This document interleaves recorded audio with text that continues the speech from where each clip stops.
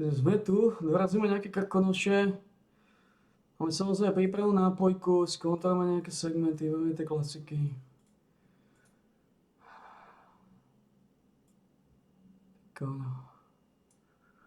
Složí som vyčerpaný. Ale skontrolujeme, či zvuk sedí.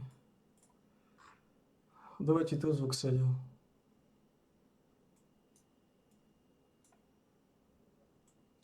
Teda dúfam, že Belgie tie voľby nevyhrá. Sme tu, dorazíme nejaké krkonoše. Dobre. Naozaj teda dúfam, že Pellegrini voľby nevyhrá, lebo to sme prišli viacej ako 100 000. Ako to, že furt príde o Fifíka.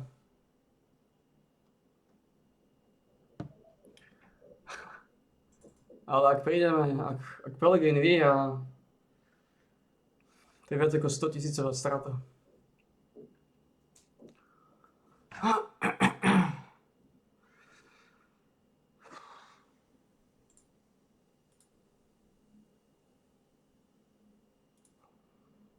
Dostať. A je to smutný príbeh tým pádom. No. Dajme, čo tam je? Aha. Áno, Saglenová, ďakujem veľmi pekne, moja pravidelná poslucháčka. A ďakujem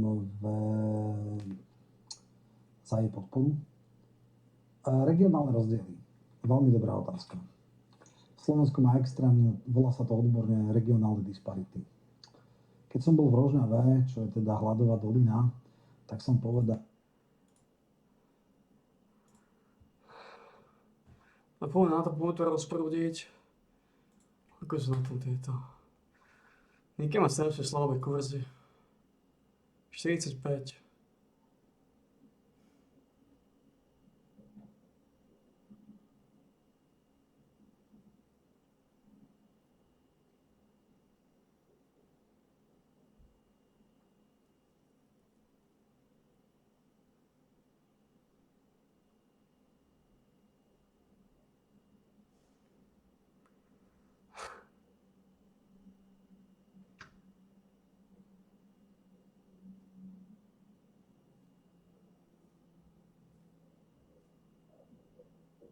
Ako títo špáci. No, ideme si zobrať nápojku. Dobre, nápojku.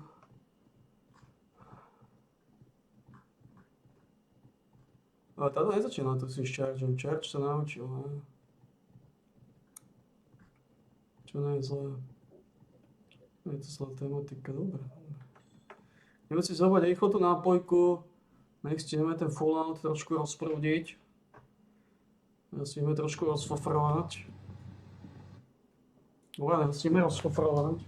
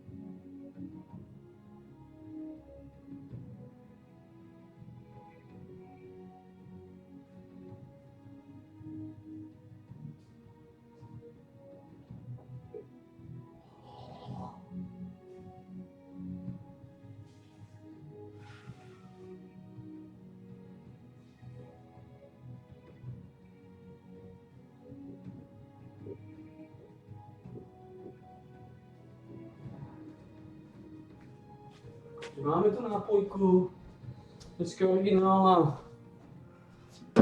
melónová nápojka. Trošku som vystrašil Černocha, trošku začal stresovať, ale oklepal sa z toho a stále tam sedí ako 5 peňazí.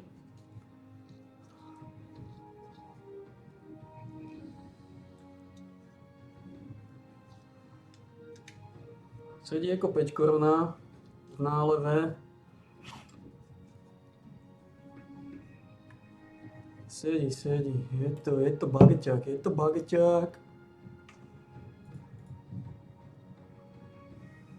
Pošle Pligovi.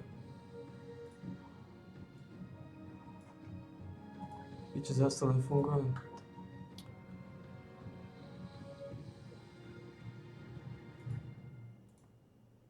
Už to jde. Je čas dát si nápojku. Je čas dát si nápojku!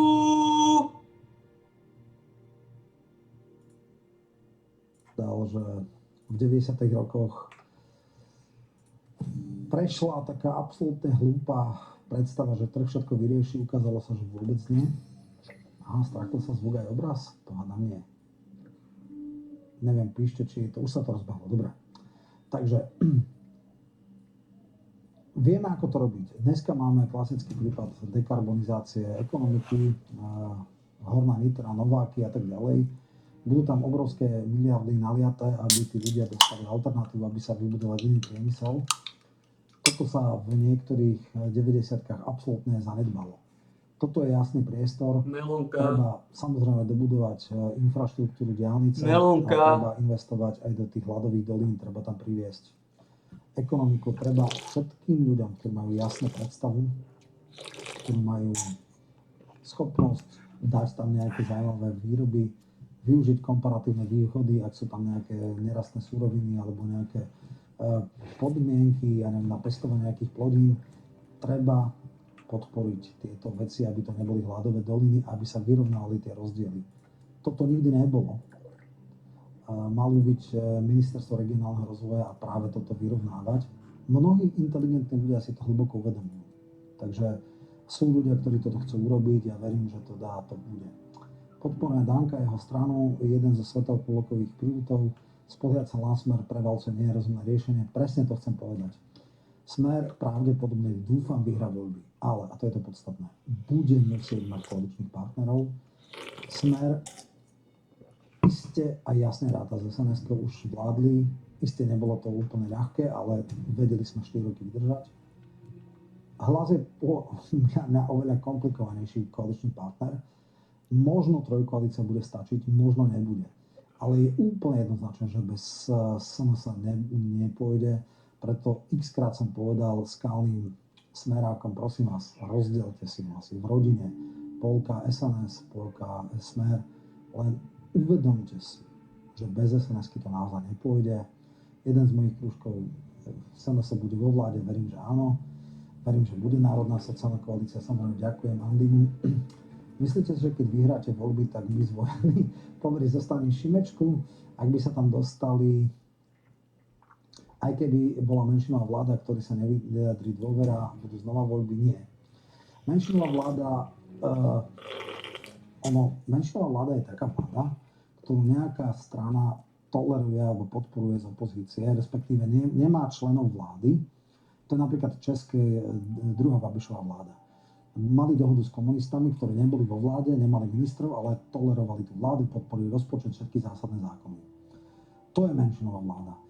Ak nezíska dôveru, tak je to vláda v demisii. A garantujem vám, že 4 roky vládu v demisii nebude mať. Ona verejne jasne povedala, že víťaza volieb poverí, ale to nie je podstatné, kto bude víťaz volieb, podstatné je, kto dá 76. Ak sa sformuje väčšina, nemá veľké šance s tým niečo urobiť. Takže podstatné je iste, kto dostane prvú šancu na zostavenie vlády, to má obrovskú túto. A druhá vec je, aby tá 76 bola.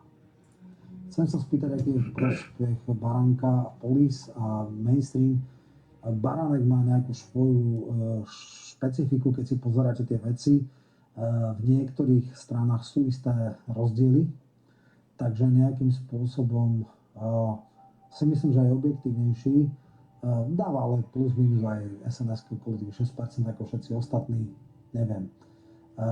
Skrátka, ja si myslím, že Polis mal aj veľmi blízko pri... Viete, čo definuje kvalitu prieskumov?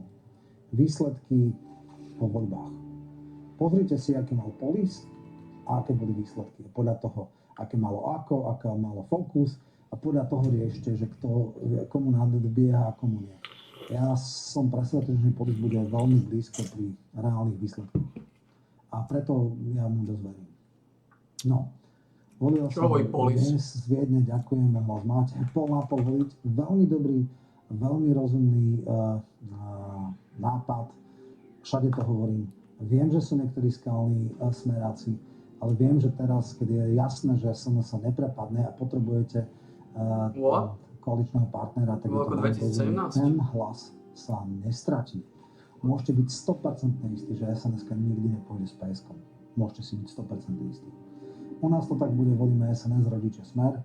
Michalko, čo si myslíte o včerajšom prieskume Smečka, v ktorom PS preskočilo pár desatín Smer? Presne to, čo som povedal, hovoril som to úplne na začiatku. Je tu momentum, hrá sa na to. Pre mňa základné posolstvo, základná vízia. Zmobilizujte všetky, aby išli, aby nakoniec prvý na páske bol Smer. To je jediné, čo môžem. Netreba podceňovať našu konkurenciu. Netreba podceňovať, že to je neviem aké. Budú gravitovať tých ľudí, ktorí skrátka sú nerozhodnutí. Nerozhodnutí sa rozdelia do dvoch skupín. Tí, ktorí nemajú radi túto vládu, to dajú Smeru. Tí, ktorí nemajú radu opozíciu, to dajú PSK. Z tých, čo sú akože takí. Česko zatvára hranice, Poľsko tiež, Nemecko takisto. Česko nám vracia 200 migrantov. Aké sú právne možnosti Slovenska by urobili? No ako náhle príde nová vláda, okamžite zavrieme hranice. To je úplne jednoznačné. Readmisné dohody, jednoducho stačí dať na priechody týchto a nejakí ľudia chodia a hliadkujú, oni si veľmi... A potom samozrejme uplatňovať zákon. Nelegálne prekročenie hraníc, internačný tábor, 6 mesiacov, veľmi dobre si rozmyslia, či potom budú chcieť ísť cez Slovensko alebo nie. Fandím SNS, moji rodičia boli SNS, žijem 20 rokov v zahraničí, nevolil som. Mne sa osobne zdá, že sú tam tí istí, fakt by to chcelo zmenu. V SNS, teda na kandidátke minimálne, tam je podstatne ako nikdy taký prievan tam v personách nebol. Ale samozrejme, čo sa týka vlády, že sú stále tie isté strany. A ešte možno niektoré horšie, napríklad progresívci, tak samozrejme to podpisujem. Naozaj treba možno aj generačnú výmenu, a treba aj to, aby tam prišla nová krv. Stavkové kancelárie prvé miesto. Dobre, majú vlastné prieskumy, dávajú do toho svoje peniaze, potrebujú si dať. Áno, ešte raz hovorím, hrozí, že PSK to vyhrá. Ale urobte všetko, aby to tak nebolo. Je to plece pri pleci, v jednom prieskume má návrh tesne Smer, v druhom PSK. Robíme všetko preto, aby to nakoniec bol Smer.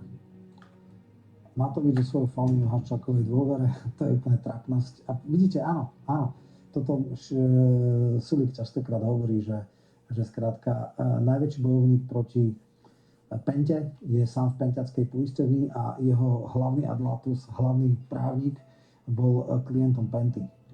Pracoval pre Pentu. Môže byť väčší gíč, ja si to už neviem ani predstaviť. Mladý bolševik Šimečka nemôže nič, bude zle, keď sa dá dokopy Svolku, Vrkov, to sú v pohode. Zase výpadok, Páne Bože. Priatelia, 58. Už poviem iba asi posledné veci. Naozaj do 20. som mal byť. Neviem, teda či je to, napíšte mi, ak je výpadok, ak nie, tak ja sa už len viac menej rozlúčim. Je výpadok v siete? No neviem, nepíšete mi. Ja už len z princípu budem VZP, dobre. Dobre, priatelia, je 58. Vie SNS vylúčiť Smerodinu a Kollára? No, poviem, toto bude asi posledná otázka, máme poslednú minútu. Dobre. Sám som bol prekvapený, ako silné osobné animozity sú medzi Kollárom a Adamkom. Po tých debatách si myslím, že žiaden normálny človek si nevie predstaviť ich spoluprácu. Ale verím a dúfam, že táto dilema sa vôbec riešiť nebude, preto lebo viacerých prieskumov je Boris Kollár pod 5. Tým pádom nebude v politike, nebude o čom, jednoducho, myslím si, že duo Richterová, Ferusová zaúčinkovala a jednoducho ja osobne nemám rád veľmi a je mi až zle z Borisa Kollára. Samozrejme chápem, že politika nie je o sympatiách a antipatiách, ale ten základný problém je taký, že myslím si, že Kollár nebude v parlamente. Všetky trendy tomu ukazujú. Ak niekto teraz brutálne padá, je to práve on. Takže túto dilemu naozaj riešiť nebudeme. Dobre, priatelia, bolo vás skoro 600, čo je veľmi slušné na stream. kmitalo to medzi 500-600. Som veľmi rád, že ste takto prišli v takom hojnom počte. Svoju kampaň som ukončil práve diskusiou s vami. Teším sa, že všetci prídete teda k voľbám. Ďakujem vám za podporu. No a ako som slúbil, už niekedy v nedeľu pred obedom dám nejaké základné videjko. Zhodnotím voľby, verím, že to bude pozitívne a sympatické a dobré zhodnotenie. No a robíme si palce, každý z nás vie, čo má v sobotu robiť. Dovidenia, do počutia.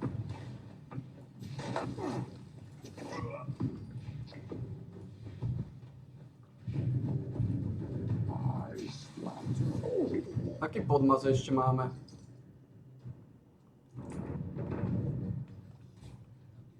Máme ešte nejaký podmaz? Nejaký podmaz.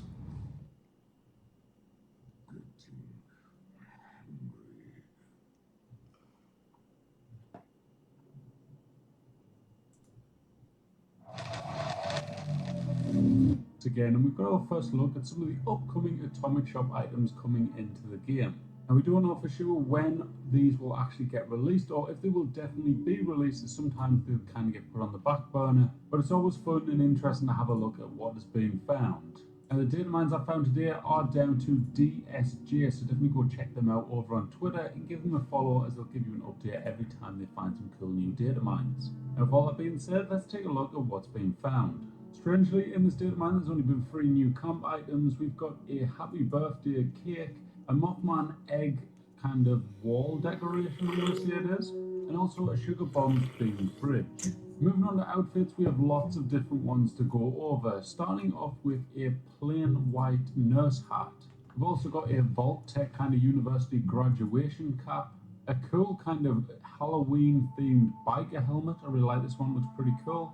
A red hat which matches a uniform coming later on in the video. It's kind of like a cowboy themed item. A camouflage suit, as well as a kind of Fallout birthday suit. So if you don't know, it is the 5th anniversary of Fallout 76 coming up in November. So I'm pretty sure there should be a little update in between where we get some of this stuff released. There's also been a cardboard kind of robot armor themed outfit. This is a pretty interesting looking one for sure. We've also got a new glow in the dark mask, which this one's going to be like more of a blue theme rather than the green one that we've seen in the past. Matching the Sugar Bombs refrigerator, we also have a Sugar Bombs bomber jacket, another happy birthday themed item with the happy birthday party hat. Following that, we also have yet another Halloween themed mask and another biker helmet, with this one featuring some flames on the helmet to kind of spice it up a little bit. There's also a new army camouflage bandana on the way. This also matches an outfit which you'll see in just a moment. Here is the cutthroat Halloween themed outfit, which you can see right now. Following that, here is that camouflaged outfit which I was talking about. This is a reskin of, I believe, a Free States outfit, I want to say, but this time it's all just standard army camouflage. Then we've got the full outfit of the new glow in the dark skeleton outfit that's on the way. And then to match the hat that you've seen earlier on, this is that kind of cowboy themed item. It's a very strange one, it's got the belt of a cowboy. However, what the actual outfit is kind of looks like a dressing gown. Matching the blue and white nurse hat as well, here is the kind of uniform to match. And there's also this kind of new female outfit that's on the way, which is a kind of long red dress, I'm going to say. And also, finally, a little insight, because this one is going to be a Vault 33 jumpsuit, giving us a possible clue as to what is on the way and possibly linking with the TV show. In this wave of data mines, we also have 2 Fallout new TV skins show. for That's what's Power up with Armor. it. We've got this kind of new, awesome-looking communist one. This is very similar to the one we've seen in the past, which was green, but this one's been reskinned and now it is black. And I've got to be honest, this looks absolutely awesome. Now, one that I really like in particular is this new Free States Power Armor skin. I'm not sure what it'll actually be used on, but it really reminds me of like a Scout Trooper from Star Wars, and it looks really, really cool. Weapon skins wise, we've got some really awesome ones to look out for. There's this kind of new neon looking Gatling gun one, which looks fantastic. A communist themed Fixer skin, a neon themed hand themed skin, a Nippers themed fantastic, a communist themed Fixer skin, a neon themed handmade rifle, which again looks beautiful, a kind of nuclear themed one for the assault rifle, I'm going to say. I really hope they kind of give this weapon a buff just to make it a bit more kind of usable in the game.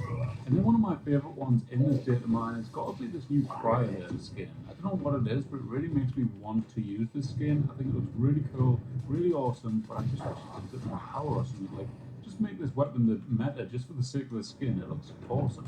Finishing on the weapon skins, got two more with a rolling pin themed one. This again looks like a vault kind of celebration, actually? happy birthday themed. Collect Fallout energy anniversary Fallout ammunition. 76. Really? There's also one for the Tesla rifle as well. But now though, that's all of the new data mines coming out for the Atomic Shop in Fallout 76. It's going to be a busy couple of weeks because we've got another update coming to the PTS literally next week. So expect some more videos like this one in the coming week. So yeah, that's it for this one though. Hope you all did enjoy. If you did, hit that like button, make sure to subscribe, and I'll catch you in the next one. Thanks for watching. Čo tam Bye. máme? Kolik ballistic ammo, Claymore Workshop. Daily operation.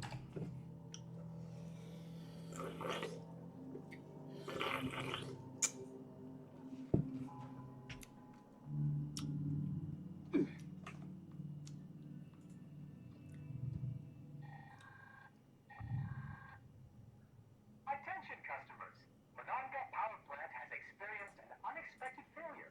We apologize for the inconvenience. Rest assured that our maintenance crews are working hard to minimize the outage and safely restore power. Based on current projections, most customers should expect power to be restored by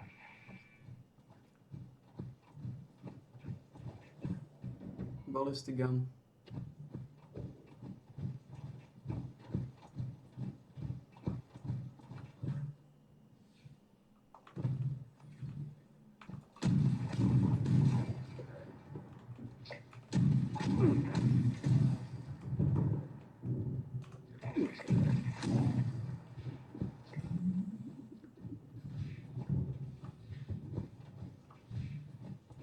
Funguje to?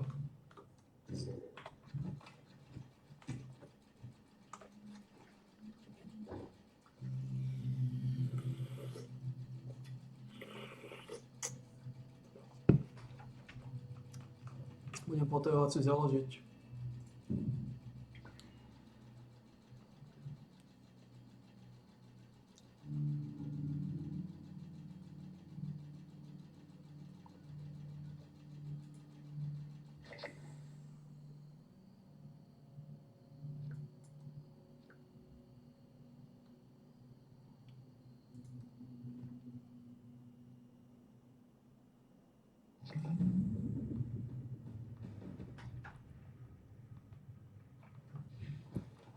Prečo tam mŕtvy?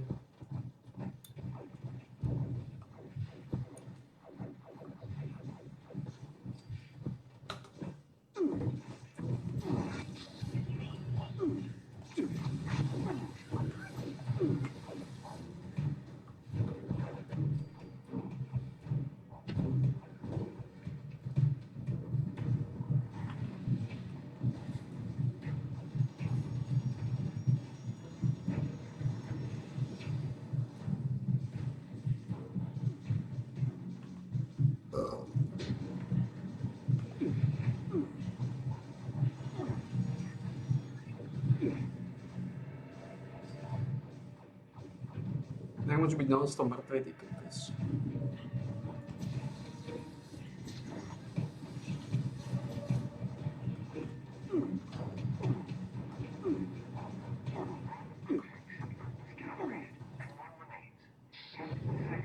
Mne vedia naložiť, ty kokos.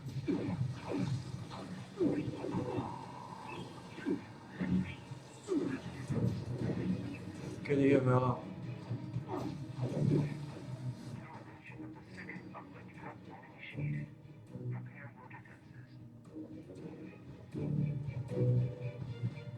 Mne vedia naložiť, keď je veľa. Tá energia dá bomby.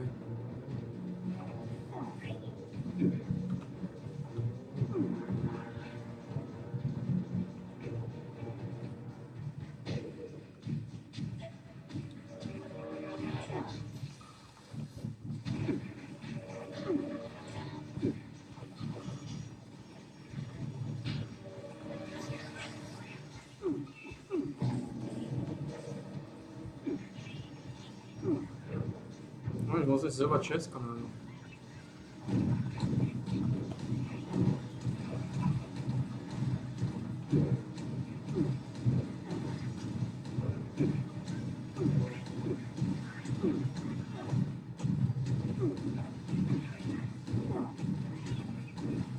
Pretože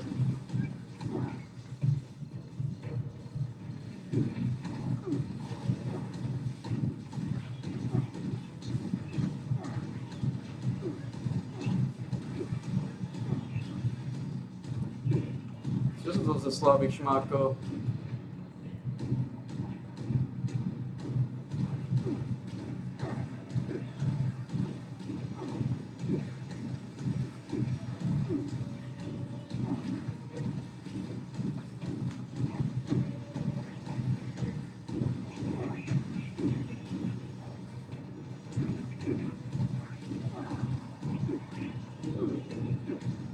Koji su non-stop mrtvi.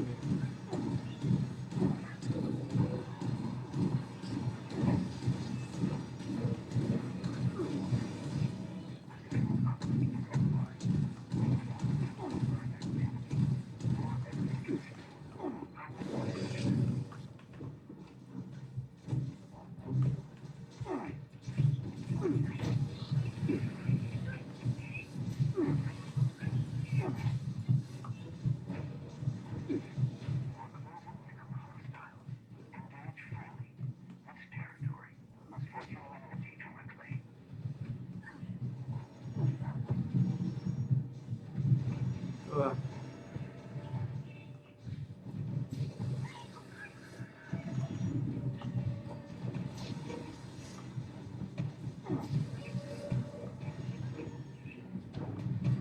Čo z toho slabých šmákov? Majú 500 levely, to jak sa tí ľudia stávajú?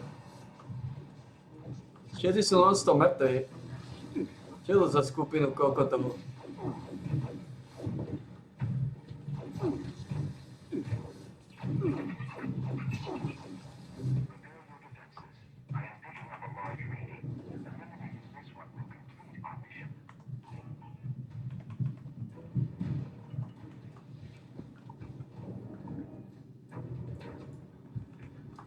To je tento nepríjemný.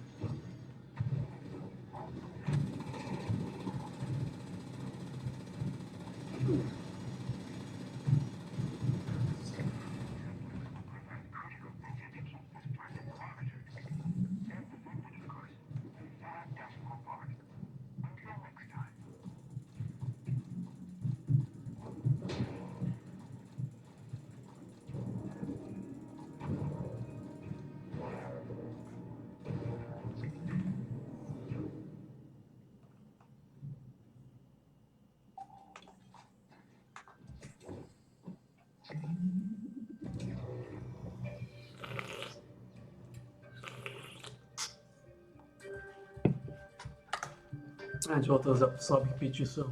Non-stop mŕtvi.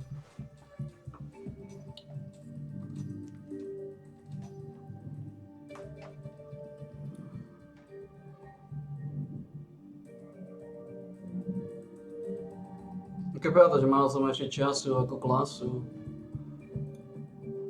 Ale to je v pohode.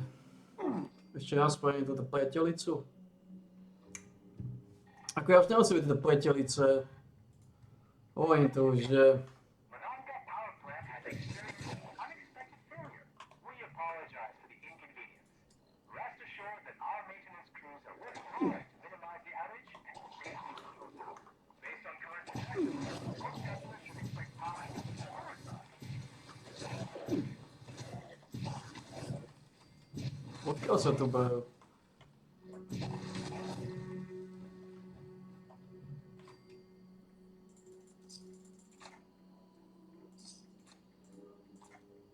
Už nemám veľa, ne? O, 7900, 8000 môžem povedať.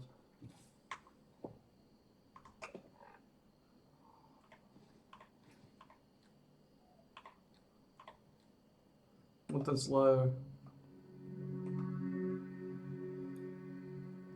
White.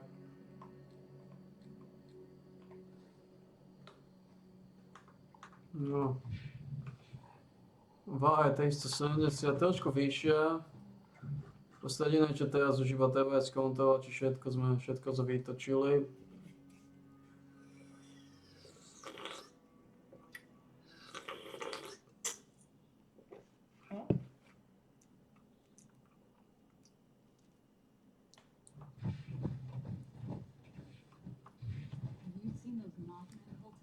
A myslím, že vytočili všetko. Ja.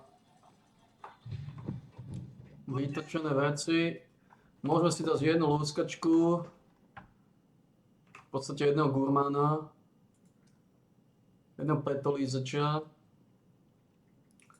A samozrejme jedného kojota. Dáme si jedného kojota. Pustil by som si nejaký podmas.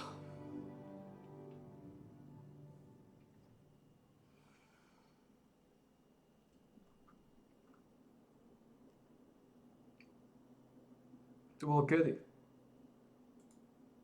Pýtate sa, že prečo si necháme nadávať do fašistov, prečo sa proti tomu nebránime, prečo nepodávame žaloby, Pýtate sa, že prečo si necháme nadávať do fašistov, prečo tomu nebránime, prečo nepodávame žaloby, prečo nepodávame trestné oznámenia. Teraz sme sa teda odhodlali na vaše výzvy odpovedať, síce už po niekoľkýkrát, ale teda znova a opätovne skúšame podať trestné oznámenie. V tomto prípade sme pripravili spolu s našim právnikom Marekom Geci trestné oznámenie na koho?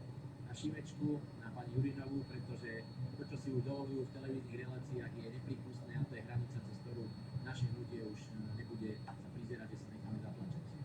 Podpísali sme to obidvaja, jednoducho uráža nás, keď niekto nadáva nám, ale ešte viac nás uráža, keď niekto nadáva našim voličom. Pýtate sa, že prečo si necháme nadávať do fašistov. Poďme to rozprúdiť, páni, nech sa to točí.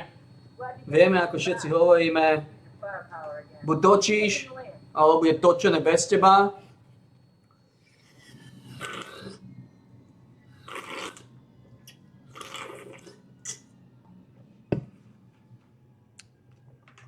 Je to v podstate veľmi jednoduchý systém.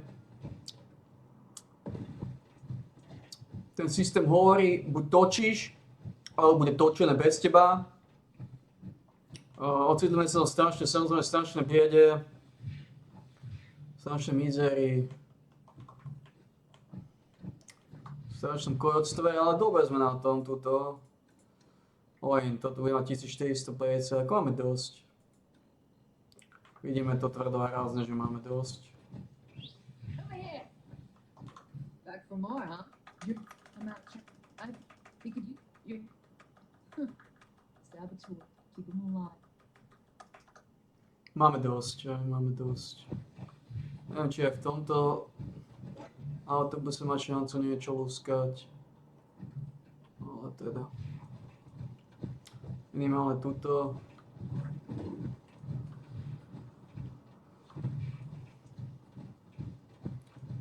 Veľmi nepríjemné, že nemôžem zobrať tú sekeru, teda tú AutoX. Že už nemôžeme, mám dosť veľa legendárnych modulov. A bola to už váha. Nie sú náhodou tuto niekde, nie sú nikdy. A toto je ideálne miesto vnútri toho špaku.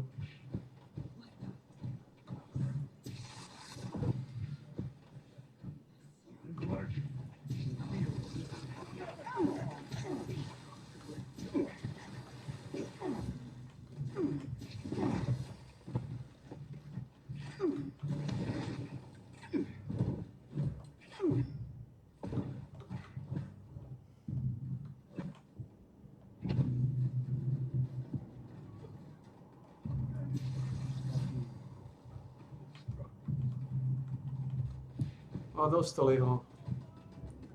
Na neho sa pustili šmaci.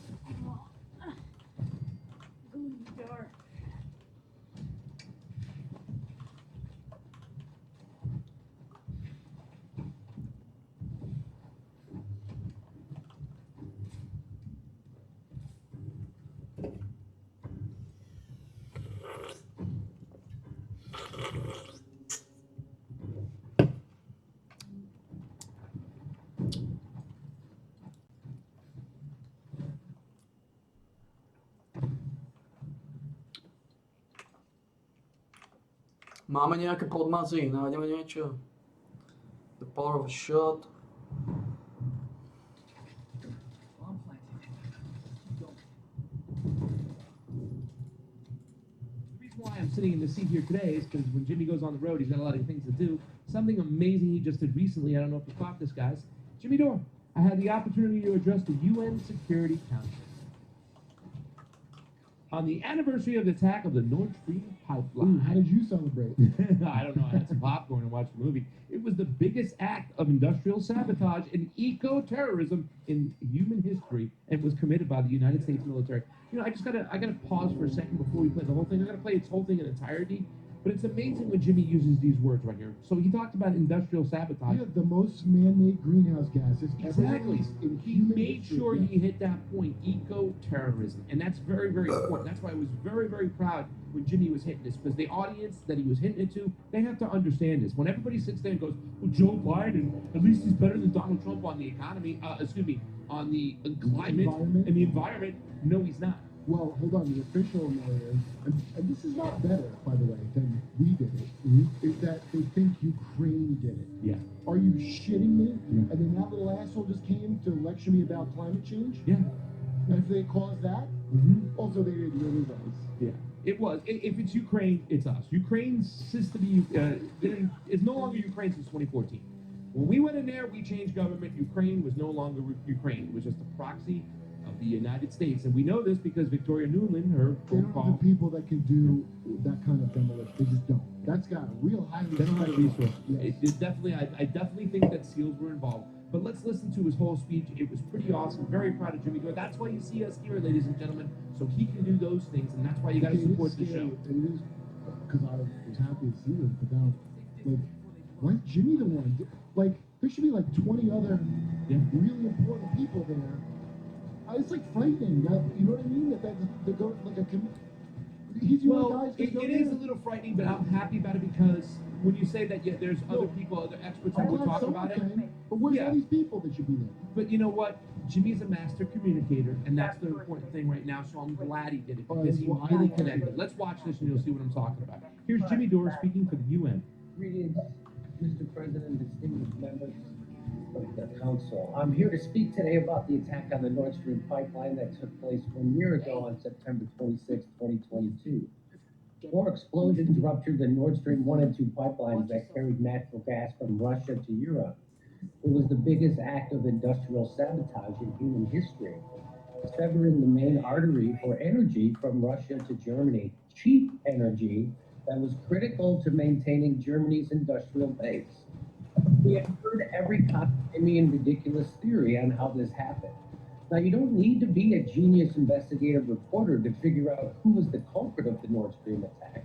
Incredibly, most Western news outlets ignore the fact that the President of the United States, Joe Biden himself, announced on February 9, 2022, that he would in fact attack the Nord Stream 2 pipeline, saying, and I quote, "If Russia invades Ukraine, tanks crossing the border again, there will no longer be a Nord Stream 2 pipeline. We will bring an end to it. I promise you, we will be able to do it." Even with that pre-admission of guilt from the President of the United States, most of the Western press remained baffled as to who could have pulled off the greatest act of eco-terrorism in history. But luckily, we don't have to rely on my interpretation of President Biden's clear threat to attack the pipelines. We actually have Seymour Hersh, a genius investigative reporter with impeccable reputation and credentials, who reported that in June of 2022, United States Navy divers operating under the cover of a widely publicized summer NATO exercise known as Baltops 22 planted the remotely triggered explosives that 3 months later destroyed 3 of the 4 Nord Stream pipelines, according to a source with direct knowledge of the operational planning. And like all criminals, the perpetrators could not contain their elation over committing the crime. Shortly after the attack, many high-ranking U.S. officials could not help but brag about their achievements and expressed multiple times how they were proud of being able to put an end to the pipelines.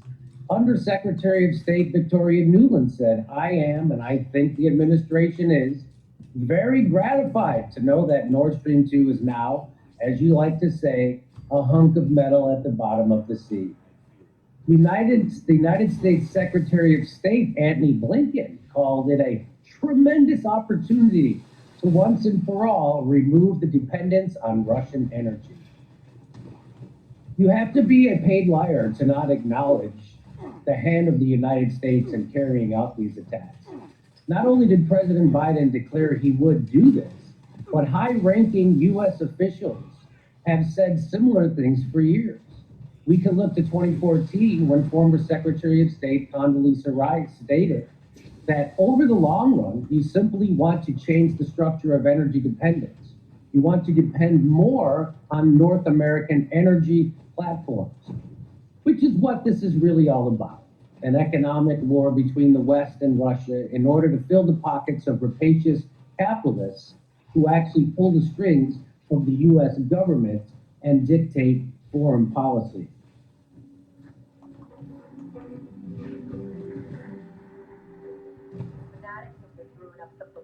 So let's pull back and take a look at the context in which this pipeline bombing occurred, shall we?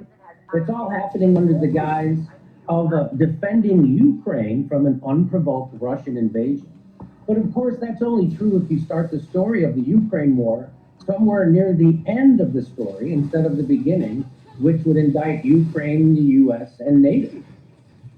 The U.S. and NATO are to blame, which is why the Western media always leaves the origin of this conflict out of their coverage and leaves most people in the dark with a false version of the cause of the conflict. Most Americans believe that Vladimir Putin woke up one day and decided for no particular reason to invade Ukraine and start a war completely out of the blue. This is what supporters of the Ukraine in this war actually believe, because that's the only narrative they hear from their news media, which is funded by the people who profit off this war, the military-industrial complex, the fossil fuel companies in the West, and of course, Wall Street. To make a crude analogy of the Western media's coverage of the Russian invasion is the following. Let's say Vladimir Putin was standing on a bus stop and there was an old lady standing in the street and a bus was heading straight for her. So Vladimir Putin pushes the old lady out of the way of the oncoming bus and out onto the concrete sidewalk. The Western corporate media would start that story near the end saying, Russian president pushes old lady down onto the concrete. The same goes for the entirety of the Ukraine-Russian war. The Western media starts the story of the war at February 24th, 2022. That is just the beginning of it. You can see the rest of it. Please, we're going to make a separate clip. I'm sure it's all over the interwebs. You can check it out. But I thought that was a good place to end it too as well. And to revisit what we just learned recently from this guy over here, Seymour Hersh. Okay? It's a year of lying about Nord Stream, right? Listen, anybody flapping their jibs about climate change and greenhouse gas, if you're not bringing this up, the largest emission in all of human history, you shut up forever about the environment. Kurt, you obviously don't know anything about it. Well, let me ask you a question. Has anything changed with those same people when it came to the COVID restrictions and masks and the actual shots that are going on and all that stuff? Have they changed their tune? I mean, we have all those people that we know. Safe, effective boosters? Exact, all Have that you stuff. gotten yours yet? There's a triple-demic coming. Yes. And now with this greenhouse gas, Yes. you need a mask. Well, a lot of people thought that the next lockdowns would be climate lockdowns. But let's take a look at this. This is a year of lying about the Nord Stream pipeline. Biden administration has acknowledged neither its responsibility for the pipeline bombing nor the purpose of the sabotage. And this is from September 26, Whoa. 2023. I think Biden might be less than a million times better than Trump now. Not to disagree with Kyle Kalinske and Crystal Ball, but I think like this makes him not a million times better. Well, I mean, he just took a shot the other day. You know what I'm saying? They showed him with the mask on, doing it. Mandy, as a Dr. Cohen talking about it. Now you can get them both at the same time. I hope it was a shot of that go-go juice they gave Hitler now that they're hanging out with Nazis. Nobody is changing their tune in the mainstream media, very few people, but we do have one person. We'll show that person today. But let's get back to this. Given Russians' vast stores of natural gas and oil, American presidents since John F. Kennedy have been alert to the potential weaponization of these natural resources for political purposes.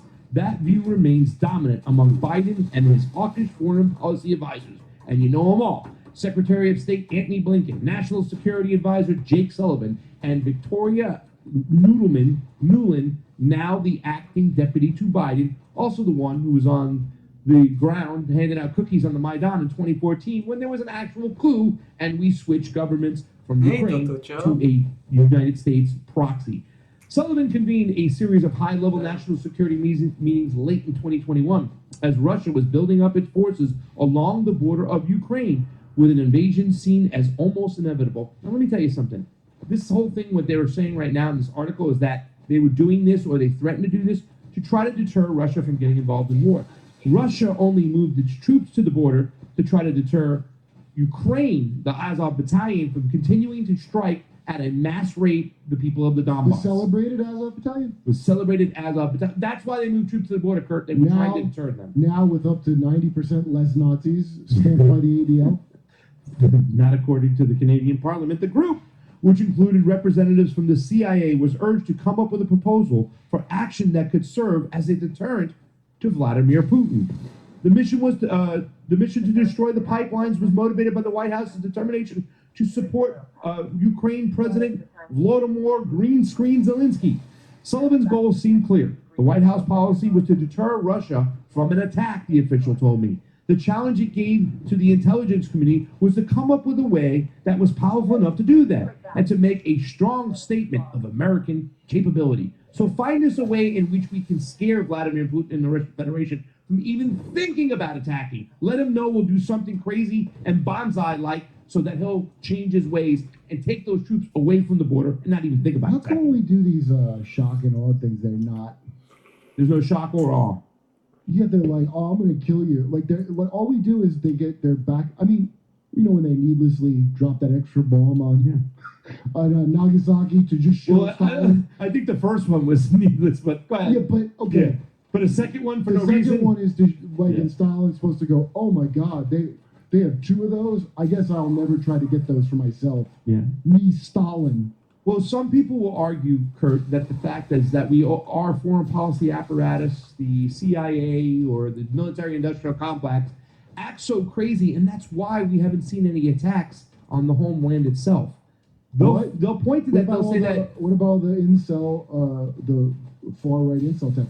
What about that group that was going to disrupt a gay pride parade in Idaho?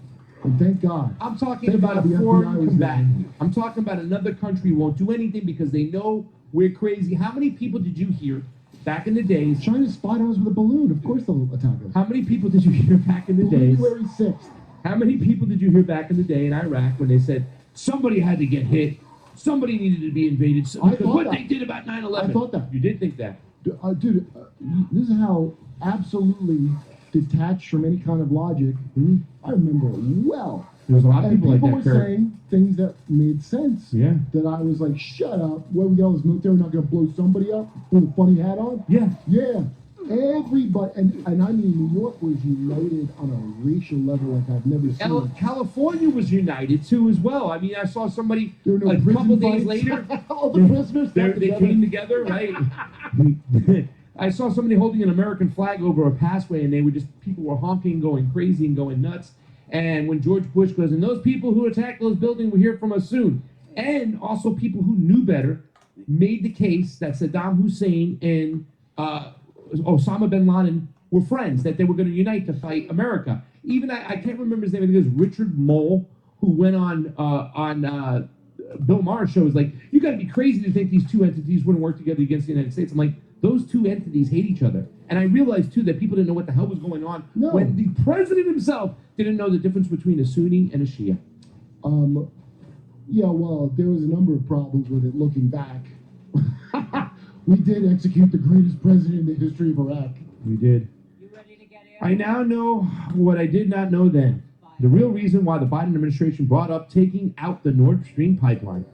The official recently explained to me that at the time, Russia was supplying gas and oil throughout the world via a dozen pipelines. But Nord Stream 1 and 2 ran directly from Russia through the Baltic Sea to Germany. And now Germany, once again, dependent on Russian natural gas. They went back to it, baby. It's just way more inconvenient and costs more. Yeah. Great job. Yeah. World order Yep. coming through. Yep. And here's the thing too, as well. Like even before they went back to the Russians to get more energy and more oil, now with the natural gas we talked about the other day, there were talks that they were buying and purchasing gas and oil from China that China bought from Russia just at a higher Wait, price. that doesn't sound like Yeah. liquid freedom. The administration put Nord Stream on the table because it was the only one we could access, and it would be totally deniable. The officials said. Is it Totally deniable.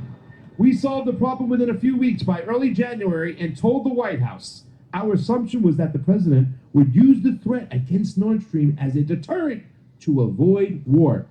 So that's, they were just going to do it. We were helping him out. We came up with a plan because he was going to use it to deter war. Okay, I'll bet you though, because I still remember, I came with that senator that retired and wrote a book about how at the beginning, the one guy that was going to vote against the Iraq war, and he was jogging, and somebody from an intelligence agency, he still doesn't know, clued him in that it was all fake. Do you know that? And he really, a couple years ago they reported on when his book came out. I can't remember his name, sorry, but I just remember being like, wow, and then he kept it to himself until writing this book 20 years later. But that means somebody in intelligence was trying to do the right thing and get word to somebody. Yeah. What I think is they slowly try to filter these people out more and more. So I can see somebody at the agency, if you're going into somewhere in your career and you want to believe, right? A bunch of people go to a lot of things believing. And then everybody's got their moment when they realize how shit actually works. Yeah. You know, so imagine people in their 30 or something, and then they go, oh, just like everybody has to go through it. Kurt, I'm sure they go through it too. I think they're just humans. There's narcissistic humans, and there's regular, people who aren't. They think for others. They think their You job and realize stuff. you're not getting ahead if you ever have integrity. Well, that's you the ain't thing. getting ahead. There's a That's the glass thing. ceiling, There's going to be good cops. There's going to be good CIA agents. There's going to be good FBI. I mean, listen. and they will be found and removed. Yes, and they will be found and they will be removed. And some of those people will try to link information to get it to the people who they think can get it out to the public so that for the better good. But then, once again, if they are fingered or they are found to be opening their mouths, they'll get removed, like you said. It was no surprise to the agency's secret planning group when, on January 27, 2022, the assured and confident Nuland, then Undersecretary of the State for Political Affairs, stridently warned Putin that if he invaded Ukraine, he was clearly, as he clearly was planning to, that one way or another, Nord Stream 2 will not move forward. So they threatened that. The line attracted enormous attention. Wait, and then a kindly stranger followed through on our threats for us? Yeah. Because I know we didn't do it. I'm denying it. Yes, the line attracted enormous attention, but the words preceding the threat did not. The official State Department transcript shows that she preceded her threat by saying that with regard to the pipeline, we continue to have very strong and clear conversations with our German allies. On July 21st, 2021, Biden told the press corps that since the pipeline was 99% finished, the idea that anything was going to be said or done was going to stop it was not possible. At the time, Republicans led by Senator Ted Cruz of Texas depicted Biden's decision to permit the Russian gas to flow as a generational geopolitical win for Putin and a catastrophe for the remember United this. States and its allies. Wasn't Ted Cruz the one who was talking about liquid freedom? I thought it was him. It was a Republican, I remember. We are surrounded by warhawks. These little G.I. Joe, empire education. I really wish that Lindsey Graham and, Donald Trump now crazy. Stop make fun of Lindsey Graham. He's my friend. No, he's a warhawk. Is Trump defending Lindsey Graham? Trump has recently been defending Lindsey Graham. But 2 weeks after Nuland's statement on February 7, 2022, a joint White House press conference with the visiting Schultz, who's the Prime Minister of Germany, Biden signaled that he had changed his mind and was joining Nuland and other equally hawkish foreign policy aides in talking about stopping the pipeline. What is Schultz going to do? He's a puppet. If Russia invades, that means tanks and troops crossing the border of Ukraine again, he said. There will no longer be a Nord Stream 2. We will bring it to an end. We will bring an end to it, Asked how we could do it since the pipeline was under Germany's control, he said, we will. I promise you. We'll be able to do it. I've actually seen people act like it's crazy to think that means that they He did. admitted it. He said that. No, he didn't. Or he didn't admit it. I guess he was breaking another promise. Schultz They asked the didn't same do it. question, said, we're acting together. We are absolutely united, and we will not be taking different steps. We will do the same steps, and then they will be very, very hard. They will be very, very hard to Russia, and they should understand. The German leader was considered then and now by some members of the CIA team to be fully aware of the secret planning underway to destroy the pipelines. At the time, the challenge to the intelligence community was to come up with a plan that would be forceful enough to deter Putin from the attack on Ukraine. The official told me, "We did it. We found an extraordinary deterrent because of its economic impact on Russia. And Putin did it despite the threat." Even though he was threatened, because you know why? It wasn't going to be, they knew they can find new customers. It's oil, baby. It's energy. If you control the resources, somebody will want to buy it. You had another country. He knew the Chinese would help them out. How did Venezuela not be able to do? Because here's the problem. Venezuela needed their refineries. They don't have the capability without the refineries to take that sludge and turn it into oil, that they can sell. So they need it. It's kind of like the situation in Cuba right now, where half their sugarcane plants are kind of shut down because they went to the old school way, because they can't have the mechanism of of the actual factories and the pieces because of the sanctions, so they can't get the proper equipment in to refine it properly. So it's just handicapped. And here's the thing, just like Venezuela and Nicaragua and Cuba in the same boat, it might not be official that you can't do business with them, but if you do business with them, that being another country, the United States is going to punish you for it. So nobody does business with them. Means cancel culture? Yeah, cancel culture for other countries. What I did not know then but was told recently, was that after Biden's extraordinary public threat to blow up Nord Stream 2, with Schultz standing next to him, the CIA planning group was told by the White House that there would be no immediate attack on the two pipelines, but the group should arrange to plant the necessary bombs and be ready to trigger them on demand after the war began. And then what we think happened is Ukraine came in and did it before we could press the button on the thing. How about when they said Russia did it? Like they blew up their own pipeline. That was the first, because people were so naive to what was going on that the mainstream media could say stupid shit like that or imply that. Russia did it. So the eco part of this is a great part to hammer, because if you just said the Nord Stream pipeline to almost anybody, including people that probably have Ukraine flags on their Twitter, they don't know what the hell you're talking about, and they will glaze right over talking to you.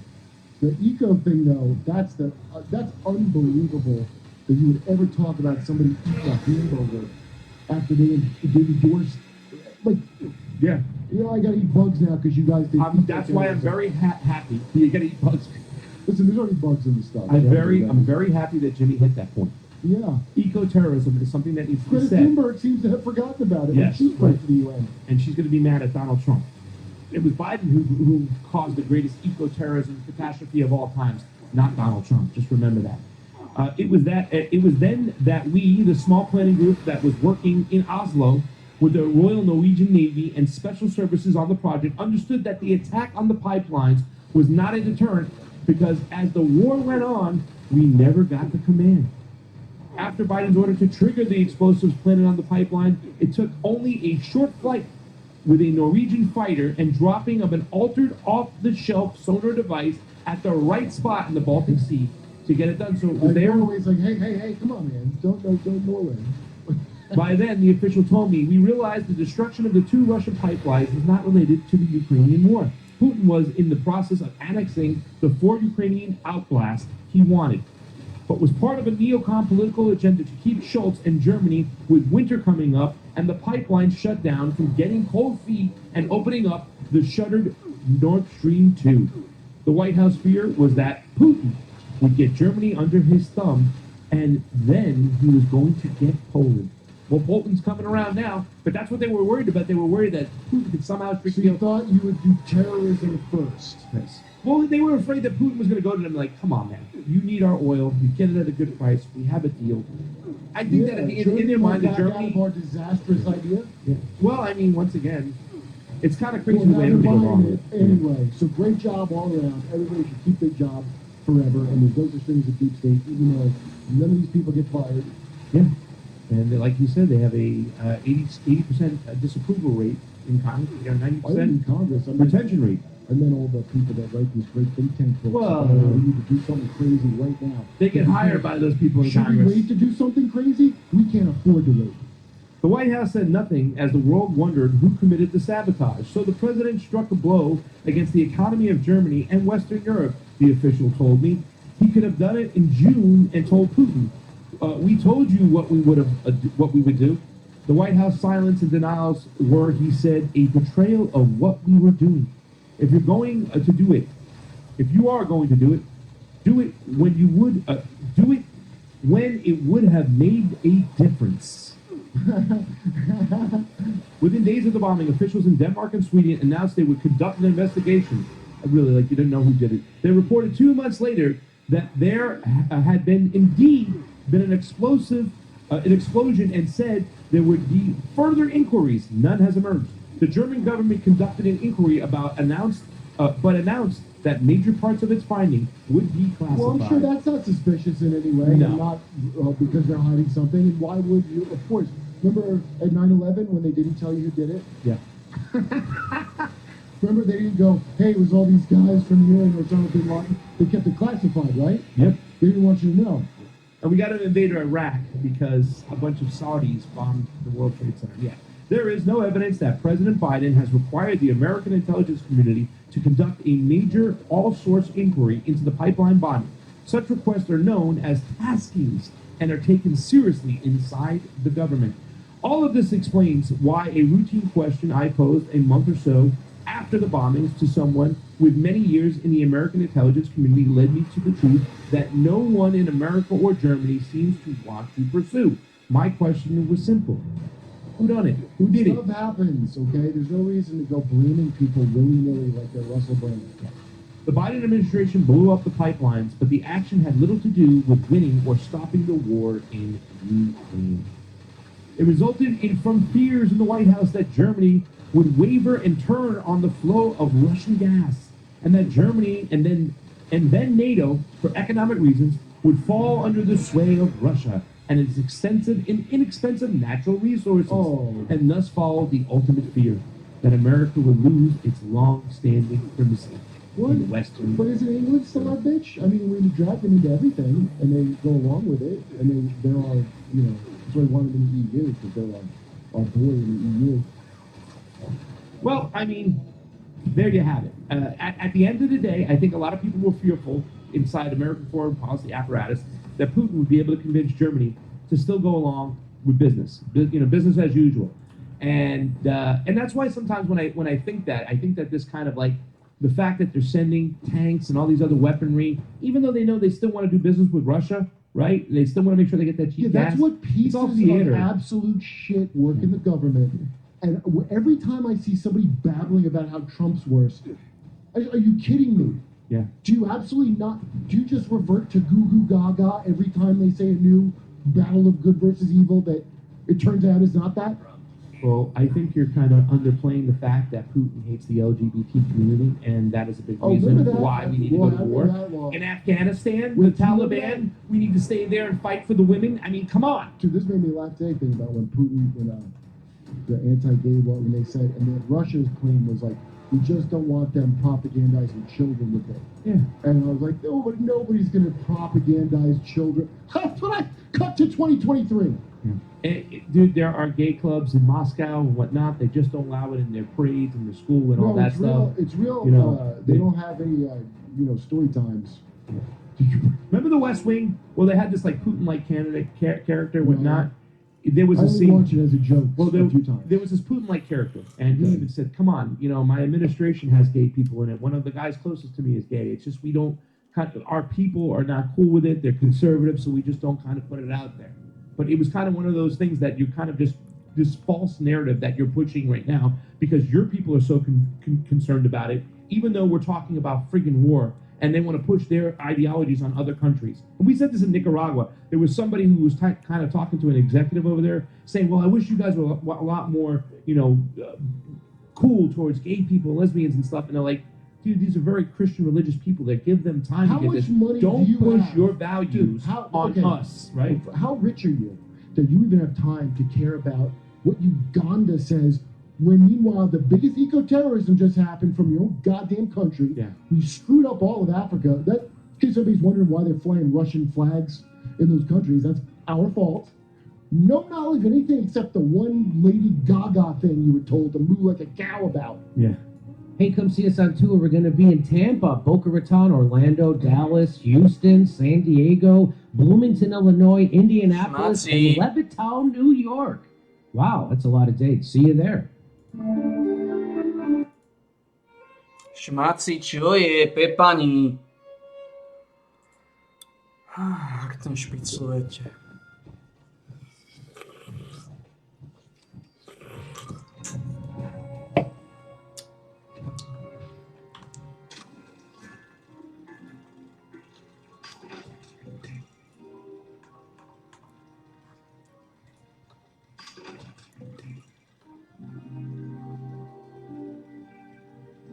Execution Gatling s reloadom.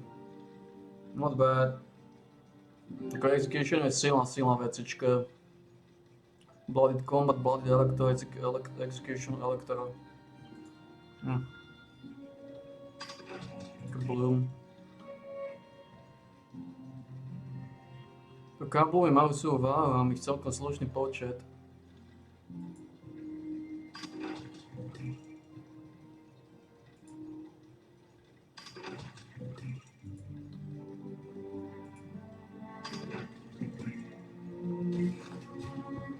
Je to futro, páni, je to futro, je to fúčka.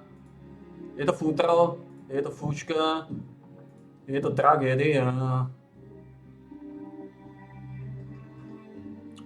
Máme priveľa pekerov, vidíme to, priveľa pekerov.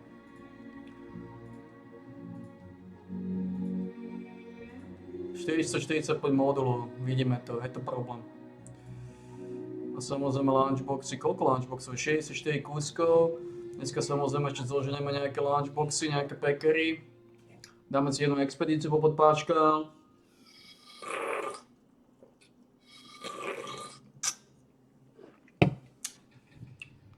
Títo chlapci trošku volatilní.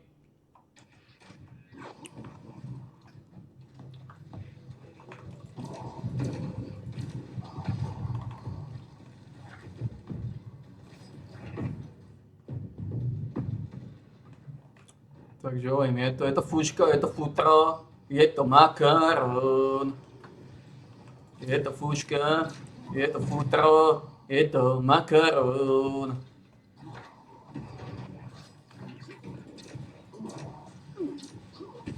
Je to fúčka, je to futro, je to makarón. Makarón. Je to fúčka, je to futro, je to makarón. Makarón. Chcel by to nejaký podmaz, a?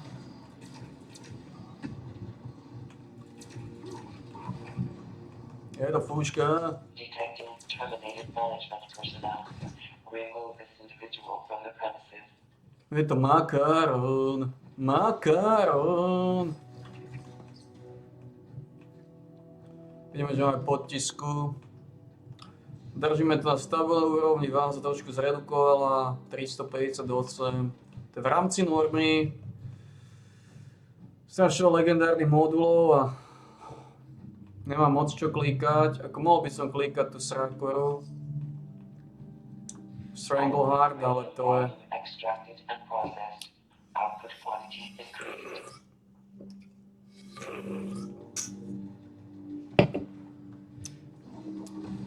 Nie je dobrá voľba.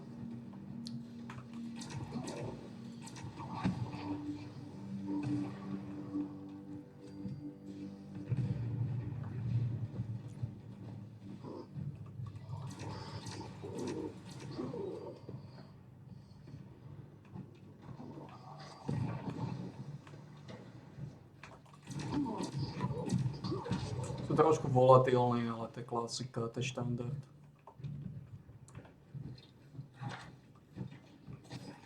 Pozrieme sa, či náhodou nemáme pokazané nejaké veci. Nemáme. Ale fajn.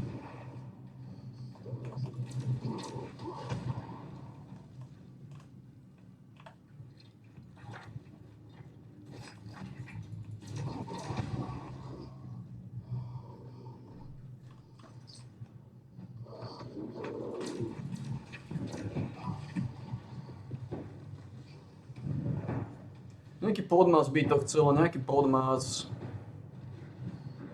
Ale už máme v kolekcii veľmi slušné tabaky, nie? No a 1451. Za chvíľu už ani nemusím točiť nejako. V podstate už teraz nejako sa nemusím točiť expedície. Ako reálne mi naozaj stačí jedna expedícia denne. Pretože tí pičucovia to nevedia opraviť.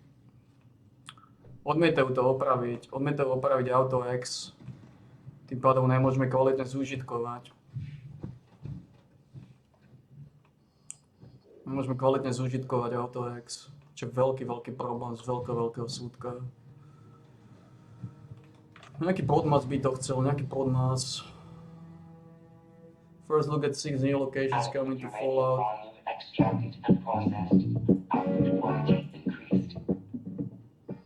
Hey guys, Tonic here.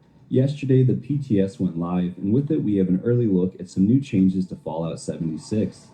There is a new Blue Ridge Outpost, a new Raider camp, a Brotherhood of Steel base, and a lot more.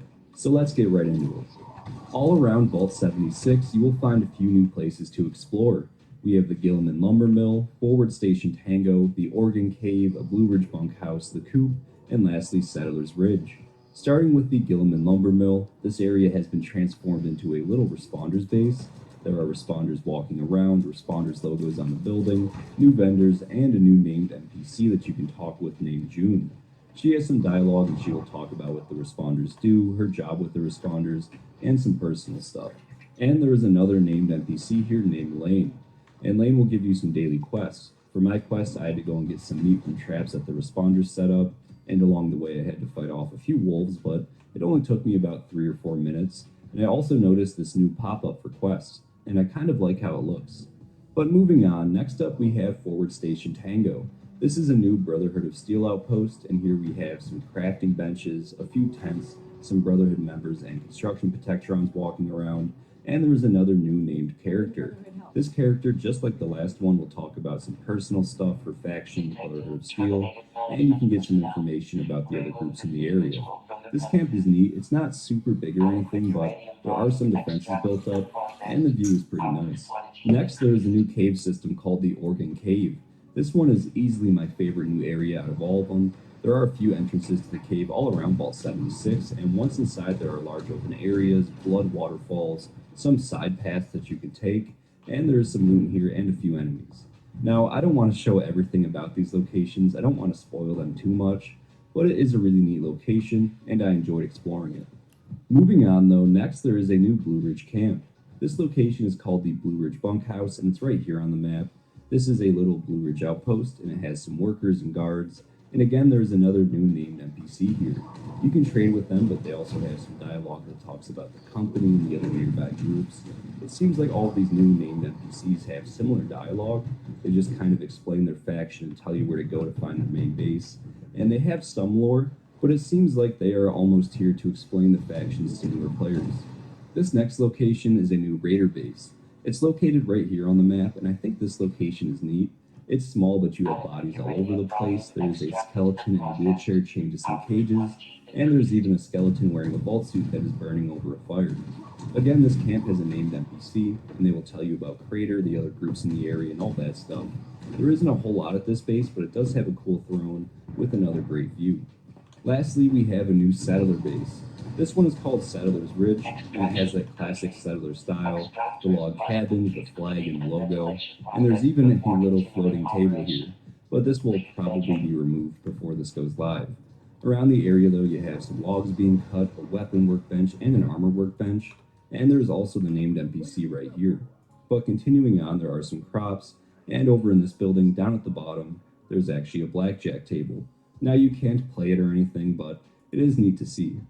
Now, I believe these are all of the new locations, but there honestly could be more that I missed.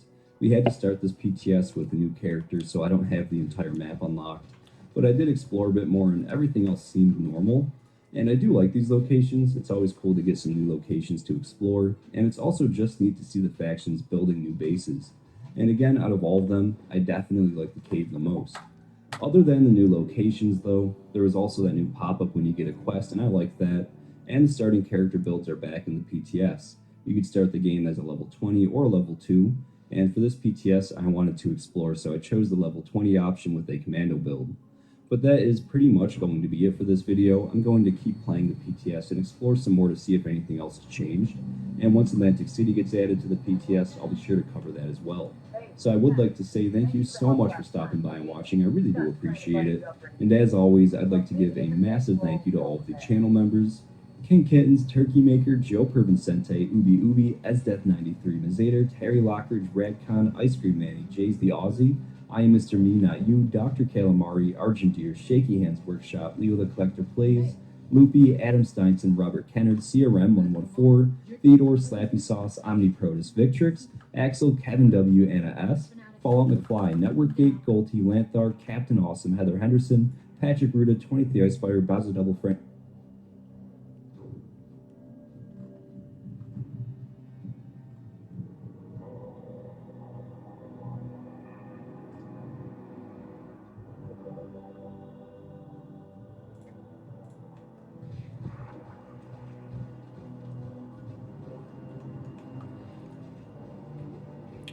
Je to fučka, je to futro, je to makaron. Makaron, je to fučka, je to futro, je to makaron. A to už je on. Silný kaliber šmaka. Silný kaliber.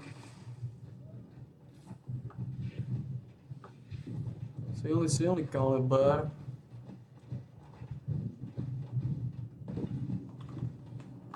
Je to fuška, je to futro, je to makaron. Makaron.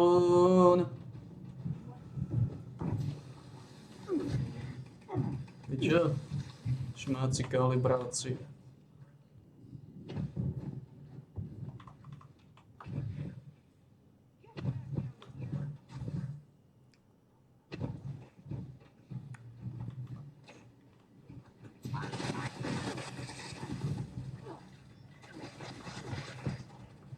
Práči napaškal. To úplne to lízačovi. Zloží ho.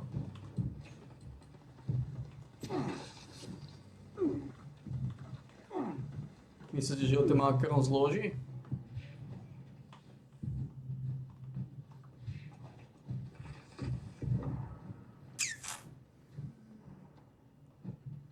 Je to fúška, je to futro. Je to makaron. Makaron. Ako De La Vega. Myslím, že tvoje šance sa blížia. Tvoj Pepan sa blíži ku koncu, De La Vega. Tvoj Pepan sa blíži ku koncu.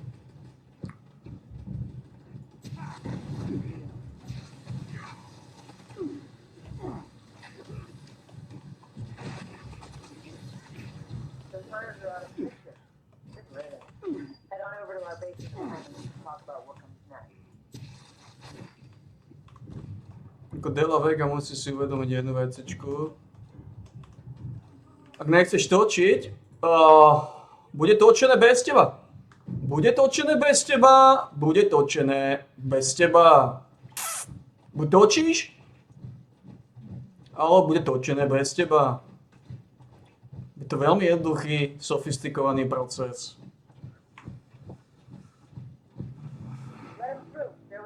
Tak to nefunguje. Buď točíš, alebo bude točené bez teba. A nechci byť procesom v točení. Nechod do party točenia.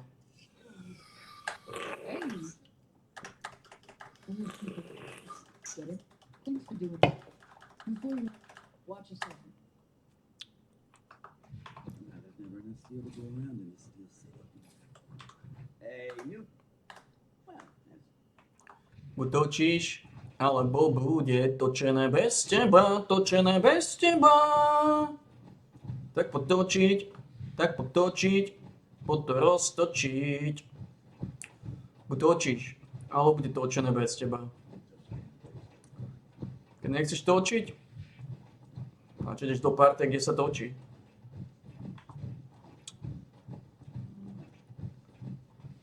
Radšej ideš do party, kde sa točí, keď odmietaš točiť. We have some people on the inside telling us the fanatics are planning something big. If we could steal their detailed plans, that will be a big help in the coming battle. Take a look for safes. Crack them open. Smash them with these plans.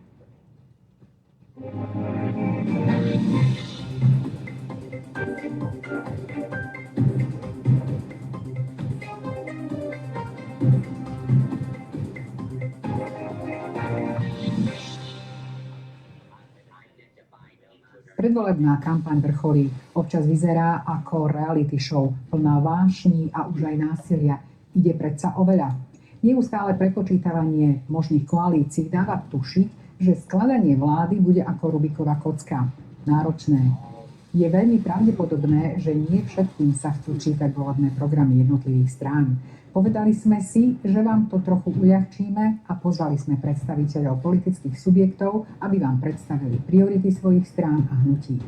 Všetkých, ktorí pozvanie prijali, si môžete pozrieť v našom politickom miniseriáli Ako ďalej voľby 2023. Zvolili sme formu bez konfrontácií, aby ste si v pokoji mohli vypočuť, čo ponúkajú adepti na vašich zástupcov do zákonodárneho zboru. A ešte na záver malá poznámočka.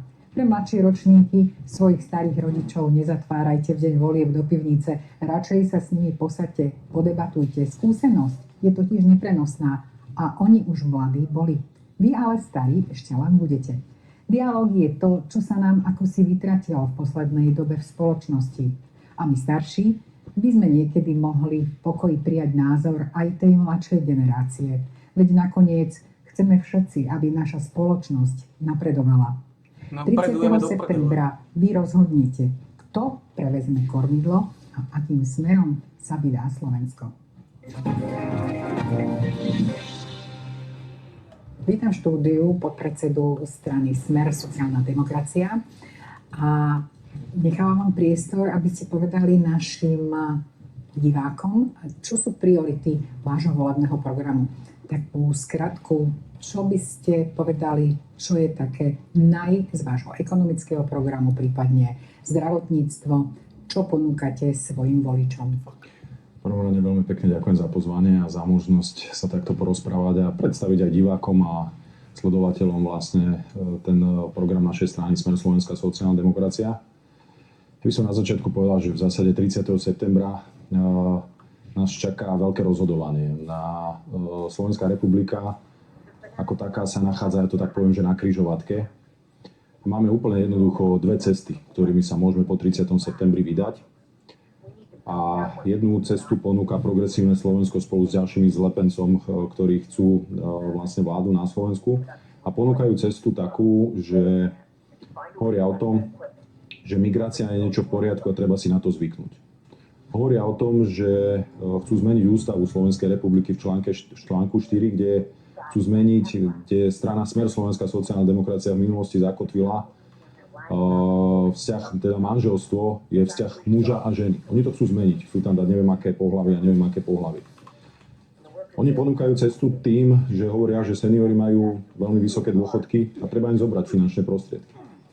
A samozrejme množstvo ďalších, ako je proste adopcie homosexuálmi a transsexuálmi detí a rôzne nejaké manželstvá a tak ďalej. A toto je cesta, ktorú ponúka Progresívne Slovensko. A potom je cesta, ktorú ponúkame my v strane Smer Slovenská sociálna demokracia, ktorú ponúkame hlavne, poviem to tak, skúsenosti, stabilitu, sociálne istoty a samozrejme poriadok na Slovensku. Lebo nebudem tu hovoriť o tom, čo za 3,5 roka sme za vlády Hegera Matoviča a teraz v zásade aj Odora zažili. A kde sa Slovensko nachádza? Nachádzame sa v najhoršom stave, čo sa týka verejných financií, životnej úrovne, najväčšej inflácie, proste všetkých rebríčkov sme najhorší. A preto tá cesta, ktorú ponúkame my v strane Smer Slovenská sociálna demokracia, je myslím si, že jediným možným východiskom pre Slovenskú republiku a pre občanov na Slovensku. Začnem tým, že teraz aktuálne pociťujú ľudia naprieč celým Slovenskom neriešený pohľad zo strany vlády, teraz Odorovej prezidentky Čaputovej, čo sa týka migrácie. Je nespochybniteľné, že my sme v roku napríklad 2015 za nás jednoznačne zvládli migráciu, kde bola niekoľkonásobne vyššia migrácia nelegálna a na Slovensku nebol ani jeden migrant nelegálny. Proste dokázali sme ich zastaviť na hraniciach, zastavili sme tie hranice, uzavreli sme hranice. Použili sme na to tisícky vojakov, tisícky policajtov, dá sa to. Vidíme teraz pohľad, to, čo ponúka progresívne Slovensko, vlastne, ktoré podporuje plnohodnotne pani Čaputová s pánom Odorom, ktorí hovoria o tom, že tá migrácia je v poriadku. Viete, ja ich chápem, že oni to neriešia, lebo ich pohľad je na to, že je v poriadku, keď tu budú tí migranti, je v poriadku, keď tu budú medzi nami tisícky a tisícky žiť. My v strane Smer Slovenská sociálna demokracia s tým nesúhlasíme.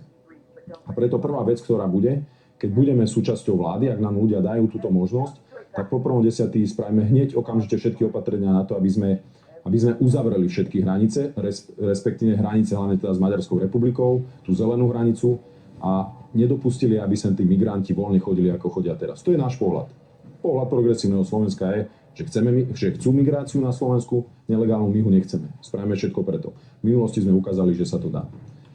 Zoberte si, že teraz je veľký problém s tým, že mladé rodiny sa potýkajú s tým, že banky na Slovensku, ktoré podotýkam banky, ktoré tento rok pravdepodobne dosiahnu historicky najvyšší zisk zhruba 1 miliardu eur. 1 miliardu eur a to je čistý zisk. Podotýkam, to sme zaplatili my všetci, ktorí sme jednak na poplatkoch a na vysokých úrokových sadzbách. Čiže prvá ďalšia vec, ktorá bude, keď nastúpime po 1. oktobri, tak zabezpečíme bonifikáciu hypoték, to znamená úrokov, tak ako sme to mali v minulosti. To znamená, štát spolu s bankami sa začne podieľať na tom, aby sa tie 5% úroky, ktoré sú vlastne teda sa znížili. Tým pádom pomôžeme hlavne mladým rodinám, ľuďom, ktorí si zobrali hypotekárne úvery, splácajú si svoje nehnuteľnosti, v ktorých žijú, aby nedošlo k tomu, že ich začnú z toho deležovať, vysťahovať, lebo nebudú dokázať splácať tieto hypotéky. Zoberte si, že každá rodina v zásade mladá išla na strop tej splátky, ktorú má možnosť. A keď im teraz majú splátku 400-500 eur a im to niekto navýši na 800 eur, tak to je pre takú rodinu likvidačné. Takže to bude ďalšia cesta, ktorú určite pôjdeme. Treba si uvedomiť, že vy keď si pozriete vystúpenia všetkých ostatných politických strán, hlavne z toho spektra bývalých koaličných politických strán, nebudem ich tu menovať, ale každá hovorí o tom, ako, a hlavne vrátane progresívneho Slovenska, ako poraziť Smer, ako poraziť Fica. Nepočuť na tlačovej konferencii alebo niekde v nejakej relácii v diskusii o tom, že by hovorili o tom, že ideme poraziť vysoké hypotéky, ideme poraziť vysokú infláciu, ktorá tu bola 30%. Ideme poraziť chudobu, zdražovanie, ideme poraziť to, že sa oddialujeme od priemeru Európskej únie z hľadiska životnej úrovne. Toto oni ponúkajú len boj proti Smeru a Ficovi. Ale to je ten rozdiel. My ponúkame reálne riešenia, ktoré chceme hneď od 1.10. proste začať pretavovať do praxe, lebo my na prvom mieste u nás sú občania Slovenskej republiky. Takže ako budete bojovať s infláciou napríklad? Zoberte si, že pri inflácii. Myslím si, že je nespochybniteľné, že sme mali najvyššiu infláciu celej eurozóny a v rámci Európskej únie sme skončili asi druhý od konca. 30% zdražovanie. A tu podotýkam zase ďalšiu vec, že zoberte si, že obchodné reťazce, tie veľké zahraničné reťazce na Slovensku zažívajú Klondike. Zoberte si, že veľké spoločnosti, nebudem ich menovať, ale jeden majiteľ dvoch veľkých reťazcov v svojej materskej krajine, odkiaľ pochádza z Nemecka, tak tam má 3-4-krát nižšie zisky, ako majú na Slovensku. Zoberte si, že jeden... Chlapina, to bolo posledný krát, čo si líčil. Skoro 150 miliónov čistý zisk. To bolo posledný krát.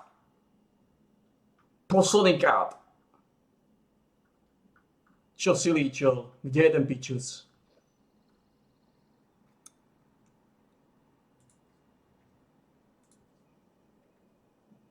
Blok.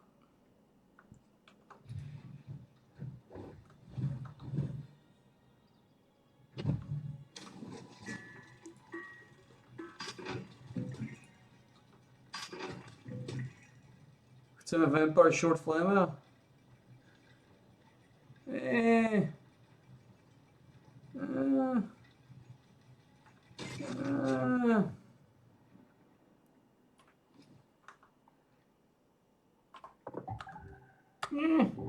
To bol posledný krát, čo ten piču zlíčil. Posledný krát. 50 miliónov. No, čiže presne to je ten pohľad, ako hovoríme o tom, že... Posledný krát, čo líčil. Jedna vec z hľadiska toho.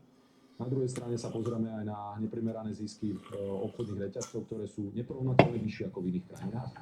Čo sa týka vysokej inflácie, Nebude viac líčovať. že je paradox a je veľmi zvláštne, že za 3,5 roka vlády Hegera a Matoviča jediný krok, alebo teda jediný zákon, ktorý bol schválený v parlamente, ktorý reálne pomáhal tej vysokej inflácii, sme priniesli my v strane Smer Slovenská sociálna demokracia. 3-krát okrúhly stôl so všetkými zainteresovanými potravinármi. Naozaj bol dosť. Týchto skurvených líčerov. Poľnohospodárov, potravinárov, čo pomôže tomu, Líčeri, kojoti. tlačiť na zvyšovanie cien.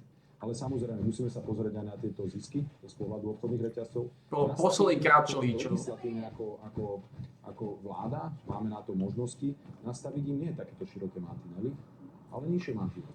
Zúžiť rámce. Zúžiť rámce, to je jedna vec. Druhá vec je samozrejme, že my keď chceme mať nižšie ceny potravín, jednak musíme všetko robiť preto a ja pevne verím, že po tých 30 rokoch konečne k tomu príde. A ja to hovorím všade.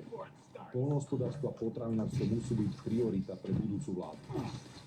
Táto vláda, ktorá tu bola 3,5 roka, mala jedinečnú možnosť za tých 30 rokov naliať neskutočné množstvo finančných prostriedkov do poľnohospodárstva a potravinárstva s tým, že z plánu obnovy a odolnosti sme mohli na to peniaze použiť. Posledný krát líčil the bitches.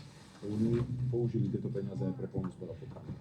Nebude viac líčovať. Predchádzajúca nepoužila ani jedno euro. Premrhali túto šancu. A preto to musí byť poľnohospodárstvo, potravinárstvo a zvyšovanie potravinovej sebestačnosti a bezpečnosti. To bol posledný krát, čo líčil. Skurvený líčer. Znamená, že musí to byť priamo pod vládou. Došiel nakoniec, priživil sa a nedošiel si to ani odpracovať, ten pičus. Nedošiel si to ani odpracovať. Do ďalšej rundy. Skurvený líčeri. Nejaké vajíčka, taký nejaký základný zoznam. No oni tak líču, no tak ráza. Tým skončil. Skurvisín líčersky. S tým, že jednak finančne z prehodnotenia z plánu obnovy a odolnosti, zo spoločnej poľnohospodárskej politiky Európy. Nie je nič horšie ako líčer. A na druhej strane musíme začať dávať každoročne viacej finančných prostriedkov aj z rozpočtu štátneho pre tieto sektory a postupne na to nastaviť možno, že na ten zoznam potravín aj zníženú DPH. Skurvený líčer. Sociálne podpory z hľadiska zamestnávania v agrosektore a potravinárstve. Vlastne tlačiť tak spoločne viacerými rôznymi piliermi a opatreniami tento základný nejaký zoznam potravín a v tom vytvárať tú maximálnu potravinovú sebestačnosť a samozrejme aj bezpečnosť. A tým pádom budeme vedieť byť jednak aj konkurencieschopní, mať nižšie ceny a hlavne zabezpečovať, robiť všetko preto. V veľmi dobrej kvalite, primeranej cene, vedeli zabezpečiť tieto komodity a potraviny na používanie našich školských jedálnych základných stredných školách. Skurvený líčer. Tým pádom, že to podporíme aj tú produkciu a ostane to u nás, tým pádom sa bude viacej... Produkcia. A samozrejme potom... Produkcia z makového súdka. Celého toho pohľadu krajín. Slovenská republika je v zásade malá krajina, ale je veľmi pestrofarebná, rozmanitá. Máme tu podľa mňa veľmi jedinečné klimatické podmienky na to, aby sme dokázali pestovať tie základné potraviny, v ktorých chceme byť sebestační. Čiže chcete zvýšiť sebestačnosť. To je jedna z priorít potravín. Zoberte si, že zase predchádzajúce tie politické strany, ktoré nám tu vládli, hovoria o tom, že teraz pôjde o demokraciu. 30. septembra budeme rozhodovať o demokracii. No ja si nepamätám, že by sme my Smere v minulosti nejakým spôsobom pošliapávali demokraciu. No ja keď si spomeniem na rok 2012 a 2016, keď strana Smer Slovenská sociálna demokracia bola samovou, že sme mohli prijať rôzne typy zákonov, ktoré by boli obmedzujúce voči rôznym organizáciám, voči médiám. Tie skurvený líče. My sme boli demokraticky. Jednoznačne sme preukázali z pohľadu minulých vlád, kde sme boli súčasní, že tá demokracia je u nás číslo 1. My sme nerobili žiadne kroky. Niekto spochybňuje naše postoje, že nám vkladá to, čo sme v živote nepovedali, že my vystúpime alebo budeme robiť kroky proti Európskej únii, proti Severoatlantickej aliancii. Ja si myslím, že z minulosti sme jednoznačne preukázali, že Európska únia je pre nás jednoznačný priestor. To, že prirodzene kritizujeme teraz predstaviteľov v Bruseli, ktorí majú veľakrát, poviem to tak, názory a kroky, ktoré robia, pre mňa sú skôr smerované na likvidáciu skurvený líčer. Európskej únie. Mal som mu poslať do prdele to skurveného líčera. Poškodzujú nás, Na druhej strane teraz nezmyselný dovoz zase predĺženia súhlasu dovozu ukrajinského obilia, ktoré likviduje našich poľnohospodárov jednak na Slovensku, ale aj v Európskej únii, že dvakrát tie pohľady. Čiže je prirodzené, že my v strane Smer Slovenská sociálna demokracia, to sa im nepáči. Máme vlastný názor. My nepočúvame niekde zo zahraničia niekoho, kto nám povie, ako to je. My v prvom rade chceme chrániť občanov Slovenskej republiky a Slovenskú republiku. A preto si veľakrát vieme povedať vlastný názor. A buchnúť aj po stole. A to bude aj po 1.10. Budeme suverénni a budeme hlavne hájiť záujmy pre občanov Slovenskej republiky. To znamená, že v tom kontexte toho, že tie ich nezmyslí, že ide tu o nejakú demokraciu, že nastane zmena a tak ďalej. Zvykli sme si, že nedokážu nám oni nič iné ponúknuť. A preto sa snažia superiť na rôznych nezmyselných, vymyslených aj rôznych kauzách a tak ďalej. Čiže vaša orientácia je jasná, prozápadná Euroatlantická aliancia, Európska únia. Samozrejme s tým ale spojené aj to, že tak ako sme my deklarovali, to, že sa prijalo niečo, že budú vyššie výdavky na obranu a bezpečnosť z pohľadu HDP, tak my v živote nepôjdeme vyššie ako 2%. Nikdy nedopustíme to. A zoberte si aj ten pohľad. V živote by sme nedopustili, a tu chcem aj vyhlásiť a povedať, že nebudeme my rešpektovať rozhodnutia vlády Odora aj predchádzajúcich, napríklad hlavne teda rozhodnutie pána Odora, ktorí hovoria o tom, že treba nakupovať nejaké vrtuľníky Viper, ktoré používajú na nové pechete. Nebudeme používať a nakupu nejakej štvorkolky, ktorú vieme vyrobiť na Slovensku. Čiže na tej strane vláda, ktorá je vláda pani prezidentky Čaputovej, ktorá hovorí o tom, že počujeme o tom, ako budú nakupovať rôznu vojenskú techniku, čiže vrtuľníky, štvorkolky, ja neviem, že nejaké teraz ešte bezpečnostné systémy a tak ďalej. Ja nepočujem o tom, že by hovorili o tom, že ako budú bojovať s tou infláciou, s tými potravinami, s cenami elektrickej energie. A preto pre nás tie ich nejaké, by som povedal, záväzky, ktoré príjme Odorová vláda, nebudeme rešpektovať. Aj z tých 2% HDP, ktoré my vyššie nepôjdeme, použijeme finančné prostriedky, ktoré budú vyčlenené pre ministerstvo obrany, tak časť peňazí použijeme na rekonštrukciu mostov na Slovensku, lebo vieme dobre, že mosty patria medzi kritickú infraštruktúru z hľadiska prevozu vojenskej techniky a zase sú v kritickom stave, takže aj peniaze, ktoré pôjdu pre obranu, použijeme na rekonštrukciu týchto mostov. To znamená, že máme v týchto opatreniach úplne jasno. My chceme napríklad, veľmi otvorene hovoríme o tom, že pre nás v strane Smer Slovenská sociálna demokracia je jeden z najkľúčovejších partnerov na fungovanie s vládou Slovenskej republiky miestna regionálna samospráva. ZMOS a samozrejme vyššie územné celky. Pre nás to bude prioritný partner, tak ako bol aj v minulosti, bude aj teraz. A napríklad chceme z hľadiska rozdeľovania európskych štrukturálnych fondov chceme vyčleniť väčšiu sumu, väčšie percento, ktoré by priamo o nich rozhodovali mesta a obce a vyššie územné celky. Lebo te vedia, čo treba robiť v tých regiónoch. Vidíme napríklad to Poľsko, tam ide značná časť do tých regiónov a to Poľsko je neskutočne rozostavené. A my chceme to Slovensko potom v prvom desiatky, ja sa poviem tak, že rozostávať úplne. Chceme dať viacej finančných prostriedkov pre tie samosprávy, rozbudovať to Slovensko. A samozrejme sme pripravení ísť aj do rôznych, poviem, že PPP projektov, kde chceme samozrejme povedať, že máme tu cesty, infraštruktúry, diaľnice, proste zoberieme tieto PPP projekty, rôzne finančné prostriedky a nie štátne a rozostávame to všetko na kompletku proste. Je to logicky. Čím viacej pôjde do ekonomiky z hľadiska budovania infraštruktúry, ja neviem, rôznej modernizácie, tak samozrejme ľudia na Slovensku budú mať prácu a tým pádom budú mať viacej finančných prostriedkov, budú to môcť používať, čiže tej ekonomike aj občanom na Slovensku sa začne dať.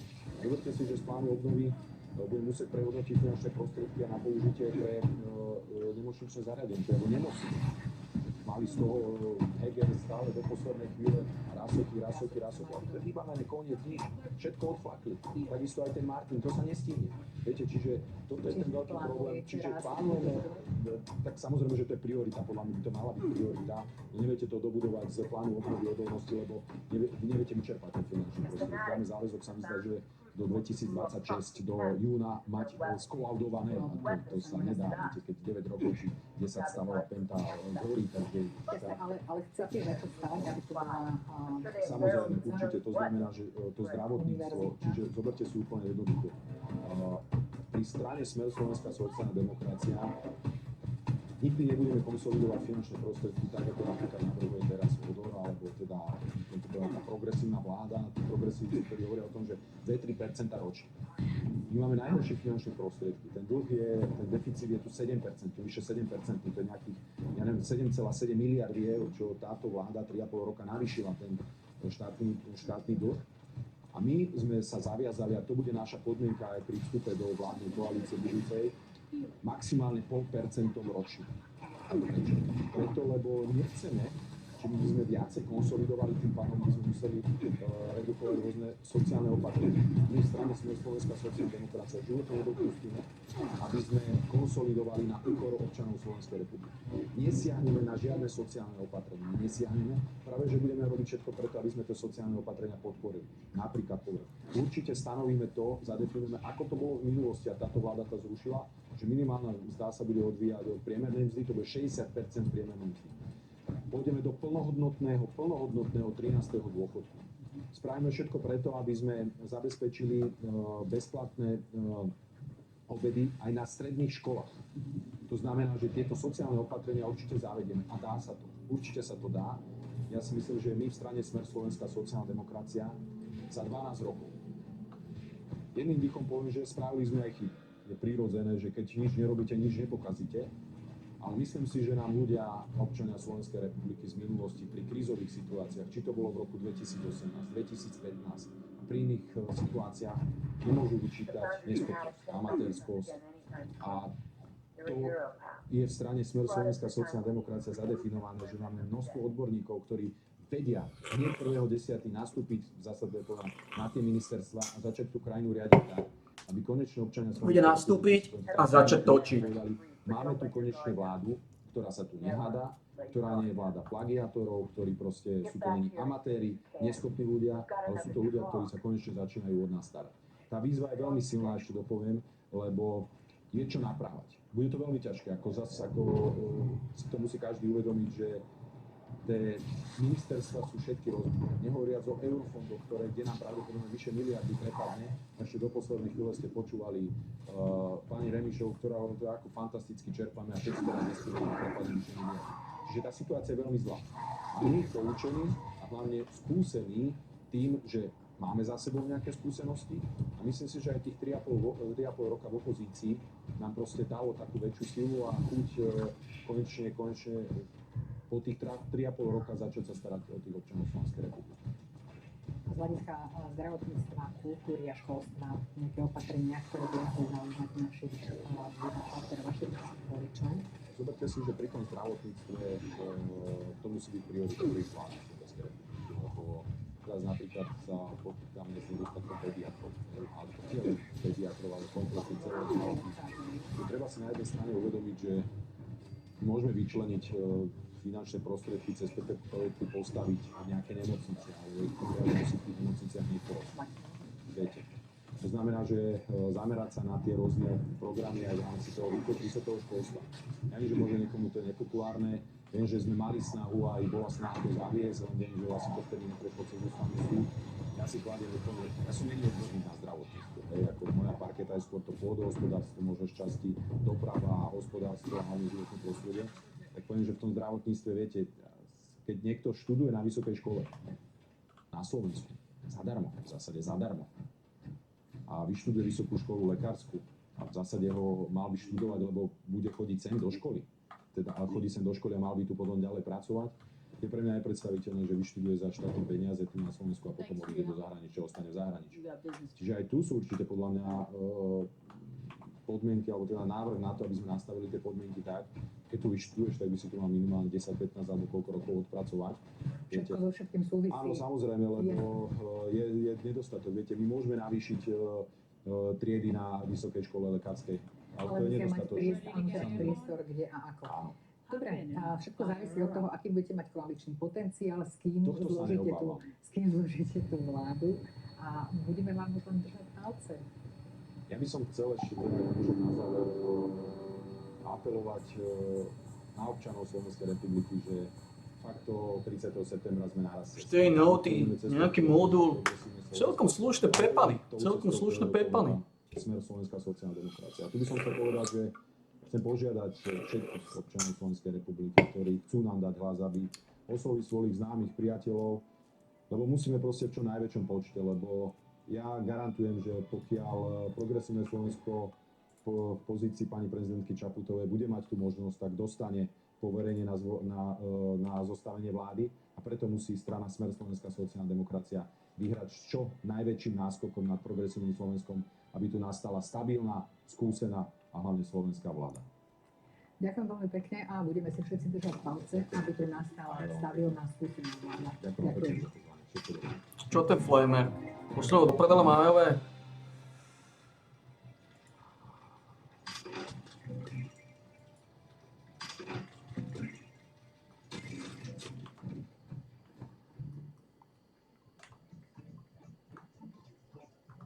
Aj to Swarms sú to.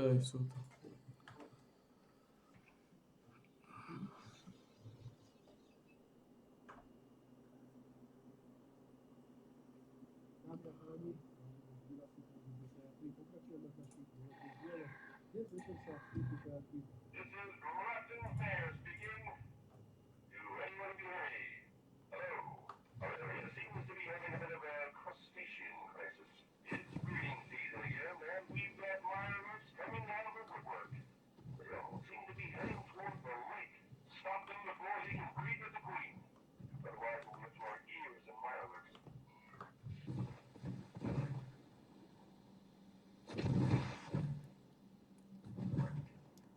Čo tam stojí ako jod?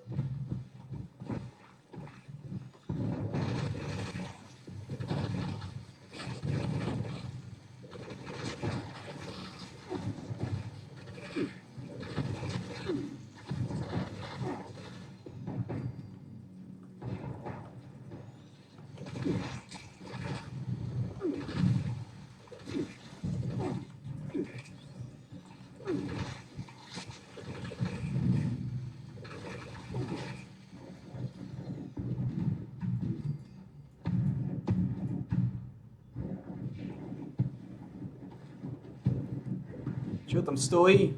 Čo tam stojí? Ako kojot.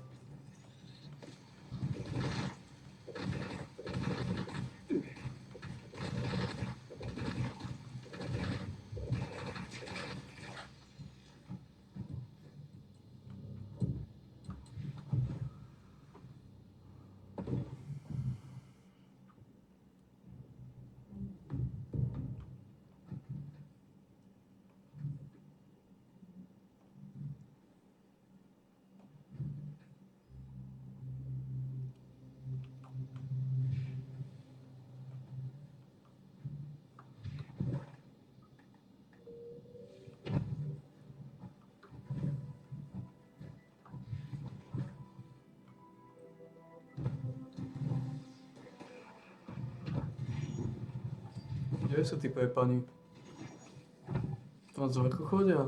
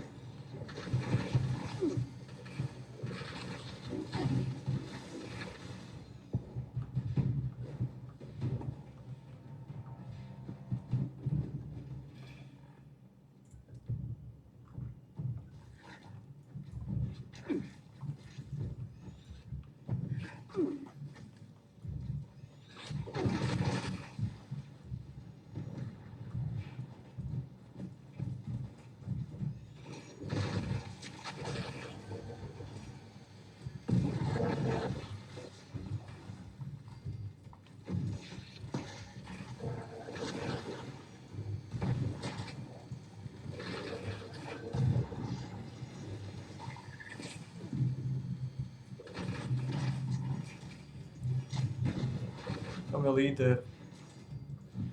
Líder si to razí.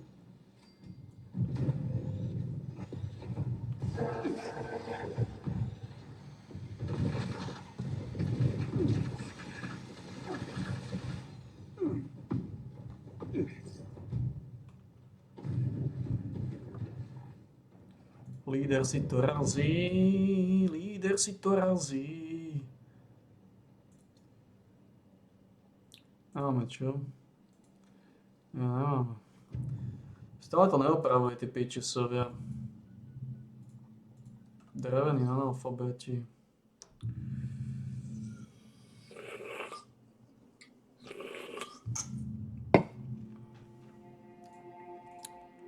Drevení analfabeti.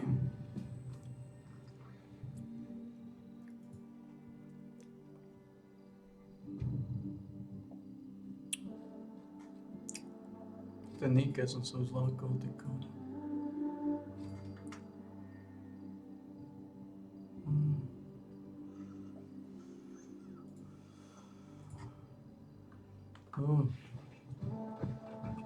Nie je to z najhoršieho súdka, len teda...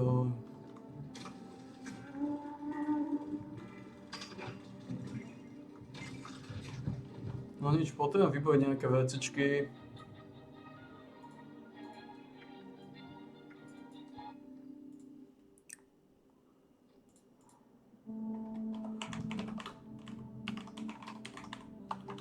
Čo z nás tlačí?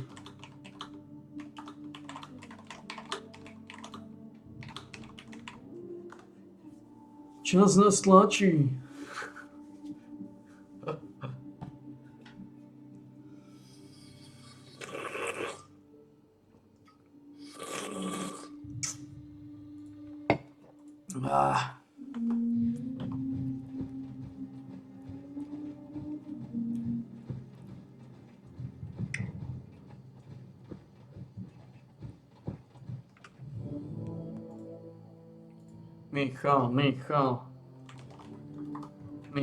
Michal.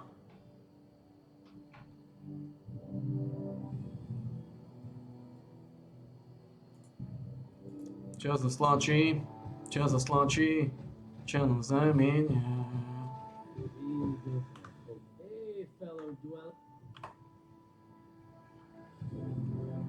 Daj mi tie lunchboxy.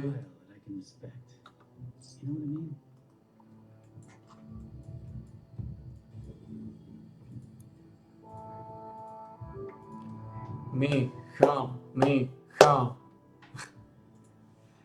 Dajme si Michala. Spoznajte Michala.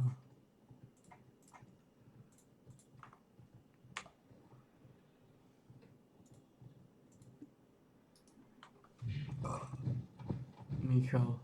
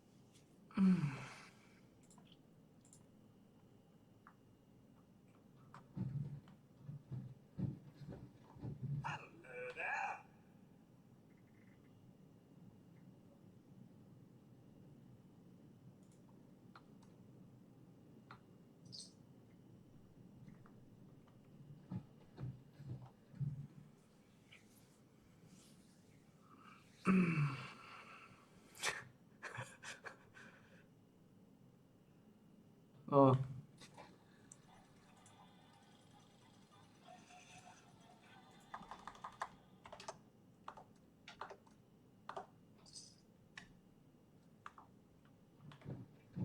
Michal. Neexistuje, drogisti nevyhrajú.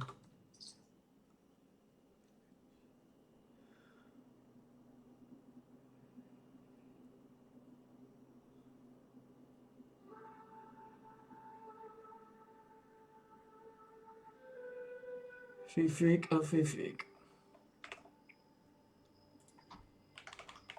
Fifík a fifík. 50 dostaneš, 50 vložíš, 50 na smer, 50 na hlas. Nemožné prerobiť. Easy as that.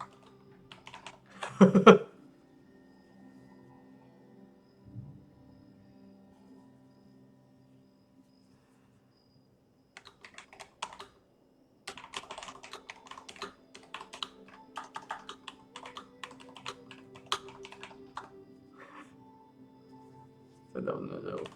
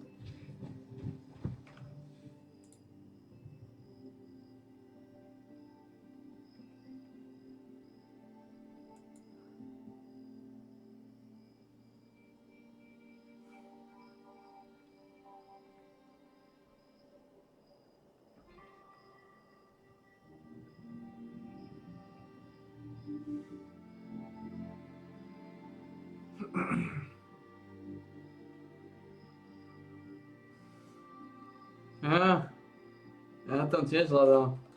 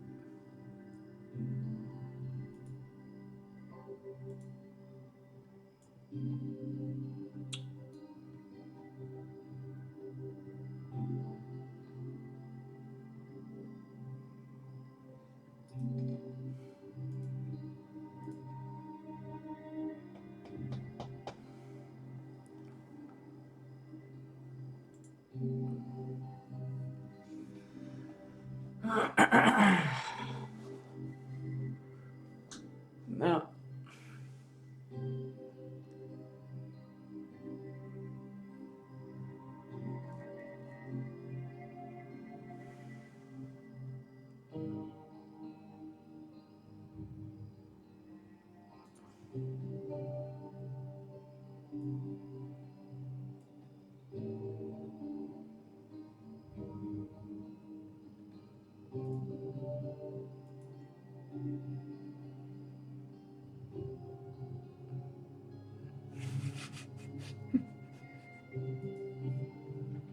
Uh,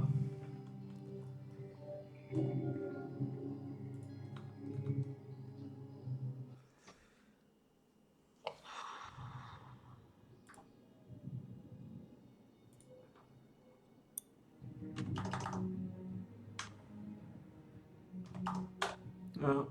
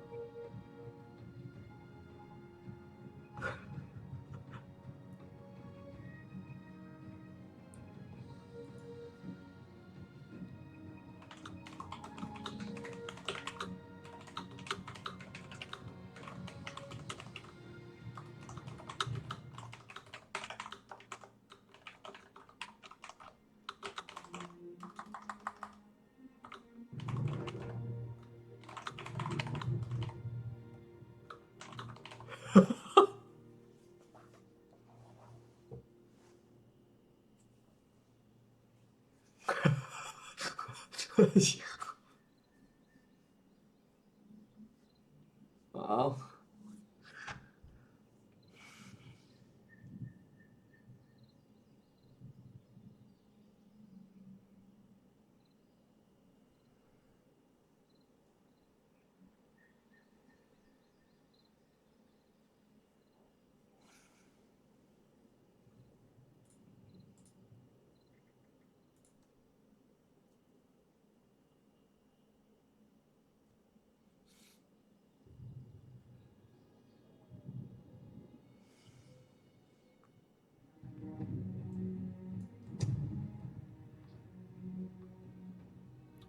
Počkaj, ja som zavolal dať. Uploadujem to? Uploadujem. Takže toto máme za nami.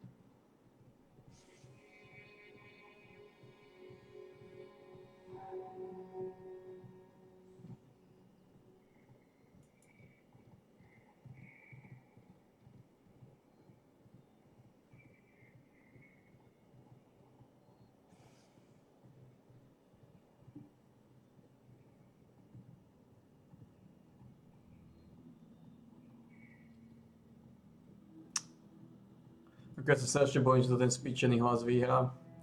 Ak to hlas vyhrá, tak ja mám hlavu v smútku. Lebo ak to hlas vyhrá, som prišiel viacej ako 100 000 eur. Radšej prídeme o nejakých 100 eur, alebo koľko to je jedno. Ako keby som mal prísť za 150 000.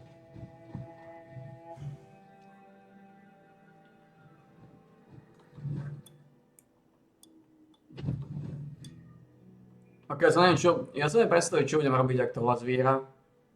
Ako ja nebudem oslovať teda vôbec. Ako OK, možno zinkasujeme 3 000 alebo 6 000 eur. Ale prišli sme o viacej ako 100 000. Tak či on.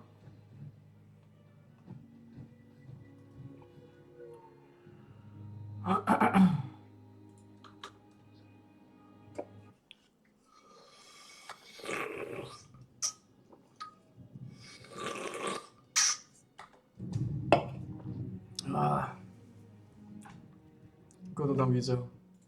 Aké sú kurzy?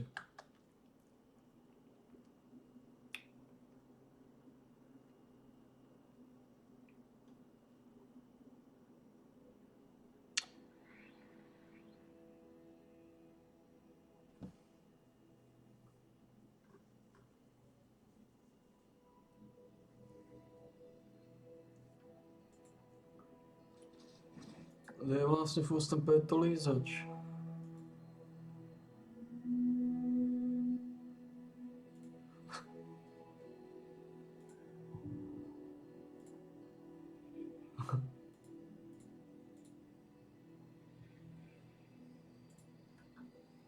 Furt.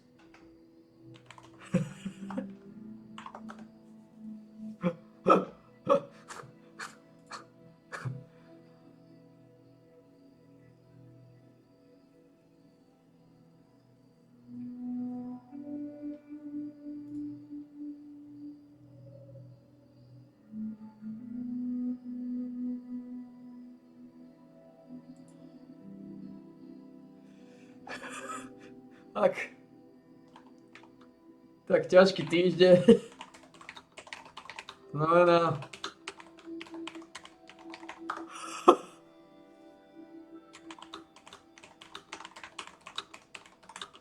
Žur si vždy vyžaduje svoju daň.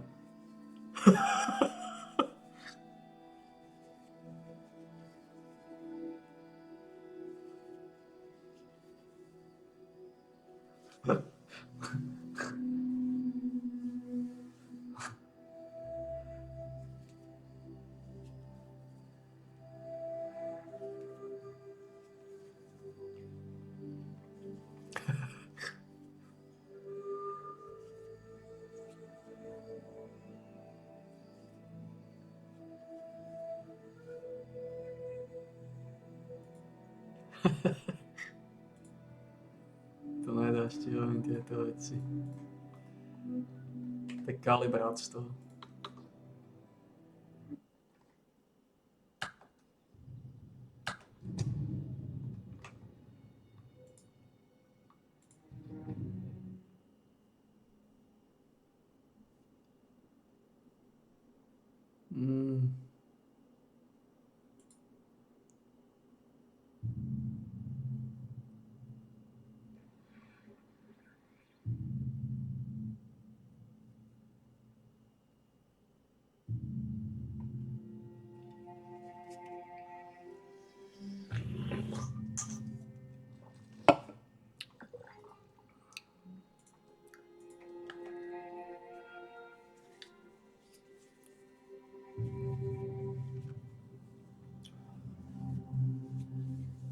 Koň. A?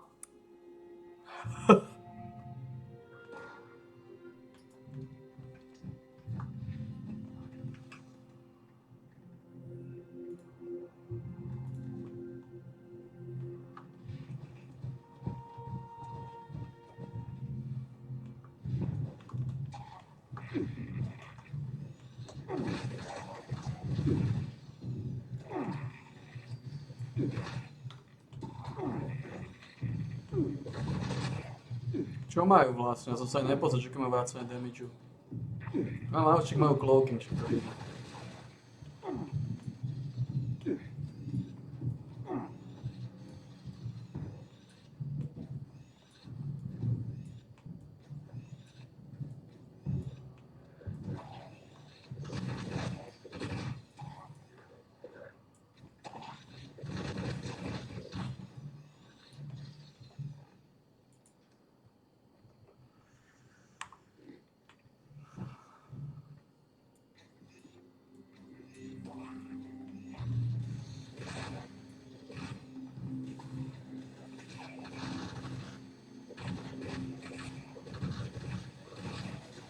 Tak reálne ja to aj nerozumiem, čo si ľudia myslia. Prečo si myslia, že progresívne Slovensko dostane toľko hlasov, to nedáva zmysel.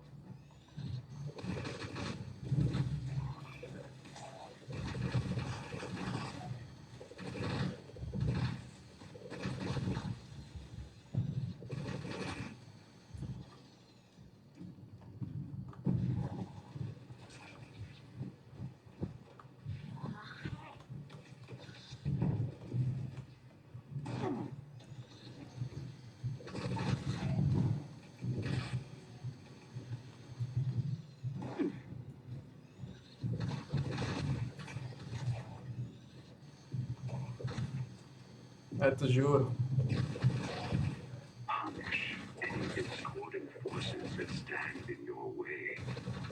Do not let them harm you spiritually. If you feel your physical self reacting to their presence, that's okay. But please be aware of your surroundings and do not damage our property.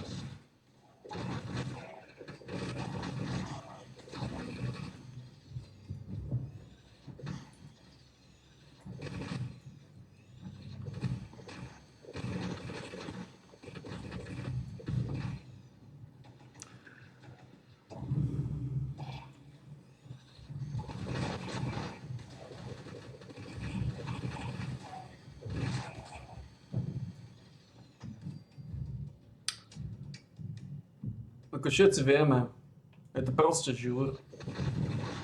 Believe in yourself. Believe in the powers of others like you. You can attain enlightenment together and reap the rewards of a higher state of consciousness.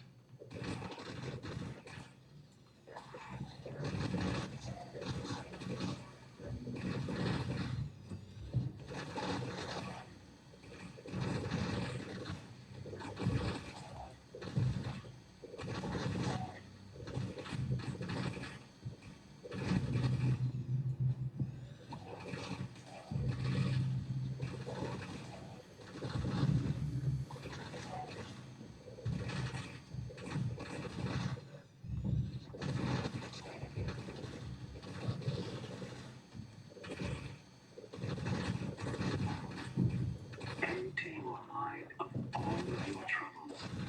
Leave them behind you as you ascend to your new spiritual existence.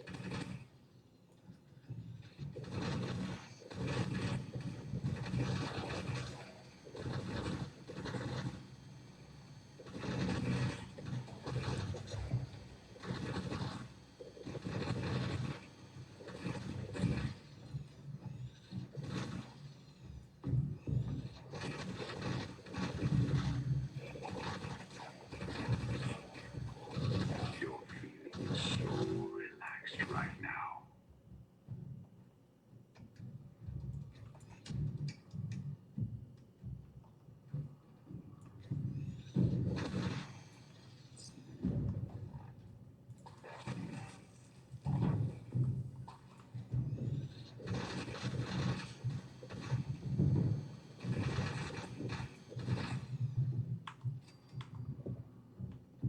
Čo ideme na to?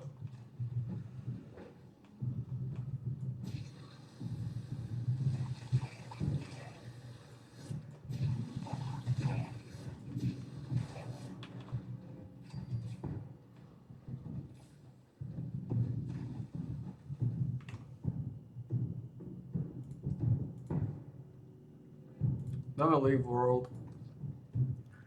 A štartneme to. A ty piči to nevedia upraviť.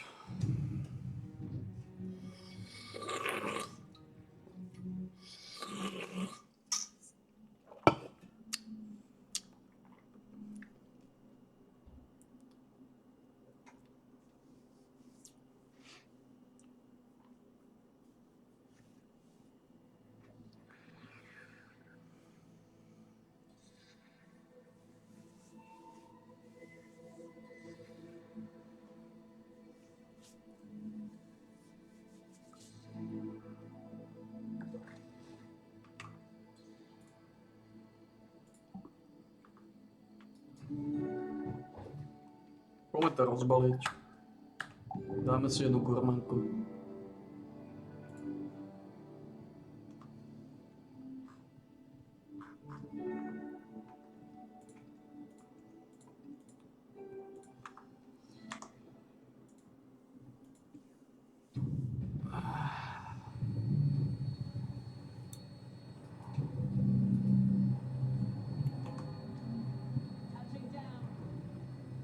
Hey, it's Pat. Thanks for the help last time. I mean it. Not trying to butter you up or anything, just, well, meet me in the pit. We'll go from there.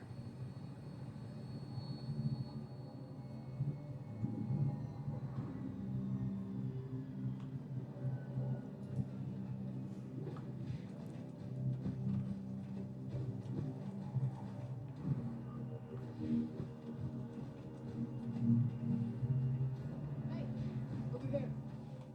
Back for more, huh? You're just, I've been doing them just out work at the depot. All right, honey.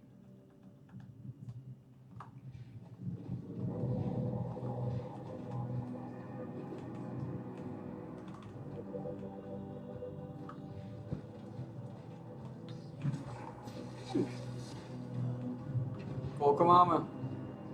8 000, už máme skoro 9 000. Tak slušné veci sú.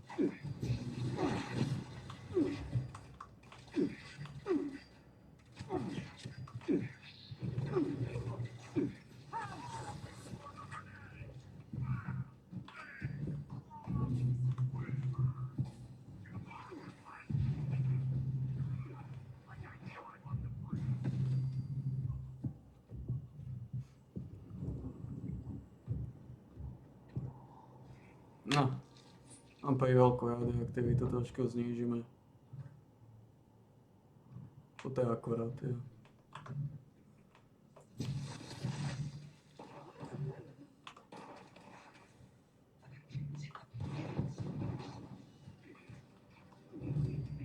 Ako drogisti.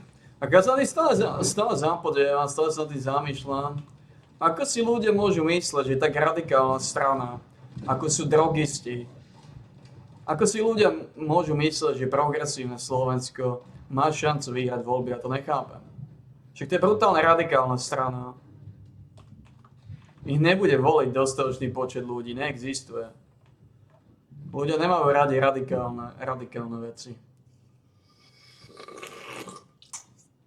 To nedáva zmysel. Ako si to môžu myslieť? Že progresívne Slovensko vôbec má šancu, nemá šancu, neexistuje. Ako neexistuje, ako neviem si predstaviť svet, v ktorom by progresívne Slovensko získalo viacej ako, neviem, 10%? 9, ako som povedal, 9. Proste to je radikálna strana. Kto by ju volil? Ako ja neverím, že je dostatočne veľa takýchto masívnych imbecilov. Respektíve ľudí, ktorým sa páči Šimečka a teraz budú to voliť ako Tatiana, že teda páči sa mi Šimi. Ne, že páči sa mi Šimi, tak tuto zvolíme si Šimiho.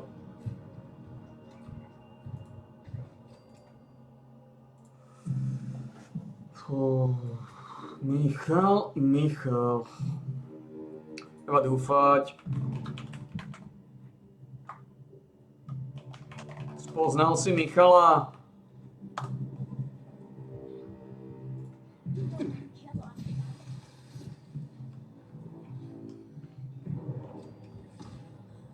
Spoznaj Michala. Alebo náveky kvás. Nech ich zloží, čo tam robí.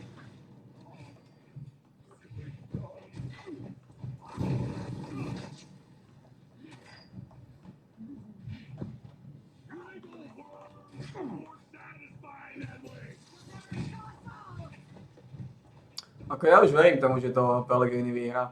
Čisto iba kvôli tomu, že ako brutálne má to na série, že som prišiel o 150 000 eur.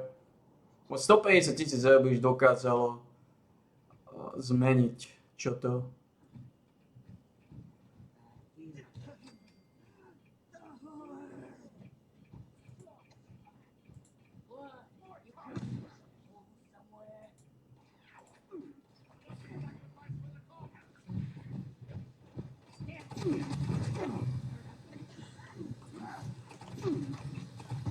Čo tento fanatický bomber?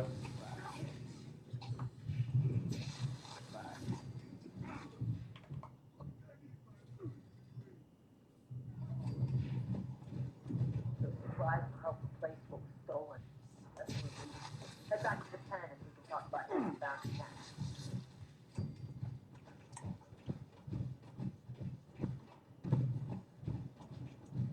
There you are. Come on in.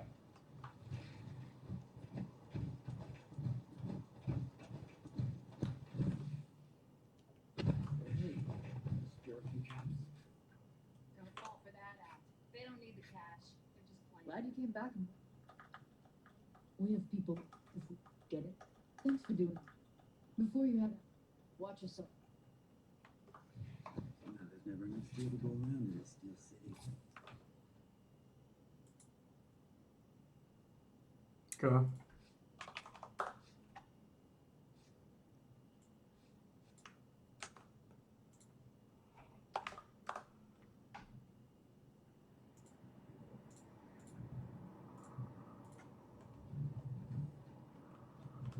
Hey, new.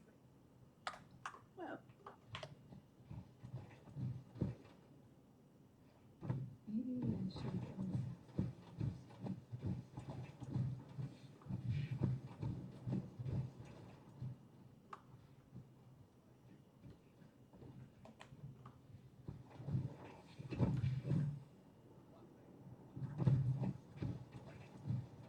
No.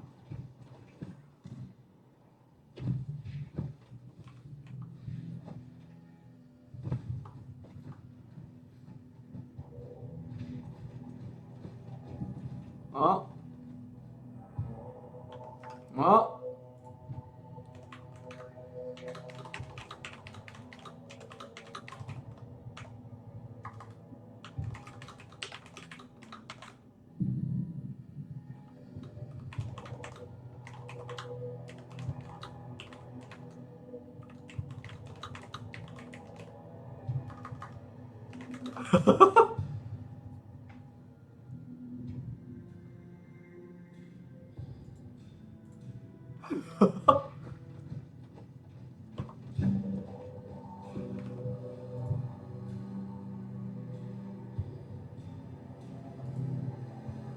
We have some people on the inside telling us the fanatics are planning something big.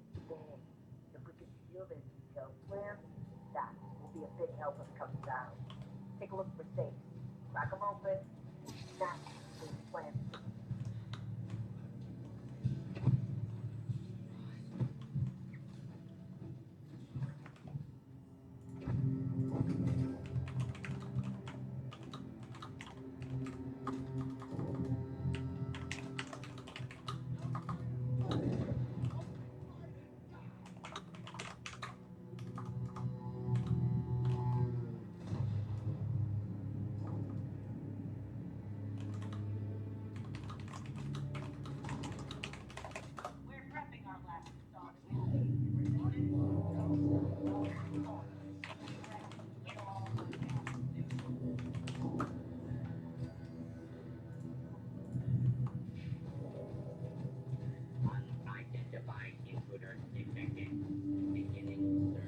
Kde to bolo? Ako to bolo? Tak, toto je to.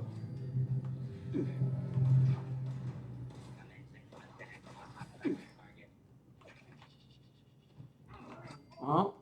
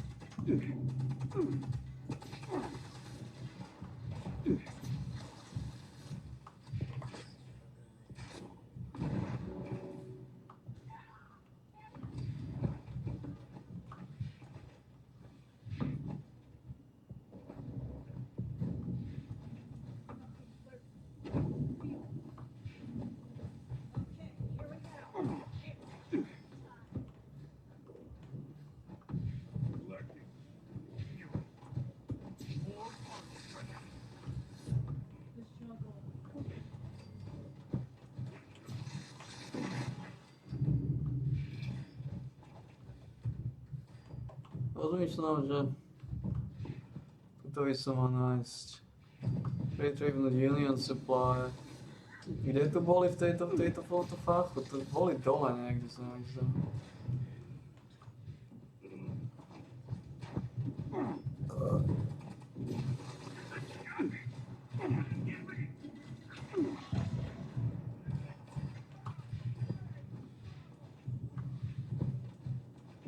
To 72 hodín.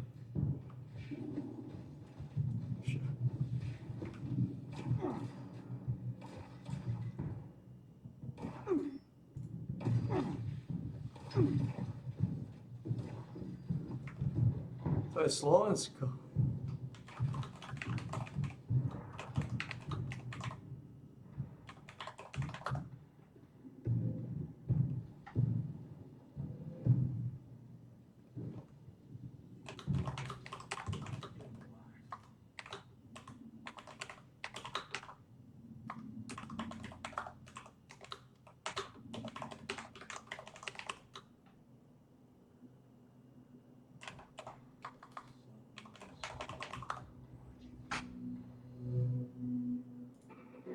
Yeah.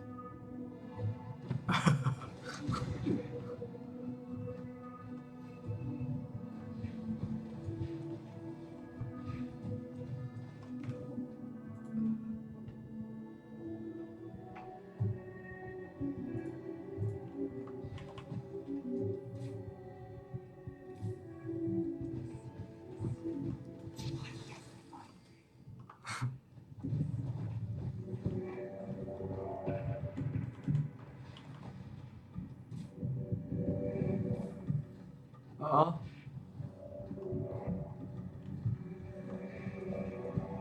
A? A?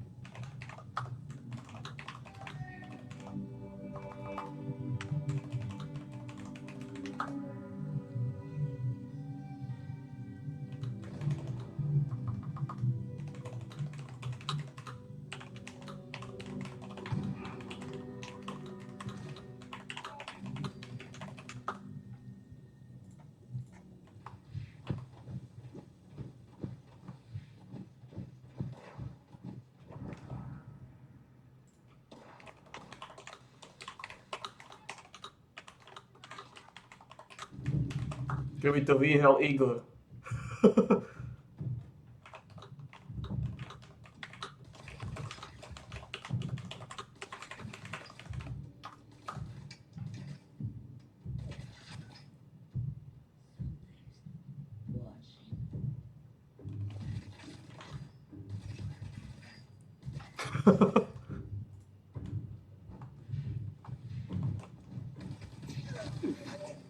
The fanatics using the Foundry's crucible to brew up toxic chems to use in their weapons. Ja viem, Those weapons are aimed at us. ja viem. We need to sabotage those pump fast. Find something you can chuck in there to ruin their supply. I'm sure they have barrels of who knows what that will need to spray.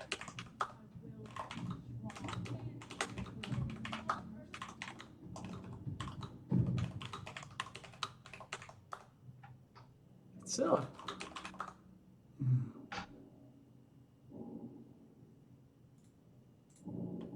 Proste... Sú ľudia.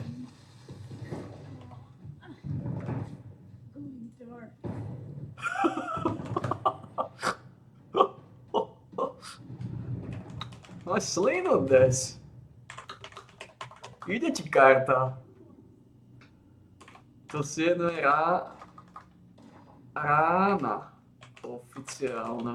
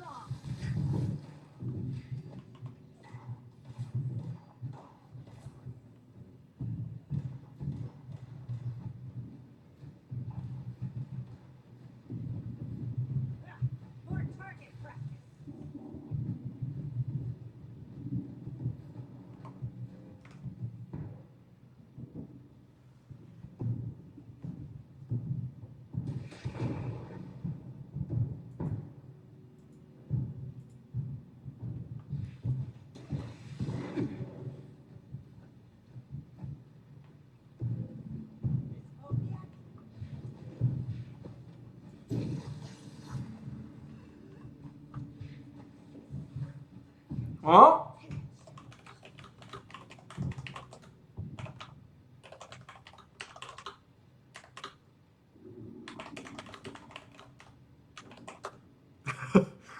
Because fuck it, that's why.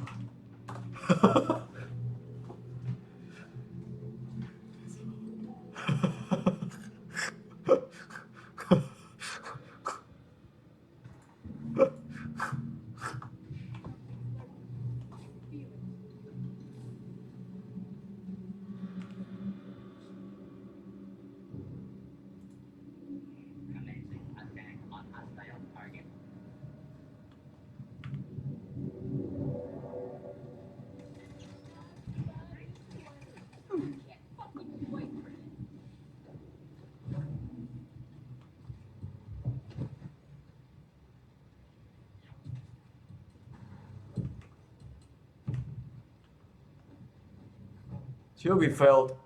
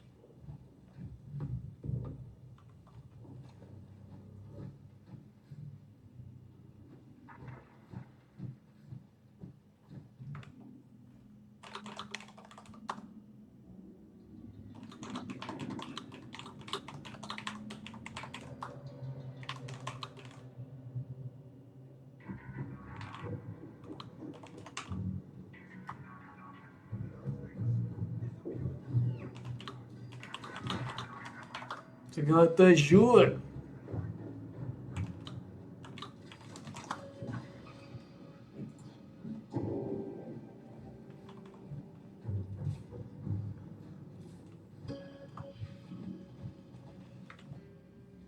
Čo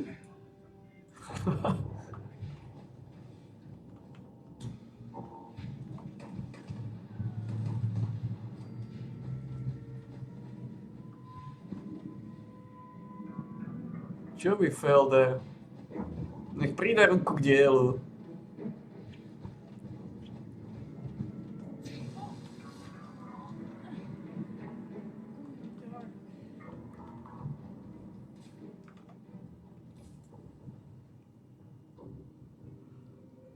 To nás zabaví. To sú veci. Čo je, hej?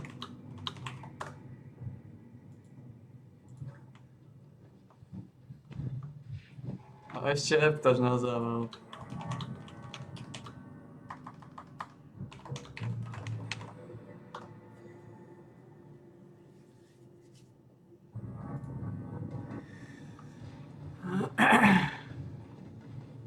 Čo robí ten Feld? Idem ho pozrieť. Idem ho pozrieť, čo robí. Ako niečo robí.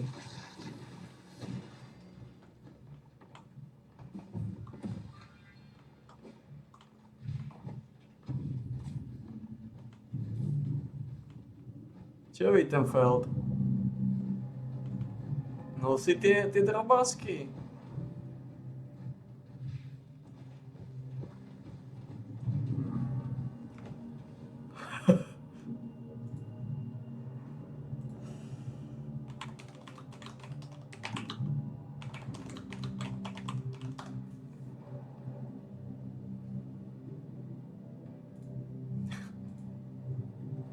Čo robí ten Feld?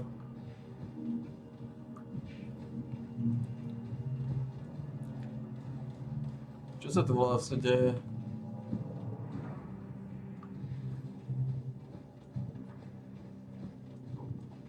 Čo sa tu vlastne deje? Točíme to, páni? Á.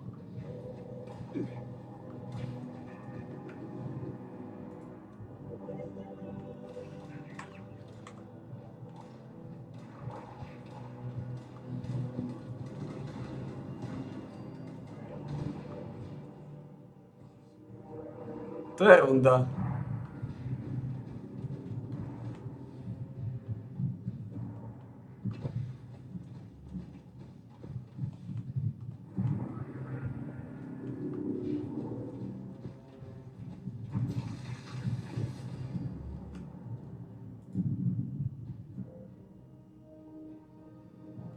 Ty kona.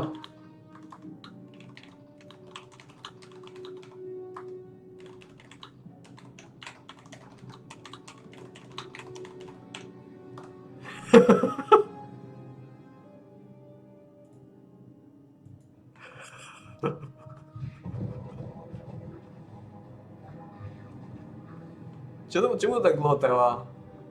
Tu Feldovi.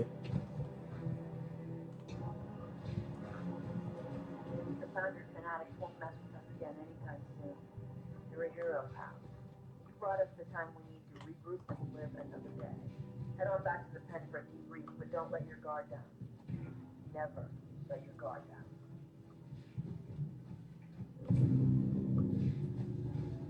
Hey, come straight back. We've got a frog spawning.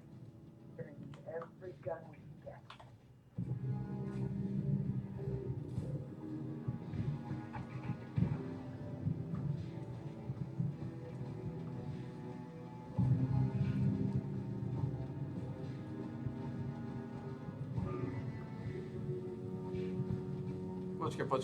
Počkaj, kde sme? Tuto by mal byť východ. Tuto by mal byť východ. Tu je to. Našli sme toho Gargamela.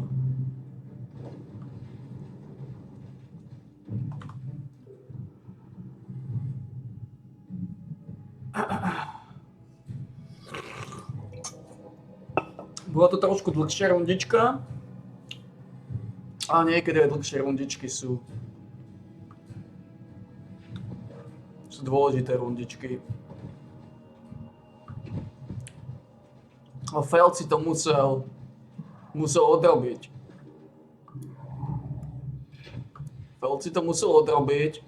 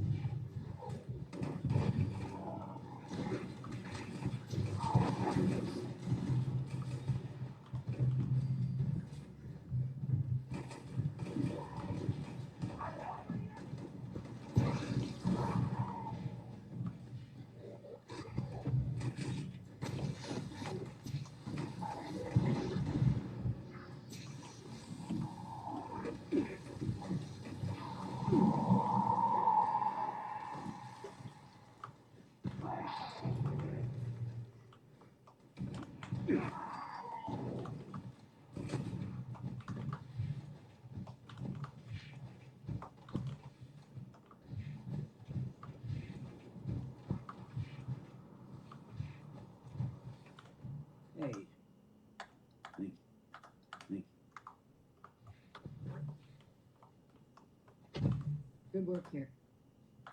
You got business back. Right.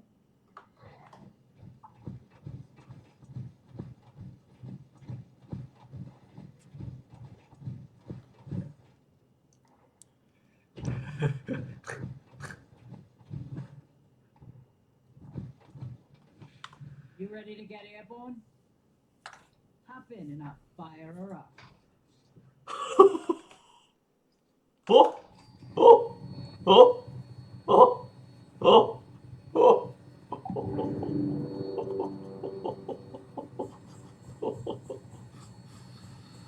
Icona!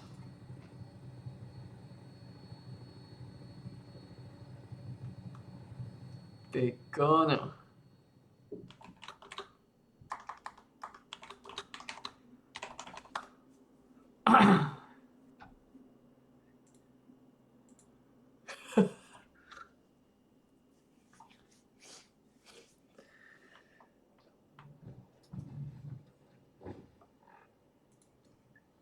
Čo tu máme? Máme tu jedného bolsteringa. Máme tu druhého bolsteringa. Máme tu mol. Máme tu hunter. Máme tu lifesaver. 6 harpún. Potrebujeme ísť sem dole. Je to gilly meditácia, mám uprdele.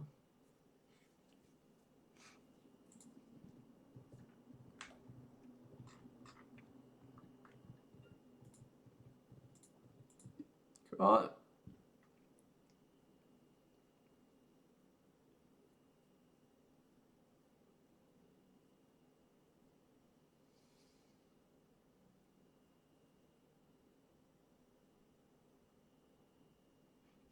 Môžem sa aj zvykadiť.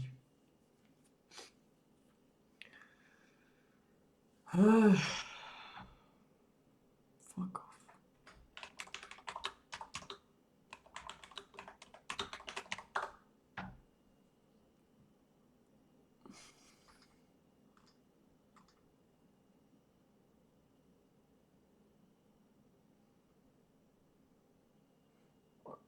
Už 28.8. Už je to mesiac.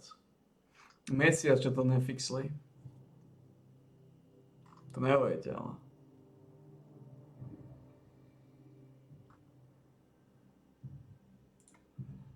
To je absolútne neuveriteľné.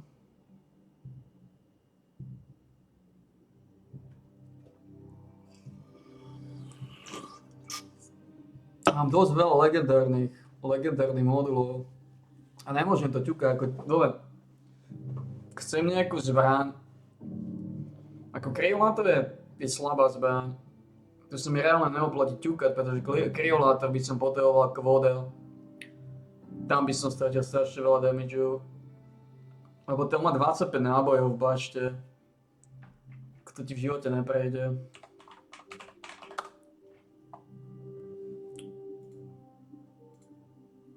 To ti v živote neprejde.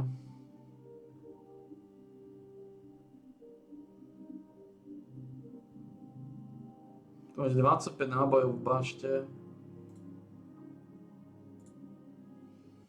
To je strašne málo.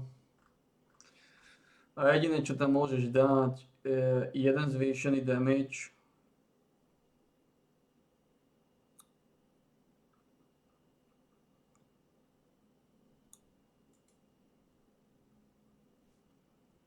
Jeden zvýšený damage. To je všetko. Ne.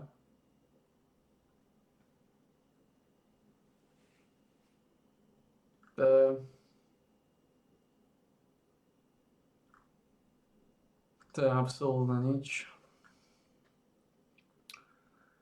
Ako ja minigun nechcem už klikať.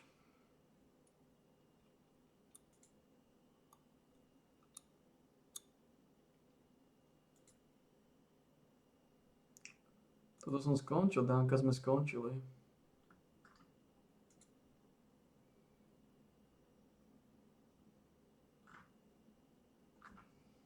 Čo tu máme? Týchto, Danka som skončil. Tak ten, kto to chce vyskúšať, nech ide večer, veď. sa prejsť po Paríži a uvidí, čo Slovensku reálne hrozí, alebo nech sa s niekým zo západu spojí. Slovensko chce byť súčasťou únie, my nehovoríme, že poďme s nej preč, ale my nemôžeme stratiť svoju podstatu a ja ako predseda SNS, kým budem môcť, budem za to bojovať. Takže ďakujem za to želanie a verím, že rozumní ľudia, ale nie šialenci, ako to bolo doteraz, ten štát môžeme riadiť a pomáhať. Ďakujem pekne. Ďakujem pekne aj ja vám.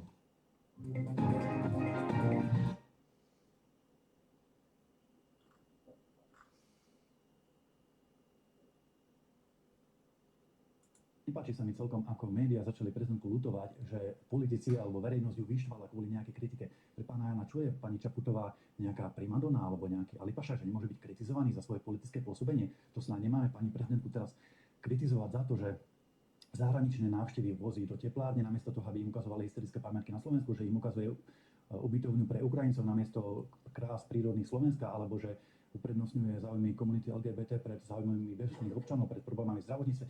Snáď máme právo ju za to kritizovať. Nepáči sa mi celkom, ako médiá začali prezidentku ľutovať, že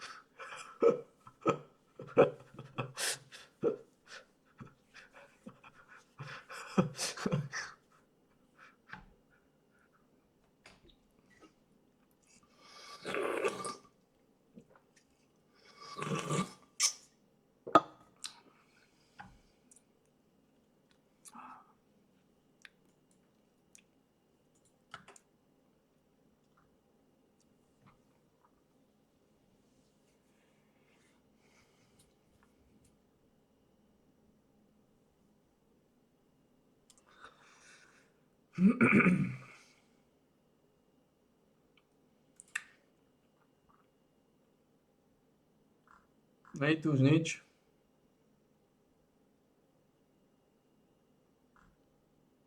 Žiadne pikiny. Toto bude dobré. Boris, klasik Boris, to bude komika.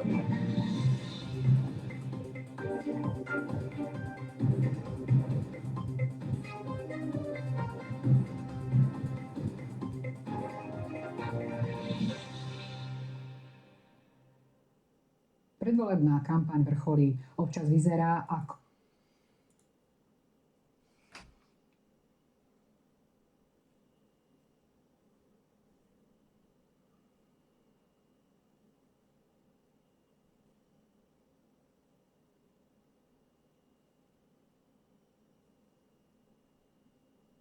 Kde je vlastne Bubák? Potrebujeme sa ísť vykadiť.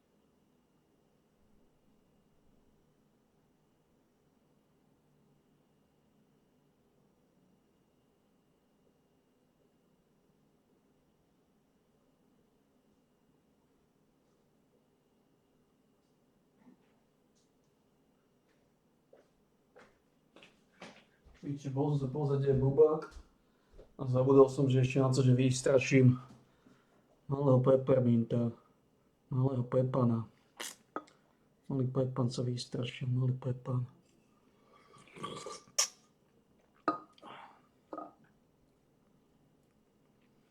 Malý pepan.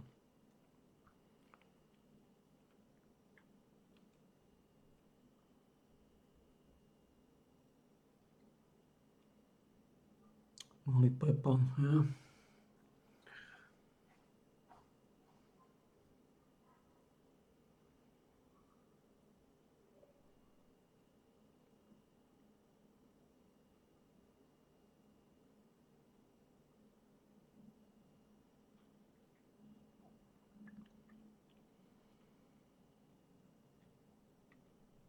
Malý pepan, ja.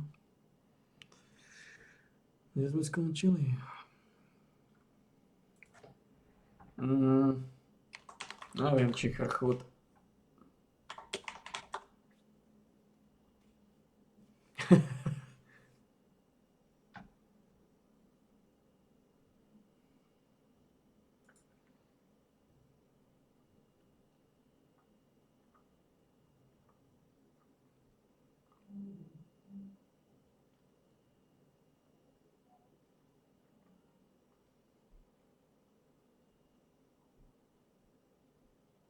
Vystrašil som mladého pepana a tento robil veľký rozruch.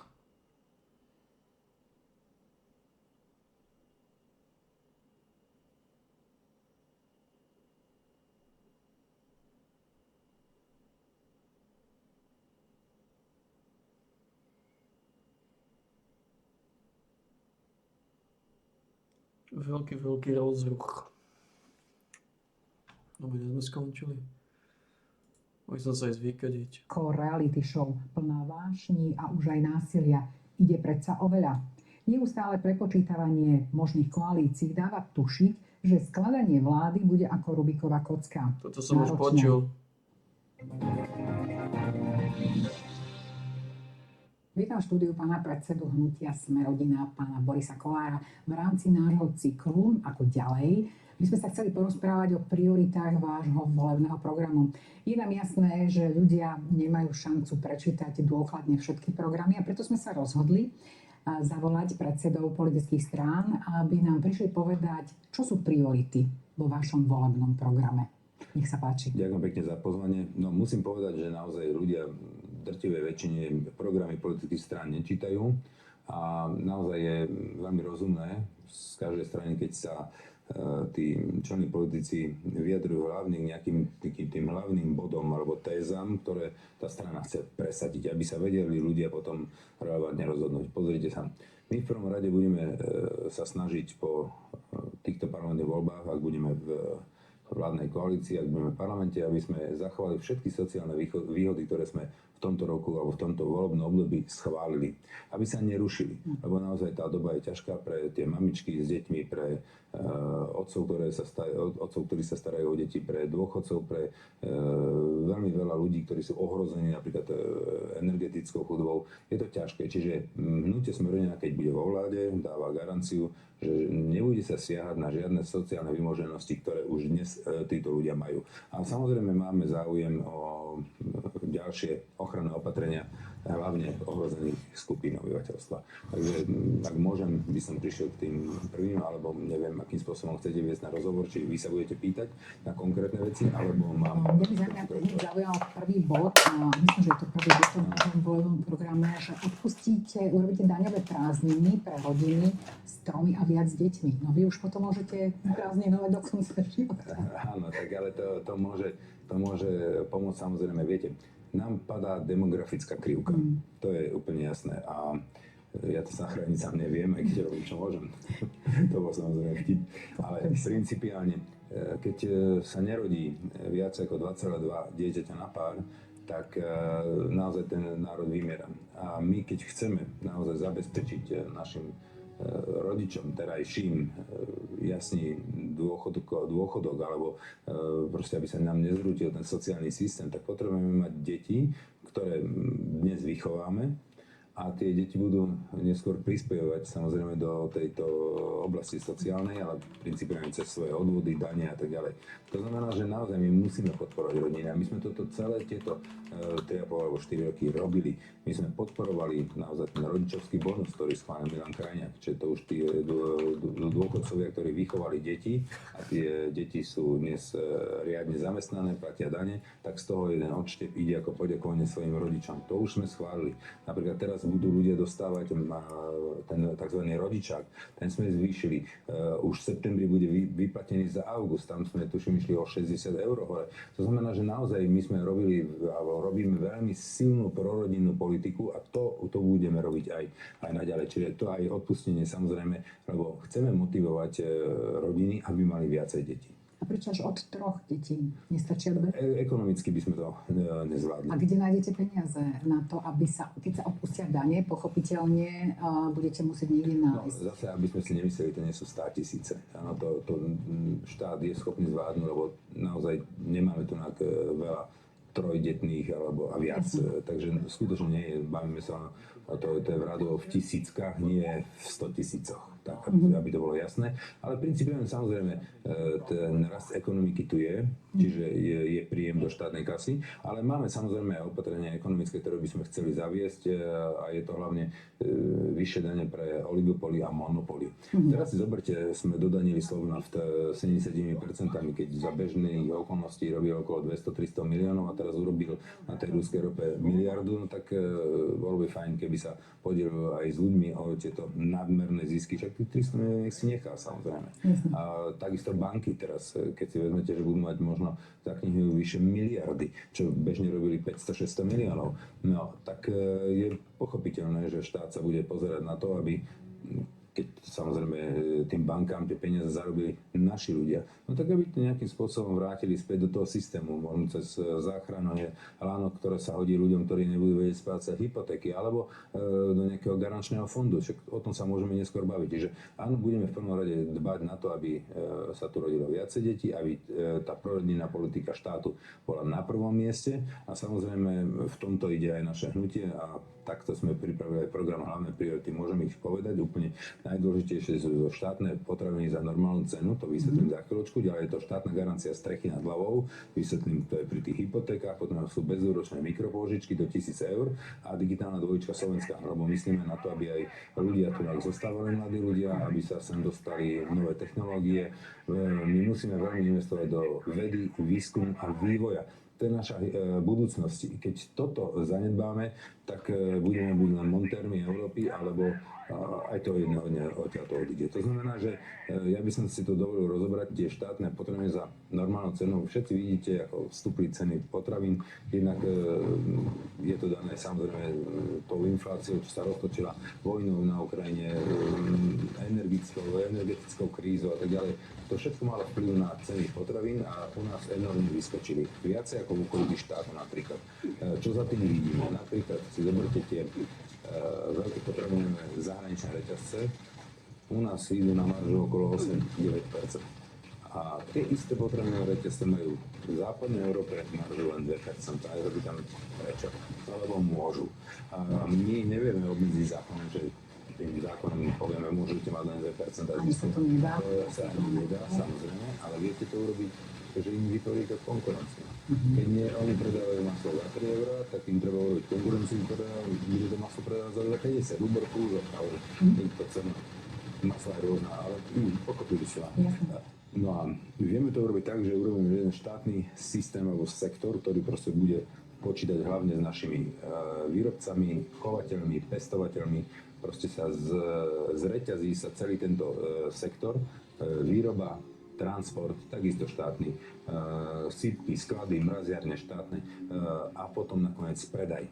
To znamená, že keď takýmto spôsobom budeme vedieť konkurovať tým veľkým reťazcom, aj oni budú musieť ísť cenami dole, tak jednak tým zvýšime potravinovú sebestačnosť Slovenska, jednak zamestnáme viacej ľudí v tomto sektore a jednak skonkurujeme tie veľké reťazce a budú musieť ísť dole s cenou.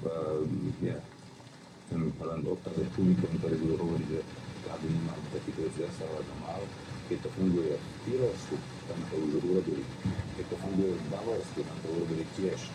A funguje to aj v Polsku, takže si to môžu reálne odmatať, pozrieť, funguje to, znížilo to ceny týchto potravín.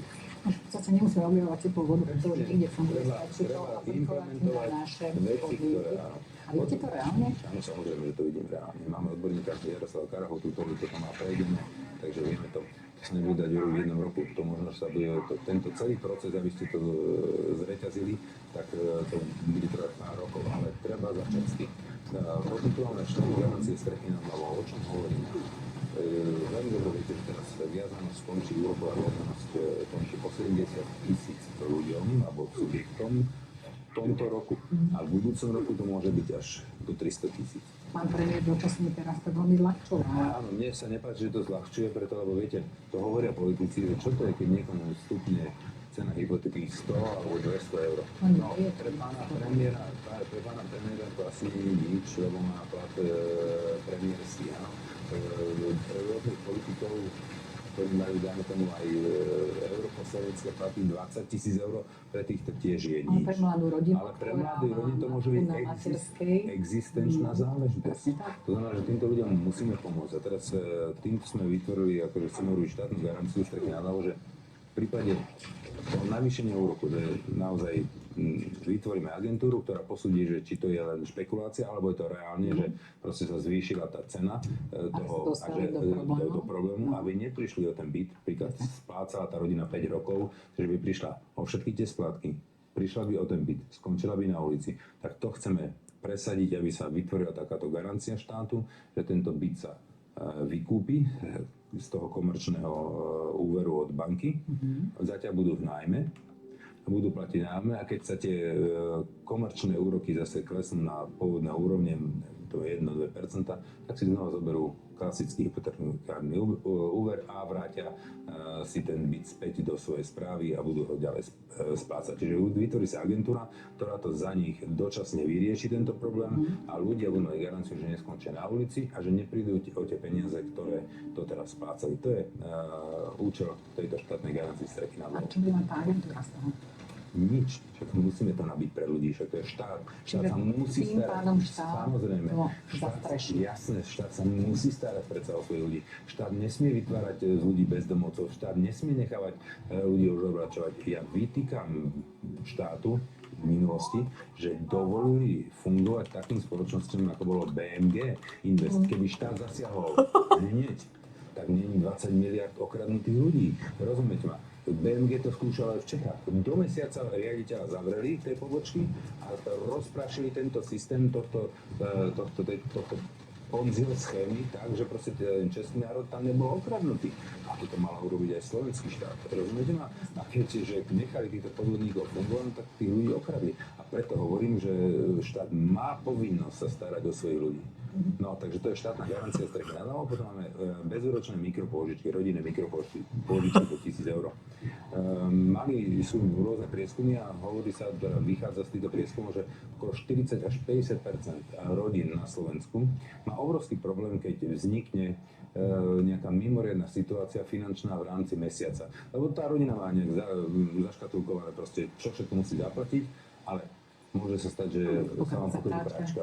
Potrebujete opravu auta, mimoriadnu, a ten potrebujete na výkon svojho povolania, alebo sa dostať s ním do práce. Pokazí sa, neviem, chladnička. A stačí, keď jeden ochorí a vypadne. A je to vybavené. A vtedy okamžite tie domácnosti majú absolútny problém a nevedia to riešiť jedine tak, že idú buď k lichvárom, nejakým úžerníkom, alebo a založia byty a potom skončia na ulici, no viete, to je strašné. To znamená, že my chceme týmto ľuďom pomôcť tým, že by sme dávali tieto bezročné rodinné mikropôžičky, tie boli do 1000 eur. Máme to vymyslené tak, že by tieto pôžičky dávali ako komerčné banky a garantoval by to štát a rovnako za nich by platil ten úrok štát. Ale s tým, že mohli by to dostať iba takí, ktorí, tie banky majú nejaký track record každého klienta a tie vedia, že tento človek je schopný splácať, myslím, že 24 eur mesačne. Pokiaľ je schopný, a tá banka usúdi, že je schopný splácať 24, tak by takúto mikropôžičku dostal. Poznáte, Michal. No a Sú napríklad ľudia aj takí, ktorí nemajú účet, ale na týchto sme mysleli tiež, lebo tam nemajú ten track record, tak tí by museli navštíviť tú bezplatnú dlhovú poradňu, ktorá je dnes už myslím, že vyše 40, ktoré zriadilo Ministerstvo práce a sociálnych vecí.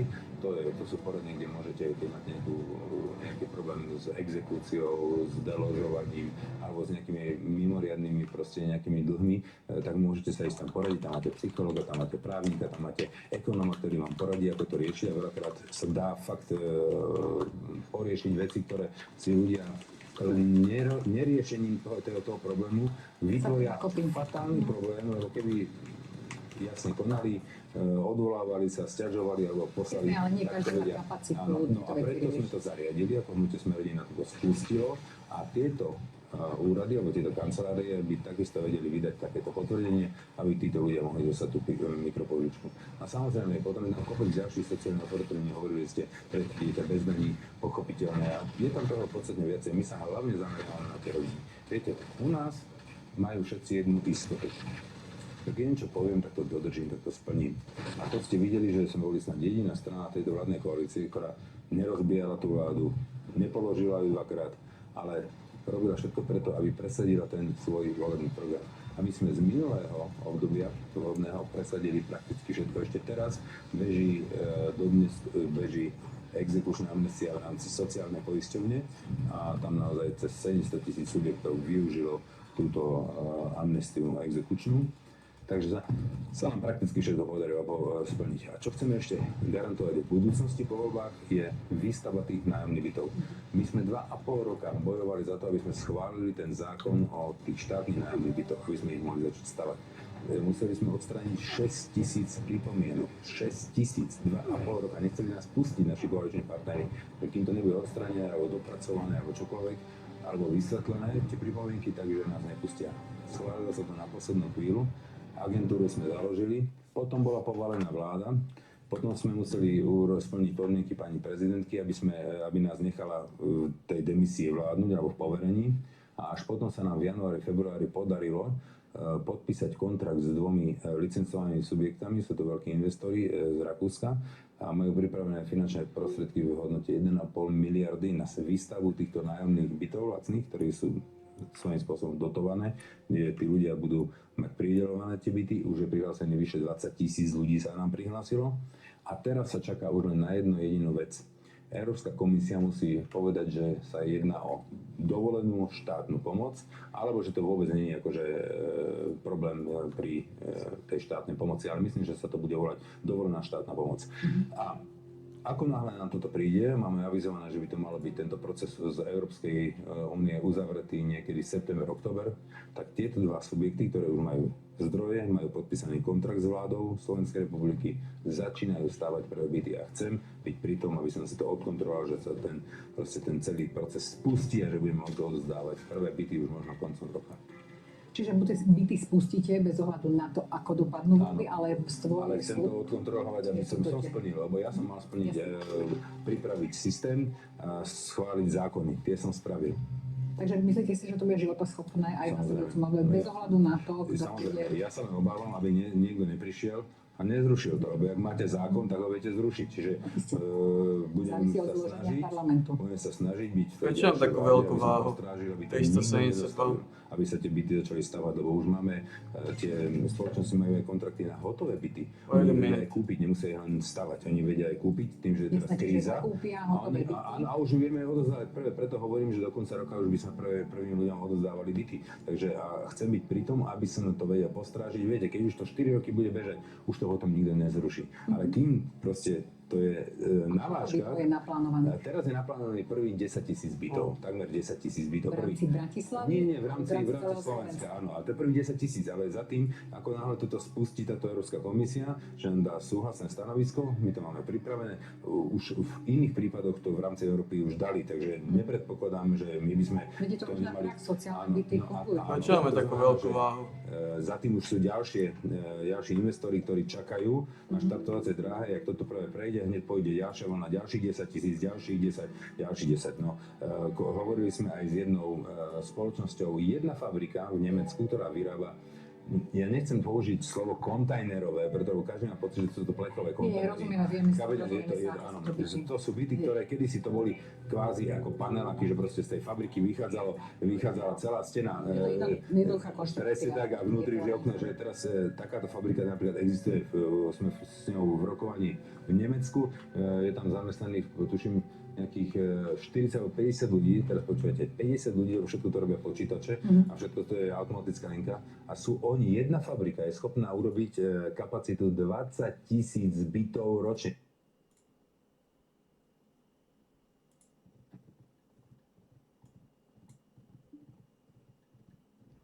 Zaujímavé.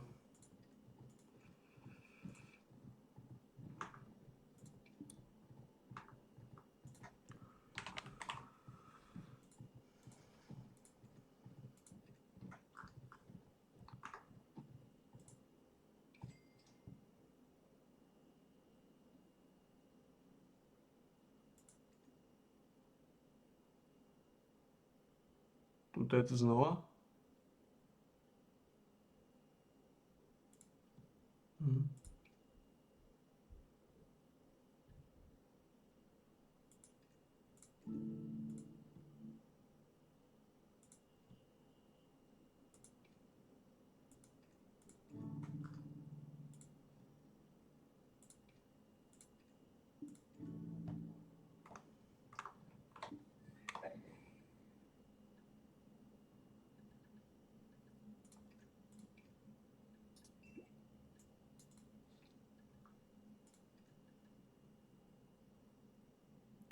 Toto čo?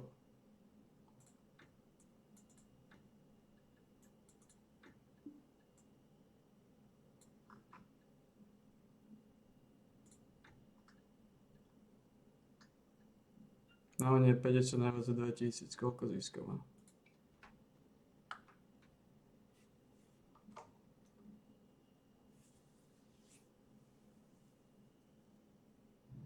$200 znovu.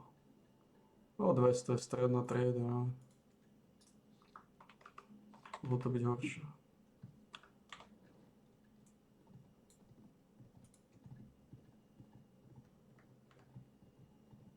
Mohlo to byť horšie.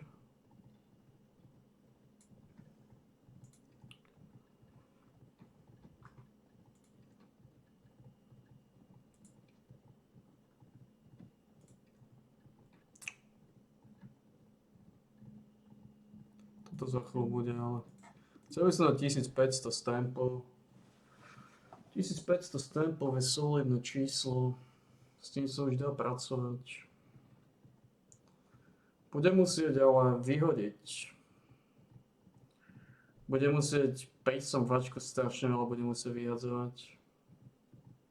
Asi reálne si budem môcť nechať iba nejakých 10. Asi skoro všetky flaxy budem musieť vyhodiť, nechať si iba 20 flaxov z každého. Pomaly všetky tie tóry budem musieť dať preč. Ako ja nemám čo klikať. Ako fakt nemám čo klikať.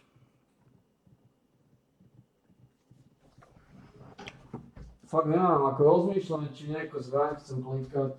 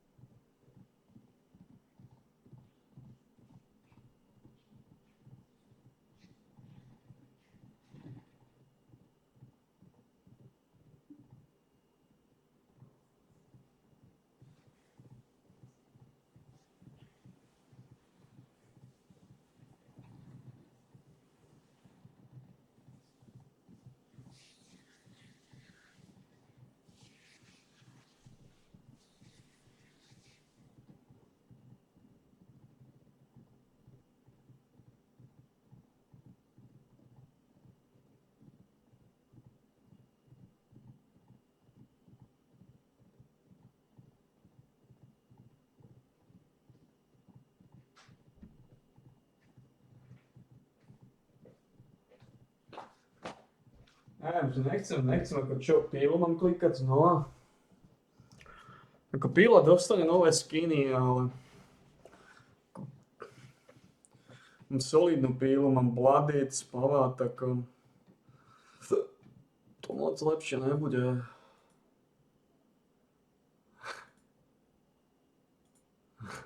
Všetci mi hovoria, jak chceš postaviť 20 000 slov a 20 000 ročne. Keby sa urobil kontrakt len s touto fabrikou, len jedna fabrika je to schopná vyprodukovať tú skladačku bytovú, sú schopní vyprodukovať túto kapacitu. Super, budeme sa na to tešiť, ale poďme rýchlo, lebo čas sa nám kráti. Poďme ešte k tej poslednej, ktorá nie je nezaujímavá, tá digitálna dvojička, ktorú pripravujete. Viete, každá strana by mala nejakým spôsobom myslieť aj na budúcnosť Slovenska, aby nám neutekali mladí ľudia, aby mali chuť zostať tu na Slovensku. Ale keď im ponúkneme len šrobovať nejaké auto, tak to asi moc zaujímavé pre tých mladých ľudí nebude. A preto pripravujeme takúto vec, je to v spolupráci s Univerzitou Cambridge v Anglicku, aj Stanford v Amerike, je to s významnými profesormi. Je to koordinácia, už sa na tom pracuje, na tejto digitálnej dvojičke. Je to proste, aby som to veľmi vysvetlil, je to prekopírovanie do digitálneho sveta celé Slovensko, do úrovne 3 cm štvorcových. Čiže vlastne tam bude všetko zdigitalizované, tam budú všetky strony, kríky, každý kameň väčší o 3 cm bude prekopírovaný do digitálnej polohy. Tu bude platforma a na to budete vedieť na tú platformu ukladať všetko. Možno, ak máte dneska telefón, máte platformu a potom každý, kto si urobí nejakú apku, tak musí platiť tej platforme. Takže štát bude vlastník tej platformy a bude vedieť predávať informácie alebo umiestňovať produkty na túto. To je niekoľkovrstvová takáto aplikácia. To bude treba vytvoriť, k tomu sú veľmi zaujímavé miesta pracovné. Samozrejme, že je to high-tech, kde použijete naozaj len absolútne špičkové mozgové kapacity tejto krajiny, ale samozrejme aj zahraničia.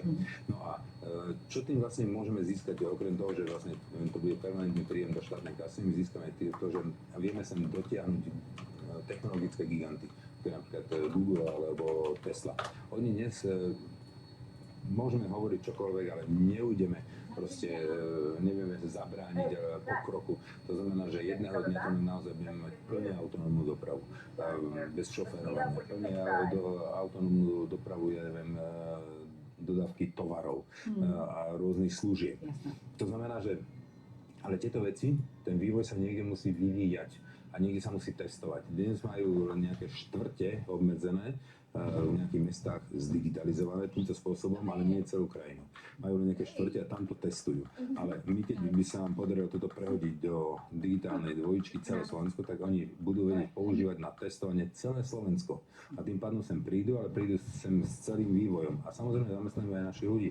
To znamená, že to by bol veľký technologický pokrok. Spolu napríklad, keď si zoberiete asset, čo ide stavať, toto keby sem prišlo, takže my potrebujeme hlavne investovať veľmi veľa do vývoja a samozrejme do nových technológií, samozrejme a do vedy. To je jasné. To je veľmi dôležité. To je jediná budúcnosť, ktorá nás môže zachrániť. Super. Tak ďakujem veľmi pekne za zhrnutie vášho volebného programu. Je tam toho samozrejme viacej. Jasné, samozrejme. Ak sa bude chcieť niekomu ešte čítať, môže na vašej stránke Sme rodina. A samozrejme budeme vám držať palce, aby všetky tieto opatrenia sa podarilo naplniť. A ďakujem za rozhovor.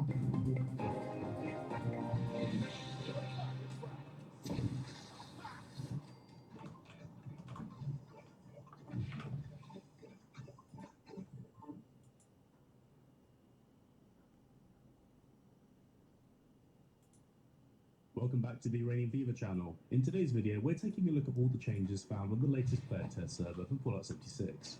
With some pretty significant adjustments to the beginning of the game, lots of new locations, a new menu cinematic, and some more in-game teasers about Atlantic City, there's a fair bit to go through, but we're kicking things off in Vault 76 right at the beginning. This BTS build isn't the final one we'll be getting, as it will be updated on October 3rd to allow players to actually travel to Atlantic City itself, but that doesn't mean that there isn't much to talk about. So, waking up in the vault yet again, with my latest new character ready to brave Appalachia, it was time to head out, but on the way I wanted to check if those mysterious memory loungers were still behind this door in 76, and it seems that they've been moved. About the perk loadouts, they're actually back in this build after some adjustments, so here's how these are currently looking. Instead of just leaving the vault, you now need to choose a special loadout, and this is either a pre-made battle-ready Dweller loadout, or the traditional Fresh Dweller at level 1. Taking a look at Performer, and you've got lots to pick from. Each of these is tailor-made for a playstyle, and comes with pre-selected weapons, armor, and perk cards. Your choices are Commando, Slugger, Gunslinger, Shotgunner, and Specialist. Here's a more detailed look at the current preset perk cards for each loadout.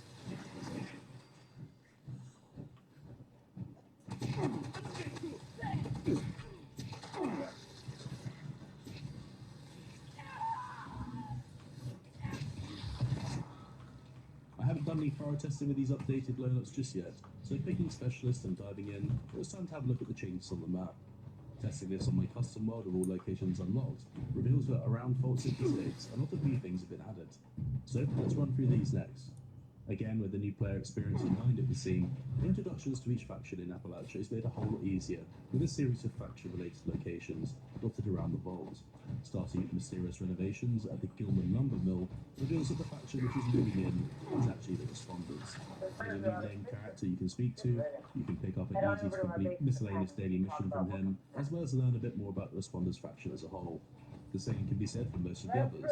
Representatives of the Die Hards Raider gang are located here at the Coop, and in true 76 Raider fashion, they're led by a snivelling coward called Dicer, who will actually say the line, "Do we actually still do raiding?" while he is reminiscing about his former boss Keith. A tragedy. We used to have Keith join us. He was like a smart man. He always told me what to do.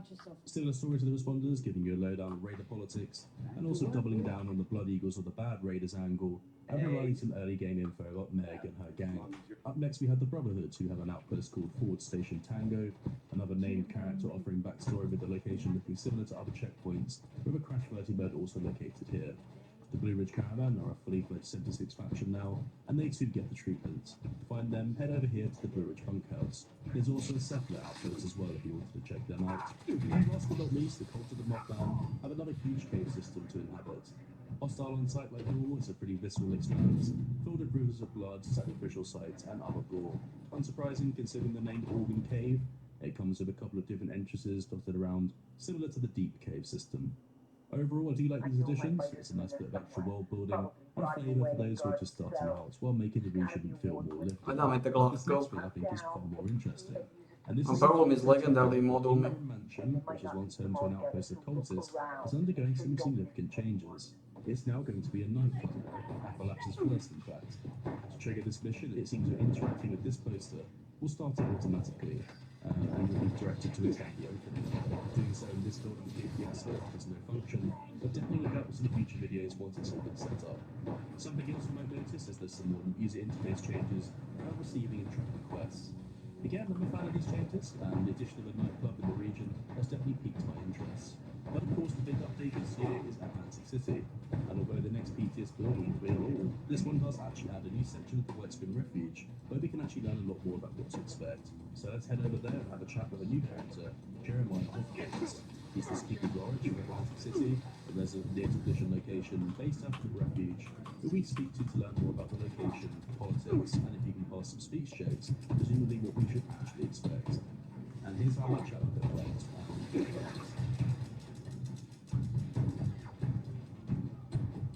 First up, take a relaxing stroll along the boardwalk. Where the street centers, by the street food, larger attractions, they can show you as far as the boardwalk. A new field, or just something. Aquarium. We're not far. Casino corner, everything you need. Even the river. Nightclub, casinos galore. And further inward, city center. That's what the man's city right.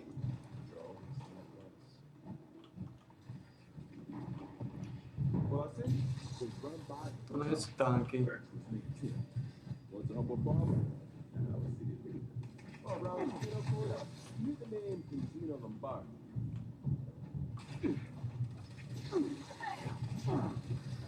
Finally, we shot it. The creative and daring concept of show. These three work together to provide the city everything it needs to thrive. That's functioning time.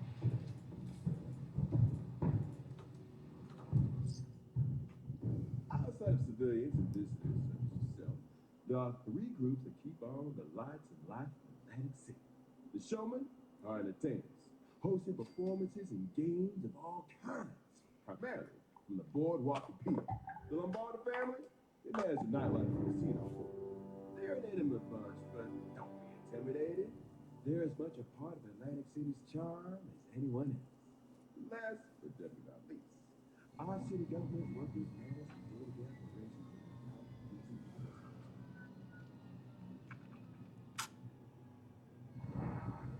So in summary, Atlantic City split into different locales with a trio of city leaders with their own respective factions working together to keep things moving. Mayor Tim is at the city centre, Quintino Lombardi in the casino quarter, and Mother Charlotte lead with the showmen. Not long now until we learn more about them, but now let's take a look at some Atlantic City data points. And there's obvious spoilers ahead, although we really don't have long to wait until Bethesda reveals all themselves with some deep dives scheduled for October 2nd. Taking a look at these data points now, and we have confirmation of what the Jersey Devil will actually look like. The newest cryptids coming to Fallout 76, there are currently 2 variants, which have models with a standard and lesser devil. And these aren't the only creatures we have visuals of though. Meet the Overgrown, creatures first seen in the Atlantic City teaser, and there's also confirmation here that this plushie is actually depicting these creatures. There's some new power armor coming with Atlantic City, the Civic Duty skin, which is looking like it might appear in a paid bundle similar to other launch bundles with previous updates. The Mirelurk Cooker from Far Harbor is slated to be an Atomic Shop release. It's a pretty cool asset, so features. There's some new power armor coming with Atlantic City, the Civic Duty skin, which is looking like it might appear in a paid bundle similar to other launch bundles with previous updates. The Mirelurk Cooker from Far Harbor is slated to be an Atomic Shop release. It's a pretty cool asset, so it's going to see it appear in 76 too. But that barely scratches the surface, with Giuseppe's Curios already showing a huge list of plans for along the way. I'm scrolling through them now for you to have a quick look at. Look out for some videos next week. I'll be going through all the Atlantic City rewards in more detail once that BTS has gone live. It's too early to call anything yet with the update not even going live yet, but the early signs are this update will have main missions, side missions, as well as distinct sections of the city to visit, bringing new characters, new factions, rewards, and a whole lot more, which is actually making me quite excited. Nothing final yet, but promising signs that this won't be a carbon copy format of the pit, and there'll actually be a lot more to do this time around. How do you feel about the new changes though? Let me know your thoughts down in the comments. If you enjoyed this particular video, please consider subscribing to help the channel grow. We post a variety of Fallout 76 content, so turning on the bell icon is definitely the best way to stay up to date. With that said, bye, I'm off. Thank you for watching, and we'll see you in the next one.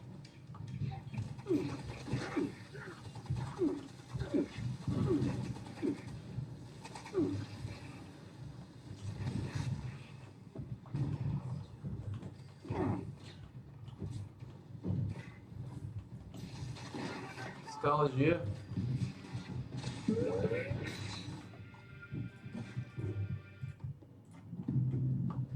No, podrž.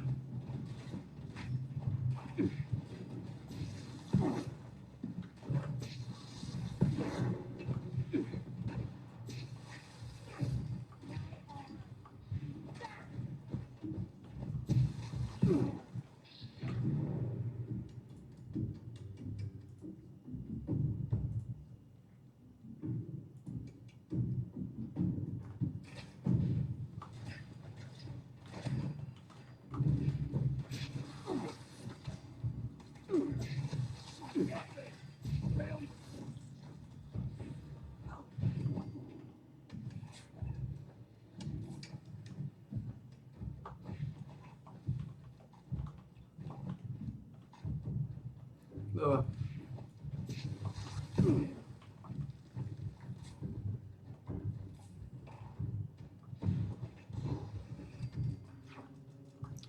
No, odchádzam. The Founders fanatics won't mess with us again anytime soon. You're a hero, pal. You brought us the time we need to regroup and live another day. Head on back to the pen for a debrief, but don't let your guard down. Never let your guard down.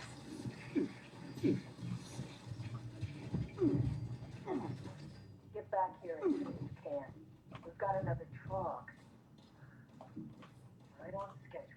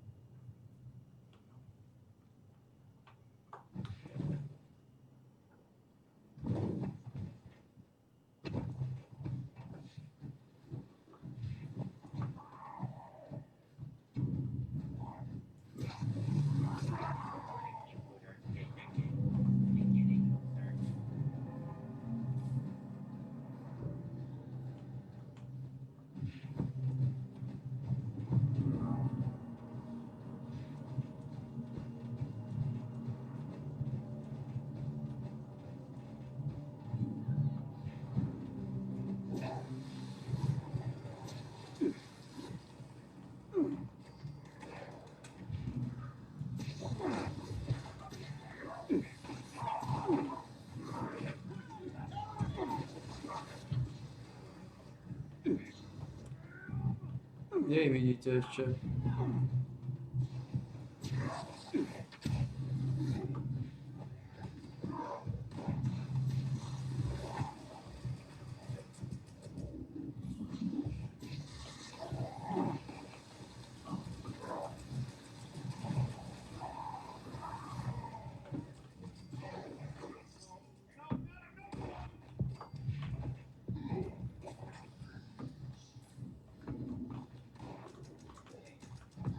No nemôžeme ani zbierať tie veci.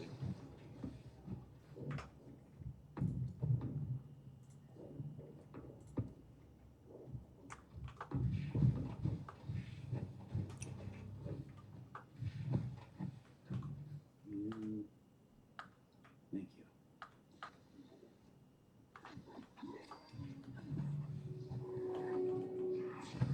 Good work here. You got business back in Appalachia, yeah? Poznáme to kredo, alebo točíš s nami, alebo je točené bez teba. Niektorí idú na konci točiť. To je veľmi nepríjemná situácia tam. You ready to get airborne? Hop in and I'll fire her up. Buď točíš, alebo bude točené bez teba. To je v podstate veľmi jednoduchá tematika. Cloaking excavator, life-saving ladder, 2 moduly, 3 steampacky fuel, 8 stempel, solidné bagetky. Solidné bagetky. Takže pozrieme si, čo tu máme.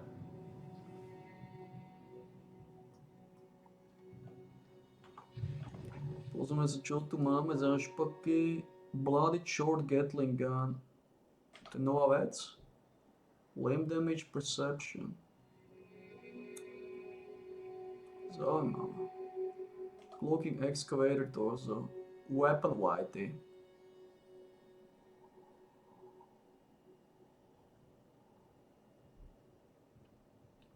Weapon whitey, no dobre. Sturdy leather belt. Zahoď. Miner hat. Miner uniform.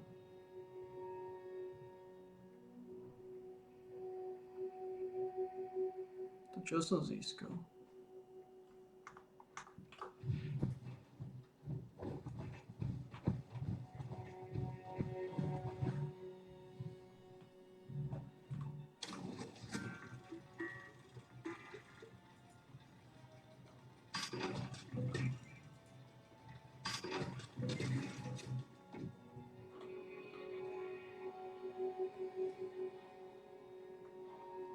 Ako môžeme skúsiť ešte jednu rundu, jedno kolo, jednu gurmanku. Mám vôbec excavator set? Ako excavator set nebol jaká bašta.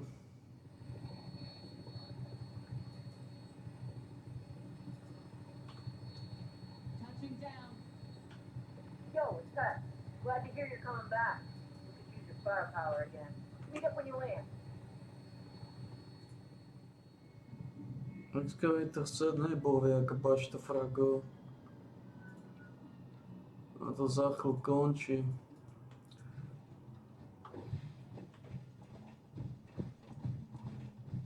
Hey, this way. If it isn't, I was kneeling in. No. See? The fanatics. Alright, hi. Máme na to 20 minút, 12 pekerov.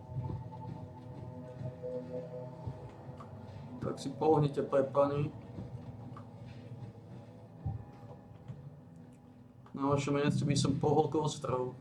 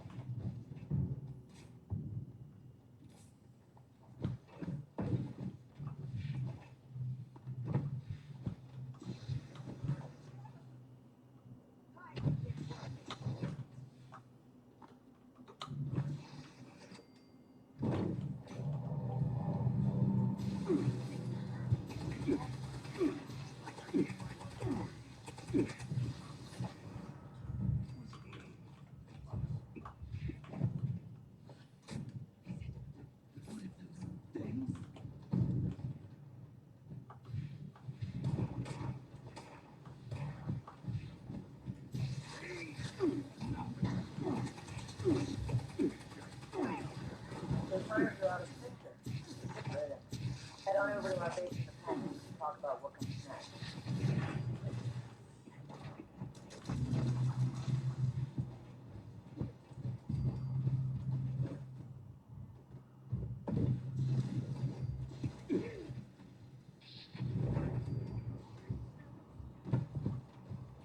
Piči, kde idem? Blbmanstvo jak cíp.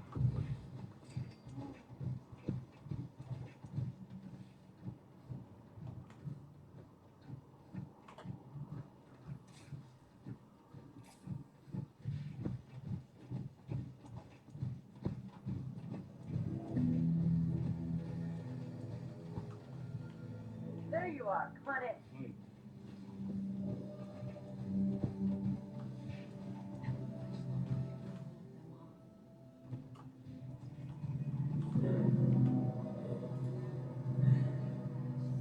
Glad you came back in one piece. You ready for the foundry then? Get inside. Before you watch us.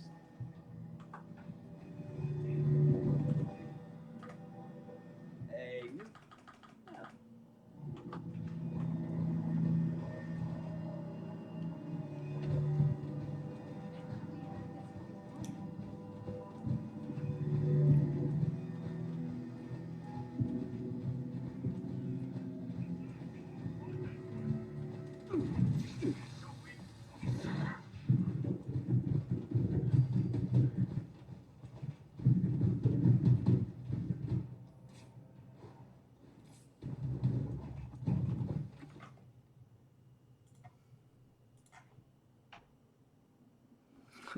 We have some people on the inside telling us the fanatics are planning something big.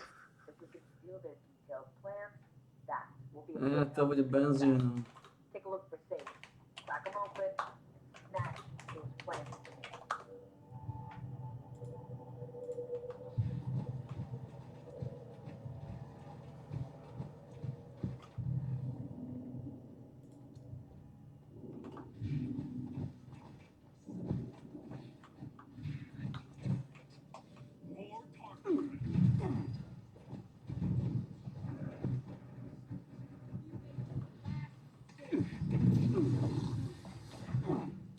Piči dát.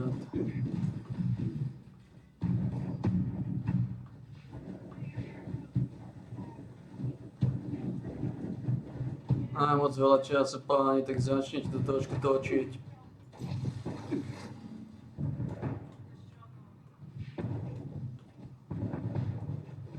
Buď dobre by sa začali točiť, otáčať, vytáčať, pretáčať, zatáčať. A keď chcete, tak samozrejme aj roztáčať. No ich zohnal tie tabaky. Našiel tie píškôrky. Niekde safe alebo niečo, ešte keď sme tu. Parnákový tabatierka.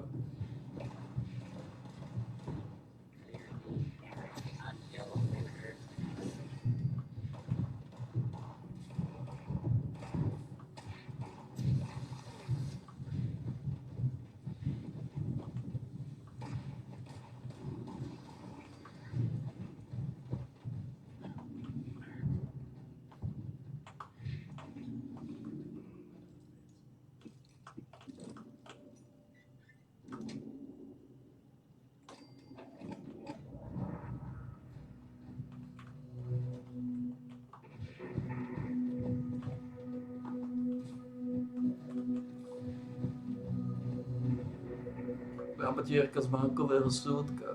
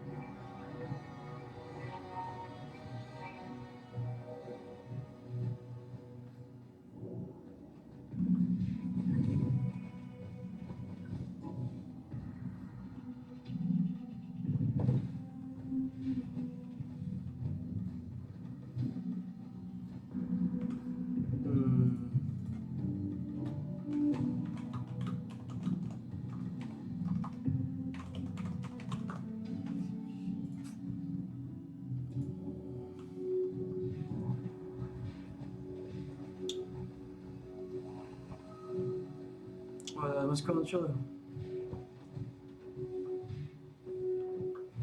The fanatics have no idea how to really work the boundary. Instead of steel, they're pumping out chemical weapons from a makeshift lab in the hopper room. Teraz neviem, či mám to excavátor, alebo nemám. Ako nie je to najlepšie, je to Cloaker s charizmou. Iný bonus je Weapon Whitey. Tie ostatné bonusy sú trochu na crackera. I'll radio with more instructions. Trochu smrdia.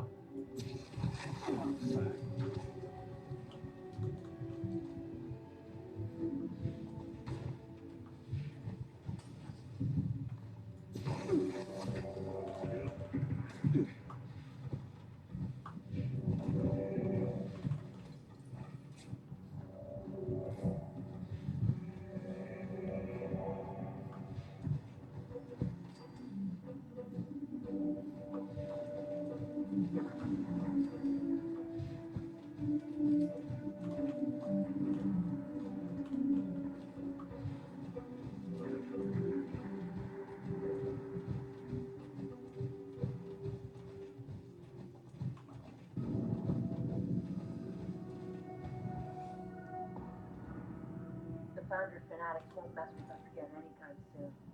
You're a hero, pal. You brought us the time we need to regroup and live another day. Head on back to the pen for a debrief, but don't let your guard down. Never. Never let your guard down. Be fun.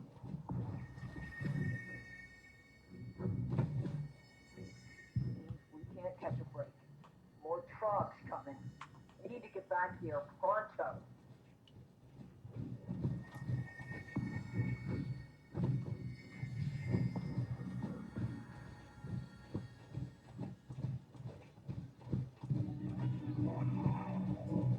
Jeden, druhý, tretí, čtvrtý, pátý, šiestý, siedmý. Piči, kde je henten?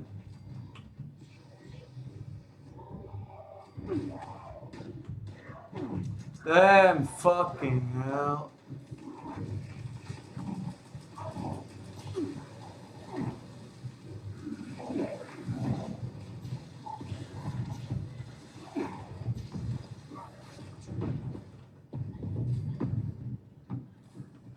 No, dlho som nefelol túto sáčku. Tak už to muselo prísť. Hej.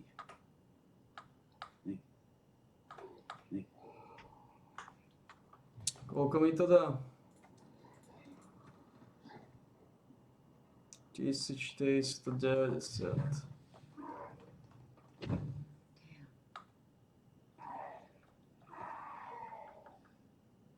You got bit. Think our business. Right. Well, I say, don't. Piče dát.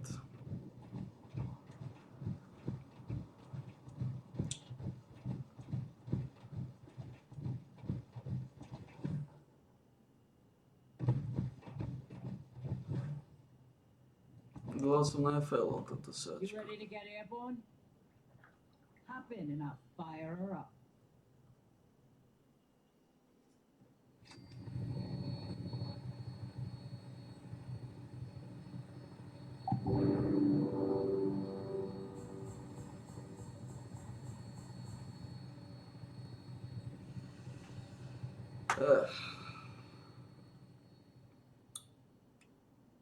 Ťažko, ja končím.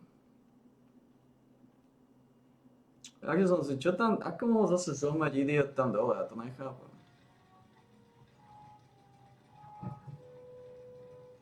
Ako ja to nazvu?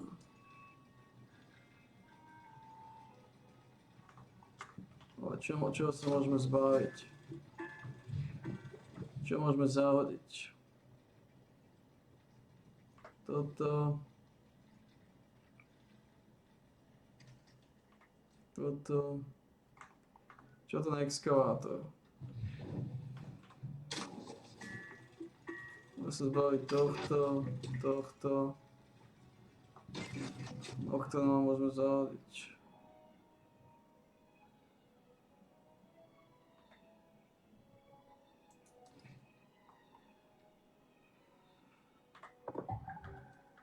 Whatever.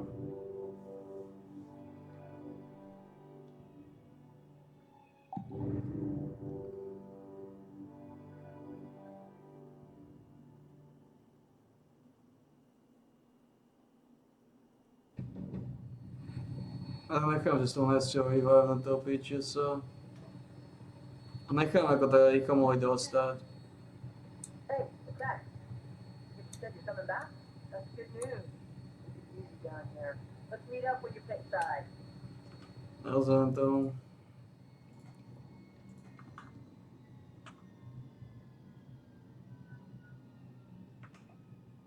Nedal zmysel.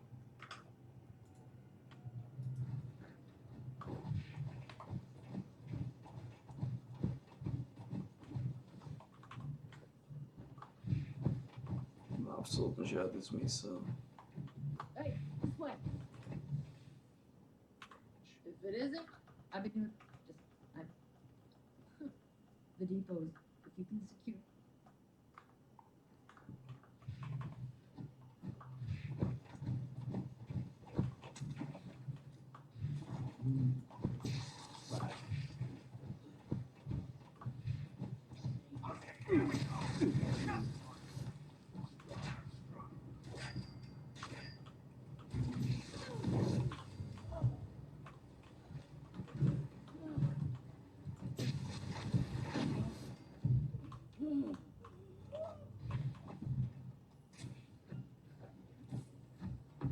No.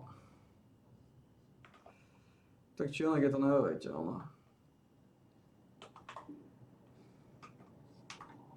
Neuveriteľné, že som failol tú tematiku.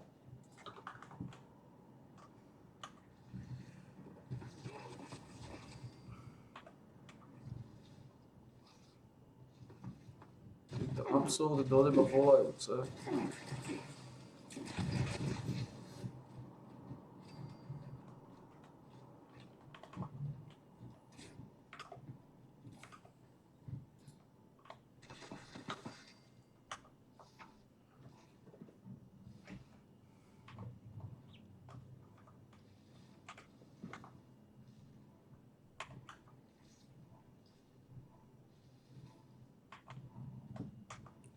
This will be over before it starts.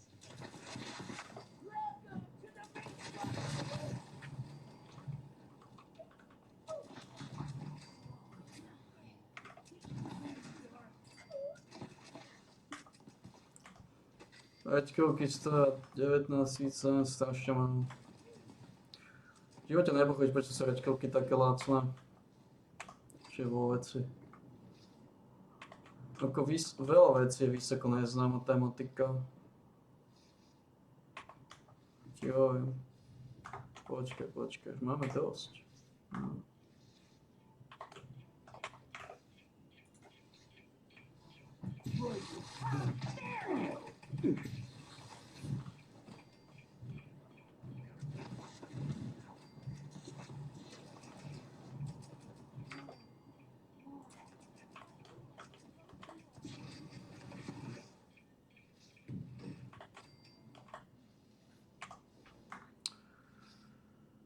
Je to moc dobré, no. Čo tam robí ten malý šmek? Čo tam robí tá kreklovica?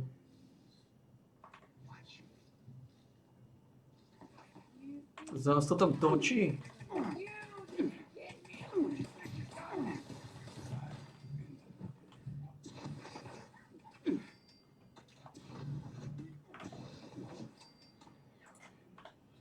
Zložia ich tí komici? Čo to tak dlho trvá?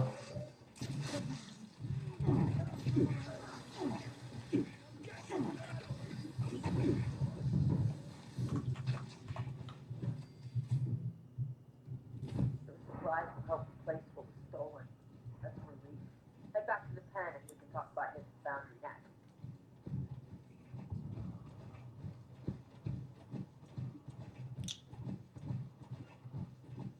Well, how about that? It's still in one piece. Guards, let him through.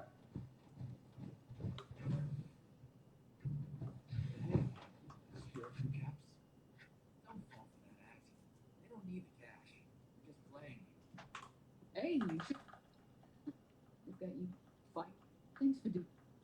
before you head out. Back to work, Rick. Hey, new. Well, got a job for me, or just want to talk?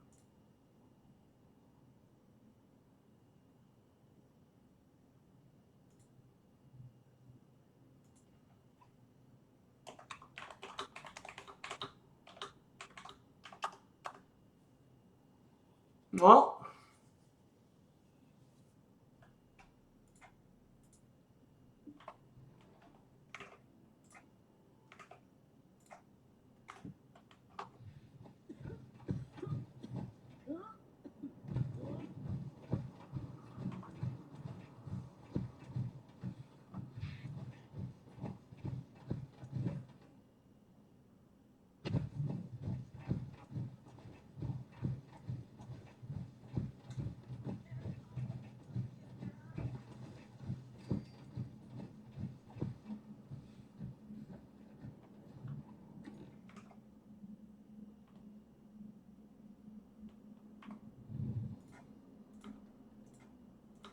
No. I know my fighters are in there somewhere, probably rotting away in guard cells. There's gotta be a warden with a key. Hunt them down, take the key, and use it to free those prisoners. Oh, and they might not keep them all together, so look around. Make sure you don't miss anyone.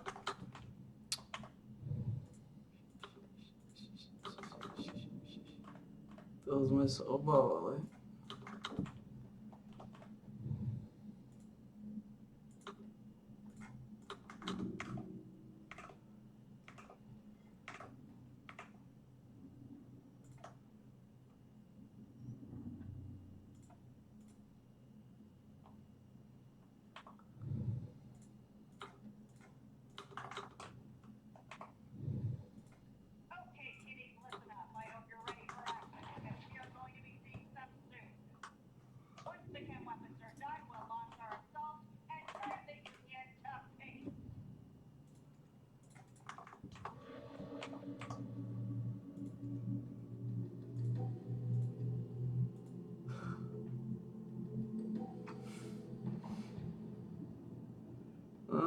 Vreto.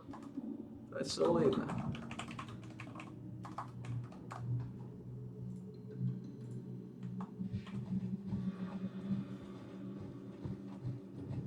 Stačí nájsť Wardena, a?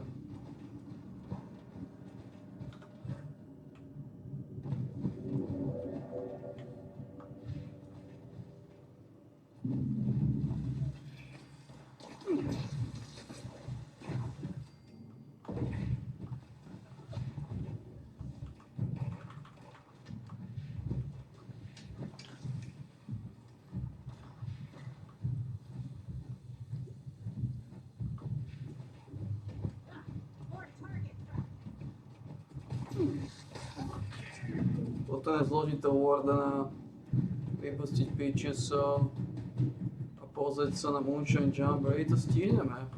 Moonshine Jamboree sub je veľmi dlhý. Keď si trochu pohneme, tak to stihneme.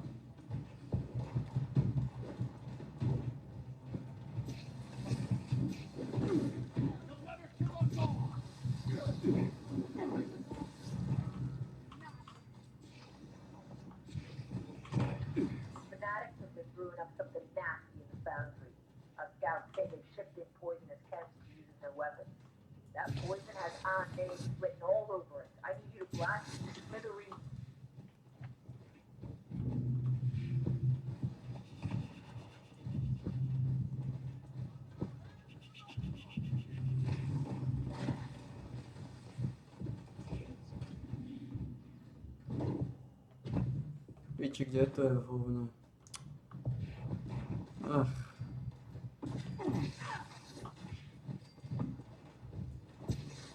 Jeden. Čo robia tí Peachesovia?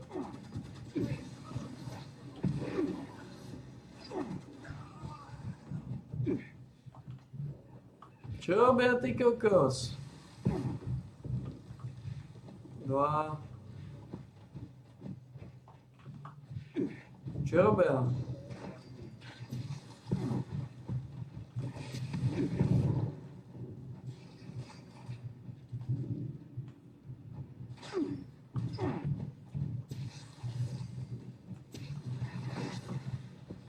si pohnú do hovna.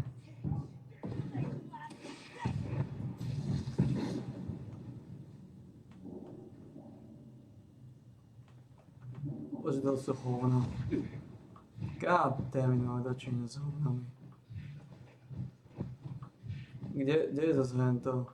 Tuto nejde, ne?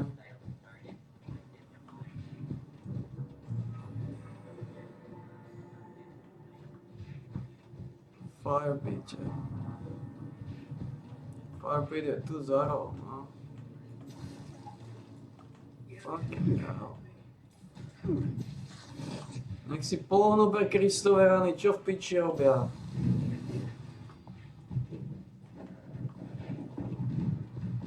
Bože, títo ľudia sú totálne k sračke.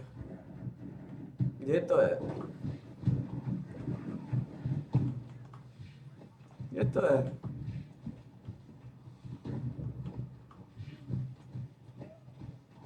Kriste, páne. Čo robia tieto hovna?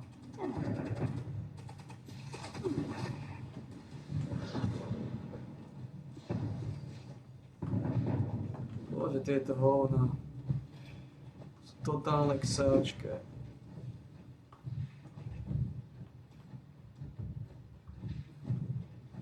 Kde sú tie zvyšné tej?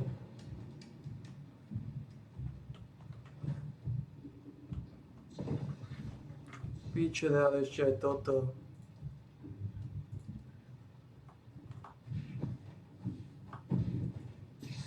Ako sme na tom s Moonshineom? Stále je.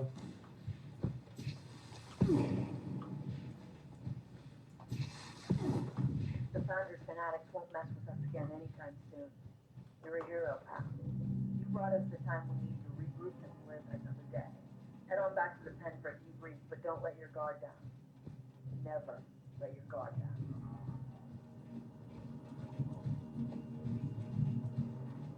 We can't catch a break. More trucks coming. We need to get back here pronto.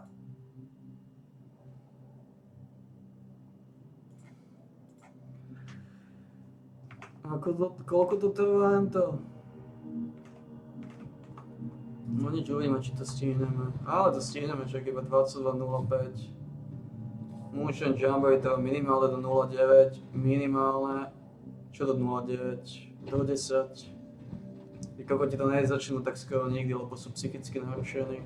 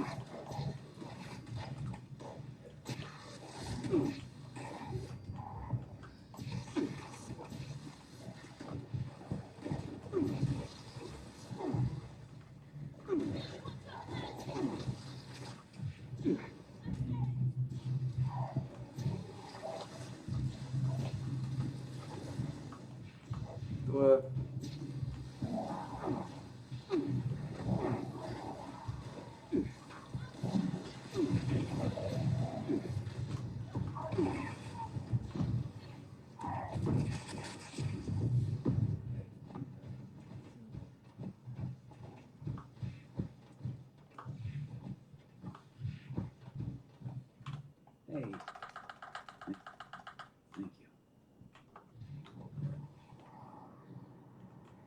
you. Thanks for your help. You got busy. Right.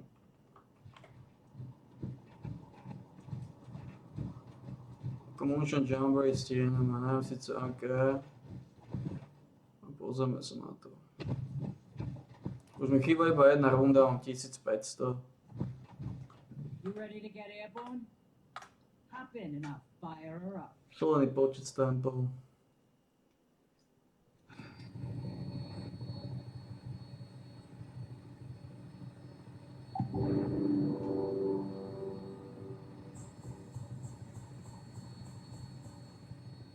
Legendárny módul Steampunk, nejaké stampy.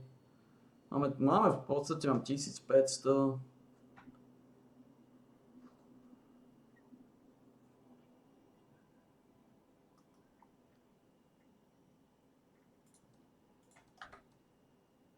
Kriste, páne.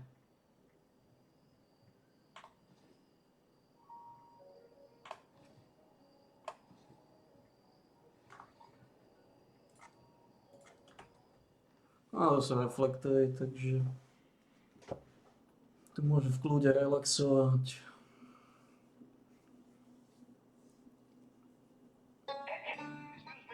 But if you haven't noticed, the stills are being attacked.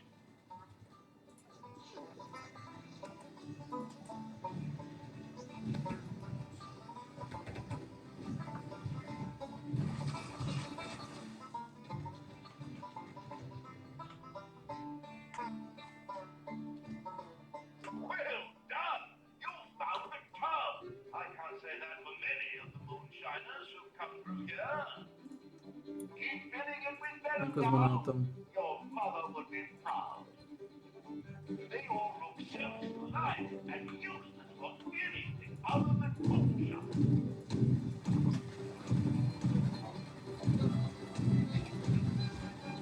Bože, ja neznášam túto pičnú dieru.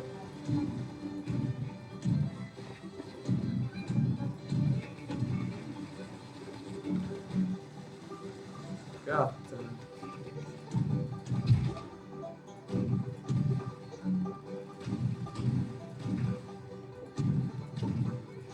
Doing well, moonshiners. The venom you collected is filling the tub nicely. Well, halfway there. Most impressive. Chýba iba jedna, máme 1500.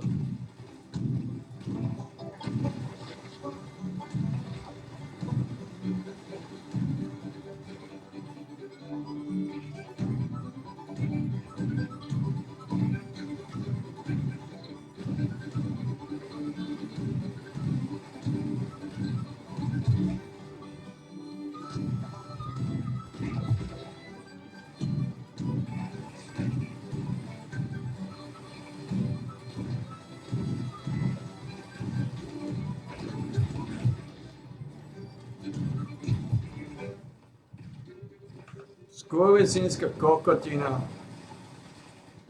Primitívna skurvysínska kokotina.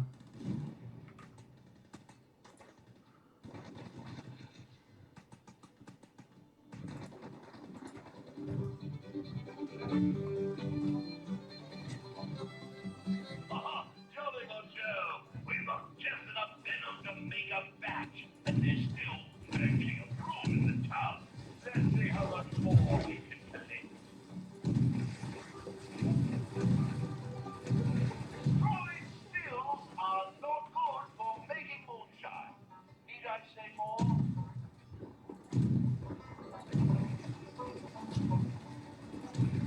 Pekné hovno.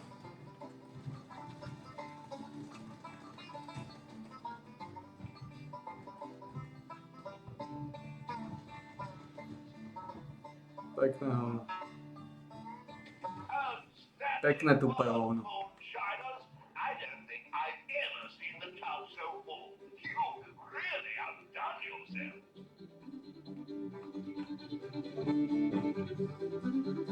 Is there any reason why you're not protecting the stills?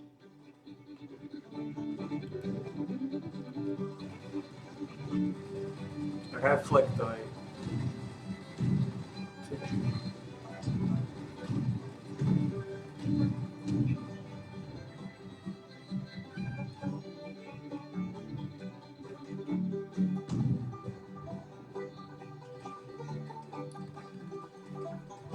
Oh. Ešte jedna plaketa.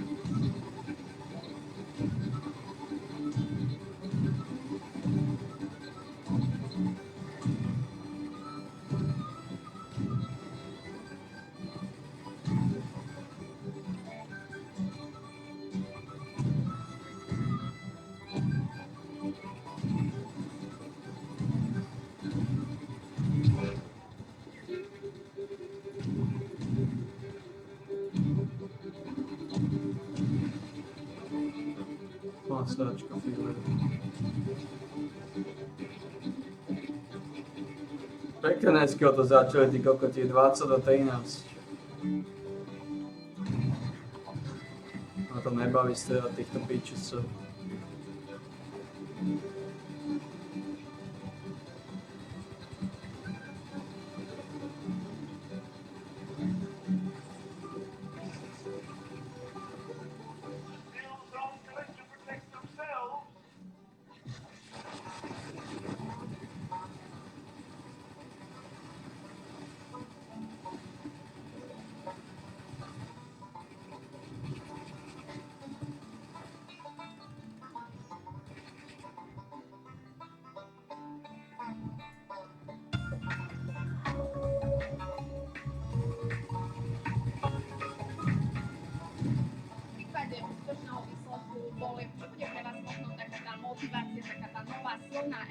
Aby ste v podstate zrealizovali všetky tie, nazvem to tak v úvodzovkách, sľuby. No sú to práve stretnutia v uliciach. Viete, my sme asi jediná politická strana, ktorá to takto vo veľkom robila na námestiach a v uliciach. Žiadne uzatvorené kultúrne domy, žiadne kaviarne. Priamo z očí v oči realite.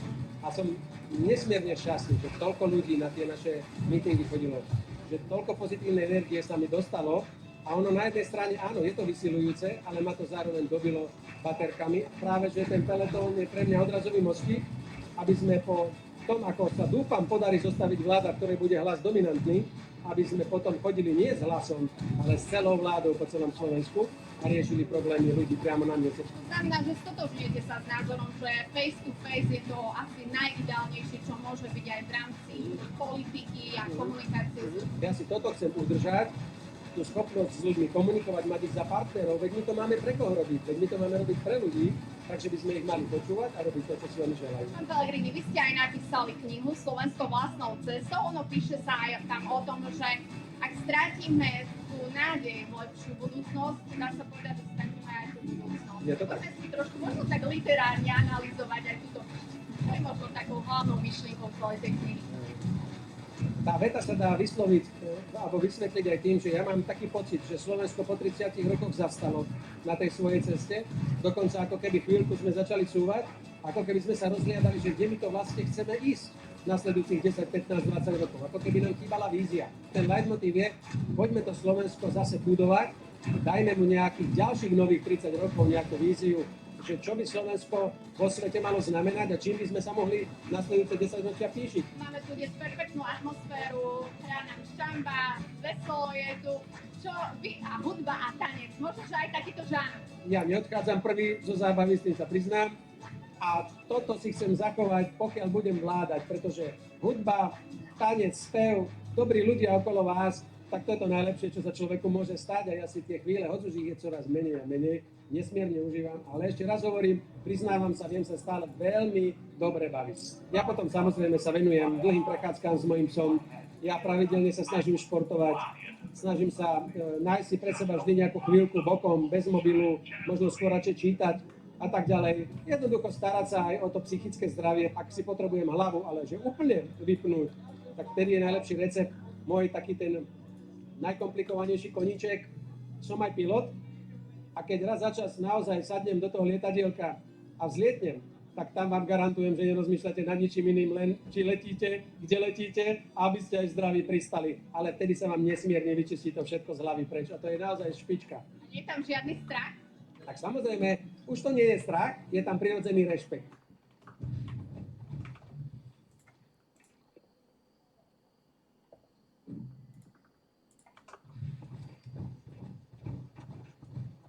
Čo spravíme?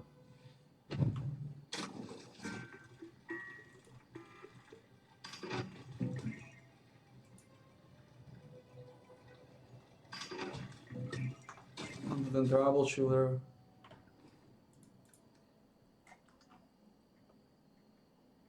Ten exkavátor potrebujem. Mám tu tie exkavátory? No, mám. Otázka znie.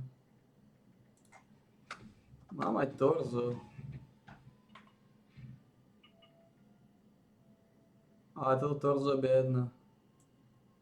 Na weapon whitey. Ako tento cloak.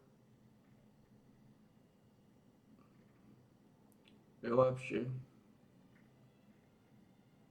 No weapon whitey, všetko je to od weapon whitey. Weapon whitey. Left arm mám čo weapon whitey. No. Left leg je tam nejaká inteligencia, takže nemáme moc toho šmízu.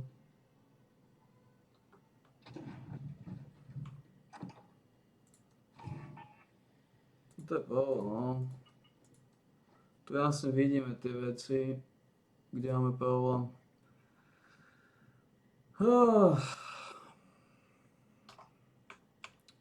Je to problém.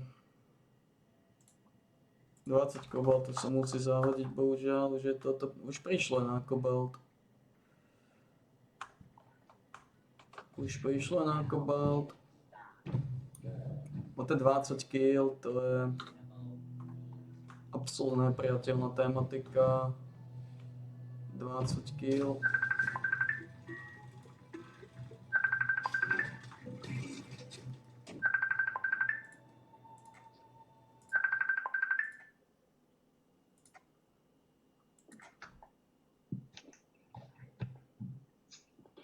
No čo? Beda. Hm? Beda. Čo si počujem?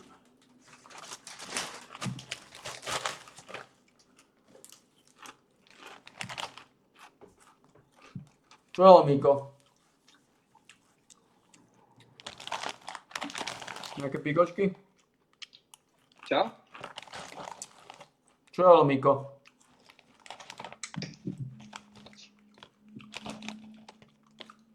Nič, že hovoril, akurát sme sa bavili, že prečo som aj jej nezaložil na Fortune účet. Lebo ona povedala, že hlas nemá šancu. To mňa to nenapadlo. Že nenapadlo. Si povedal, že nenapadlo, že keď som na Mika spomínal, som všetky spomínal. Ale hovorí, že mňa to nenapadlo, že som to mohol spraviť. A možno bude rada. Možno najprv by Fifika. Ale jak by prerobila Fifika, si nerozumieš, tých 50 €, keď sa zaregistruješ, dostaneš zadarmo. Že by stavila iba tých 50 €, ne? Áno.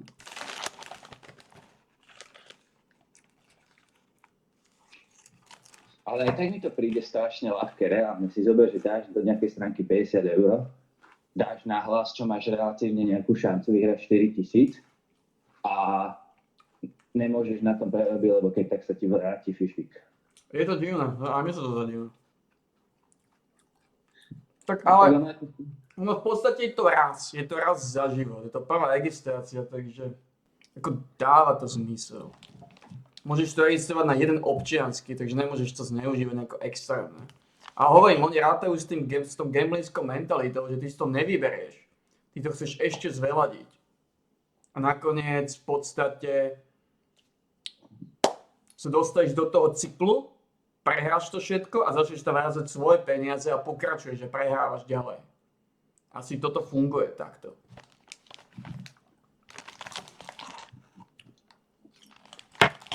No, ja ti hovorím jednu vec. Teraz ma dobre počúvaj. Ak vyhrá hlas, 4950 vyberá. Tak to bude veľmi smutočný deň. Prečo? Ja dúfam, že nevyhrá. Ak vyhrá hlas, ja som prišiel viac ako 100 000 € chlapín. Ja som modlý, aby to nevyhral, ty kokos. Ja si budem jediný, ktorý bude plesať, keď nevyhrá hlas. Ako reálne? Ako ja ti vážne, ja som prišiel viac ako 100 000. Lebo ak by vyhral, tak to, ako som to vedel, že to stane, to by ma neviem, ako dlho držalo. Ako ty by si povedal, že sme v pluse, by som povedal, že sme v mínuse. A keď sa to stane, ja sa ti masívne budem smiať a zároveň budem plakať, no. No, či sa aj budem smiať. Lebo z tých 100 000 € by aj tebe pekne nakvapkal. Tak to je pravda. Ty si pičus, ty to stále môžeš spraviť.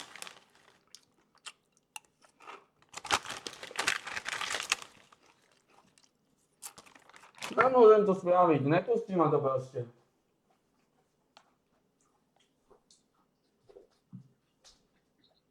Ako možno sa, ako áno, dobre, musím sa obáviť tým, že proste to nebolo reálne, nedokážem obísť tu tento svoj blok, čo mám v sebe.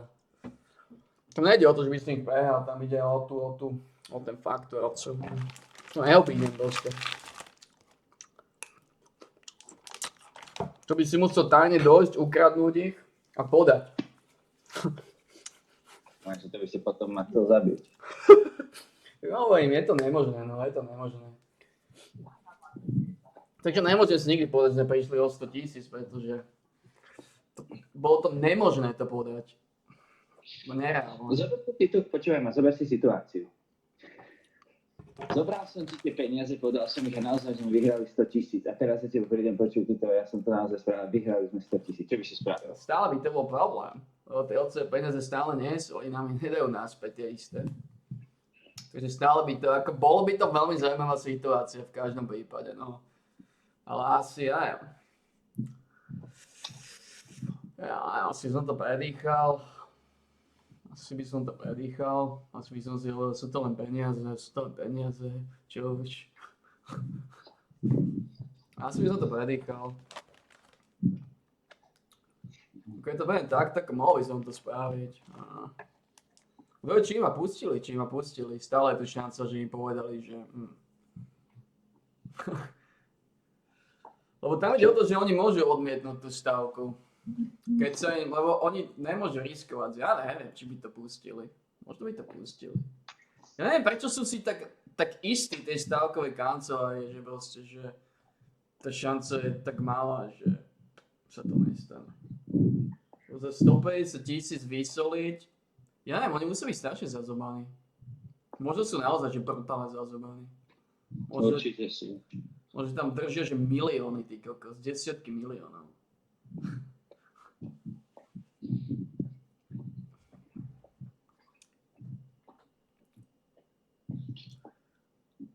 Ja dúfam, že nevyhrá ten hlas, Kriste páne.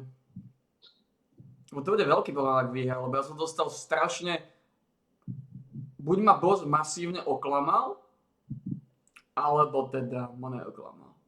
Lebo toľko náznakov, čo som dostal, že ten pičus to vyhrá, to im strašne sralo, že sa vyšli viac ako 100 000. A možno by nezobrali tú stávku, ja neviem. Predstav si došiel tej stávkovej kacere, tak osobne 2000 na hlas, že vyhrá voľby. Hovorím ťa, všetci za mnou by sa tak pozerali a všetci za mnou by začali dávať tú istú stávku. Že ja dám nahlas a on musí niečo vedieť. Nedával by 2000 len tak. A teraz si zober situáciu. Teraz si zober takú situáciu, že si nejaká vplyvná osoba, ktorú kúka 500-600 000 Slovákov. A teraz prehovoríš ku svojej komunite. Všetci by išli voliť hlas a všetci by to podali. Ja ti garantujem, že ten hlas by vyhral. No tak to je jasné, že by potom vyhral. Keby ma pozeralo 500 000 ľudí. Lebo to nesmieme zabúdať, že to je len mojich 500 000 ľudí. A už iba 500 000 ľudí je koľko percent? Brutálne veľa.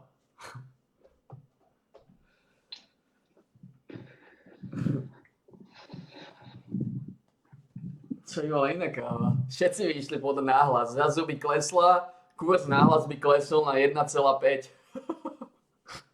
V nejakej stavkovej kancelárii. Ale si zober, že by sme to podali všetci naraz. V tú sekundu. Na kurz 80. Že zlikvidovali stavkovú kanceláriu. Fortuna vyhlasila bankrot na Pellegrini.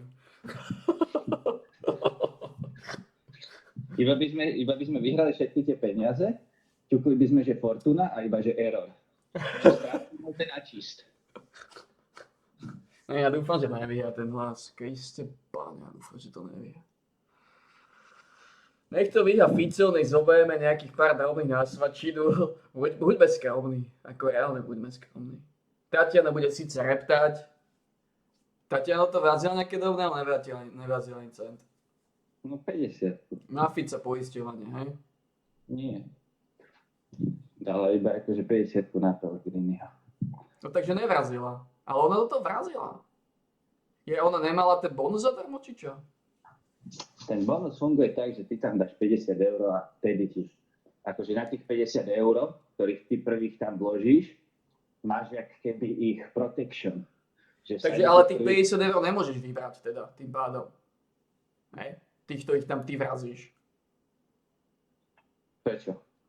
No potom aký zmysel má tá protection, keď dáš 50 eur, dajú ti 50 eur a ty svojich 50 vyberieš naspäť do kapsy. Ako tam je No logika. tá protection funguje na to, že na prvú stávku. Jakmile prejde prvá stávka, tak tých 50 eur končí protection, ale môže si s nimi robiť, čo chceš. Ty nemáš záväzok, že tých 50 eur musíš prehrať. Takže oni sa spoliehajú na tvoju gamblingskú mentalitu, že nevyberieš. Presne tak. Tak to už rovno mohla poistiť Ficom. Aby neprerobila, dokonca by zarobila. Mal by si to poistiť Ficom. Aspoň by reptala, že prišla o Fifíka, keby to nevyšlo ani to. Čo? Alebo daj 50 na Matoviča zo špásu. Možno to vyjde, ty kokos? Nepovieme jej to? Vieš, aké kurz Matoviča? Holy shit. Na Matoviča je 100. Za 50-ku aj 5000 skoro. Keby sa to nedozvedela, tak by sme jej dali 100, že sa obťažovala.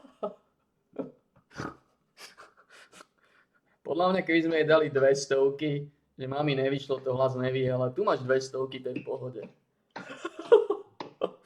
A my z Linka chceme okolo 4000. Not bad. Ale ono, keď to je predpojené na jej účet, tak to pustí vyberať iba na jej účet, nie? Čo? A Matovič nevyhral. Dvakrát sa mu to v živote nepodarí za sebou. A už duplo nie po tých fiaskách, to je spravil.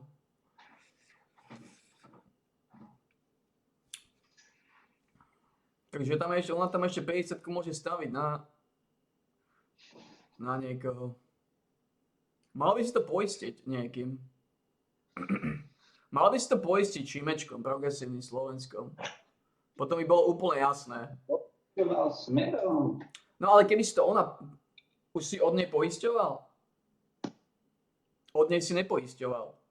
Že keby si to ona poistila Šimečkom, tak je úplne jasné, že neprerobí každý z nás.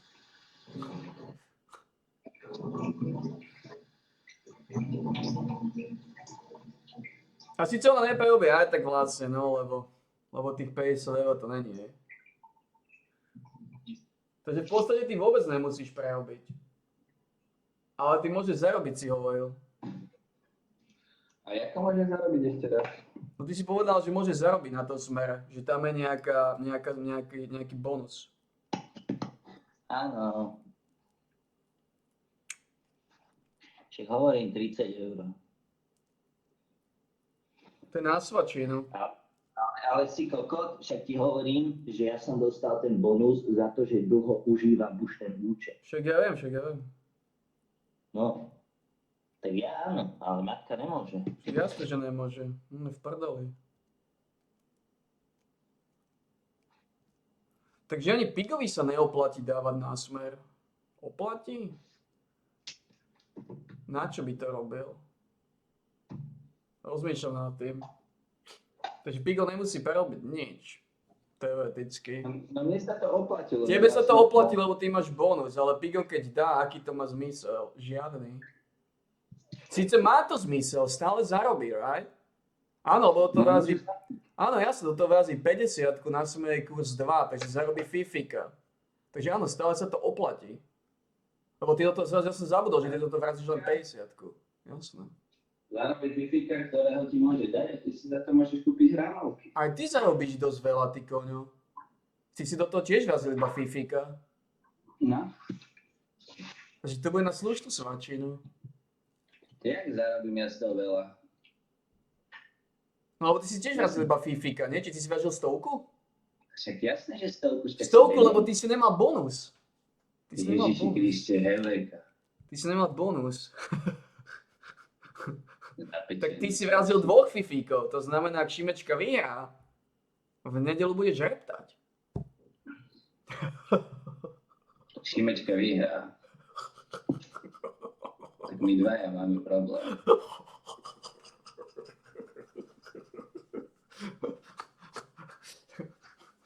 No ako reálne, vieš si to predstaviť, že by Šimečka vyhral? Vieš si Tak predstaviť? Šimečka vyhrá, alebo no. Tak my 2 fifíkov.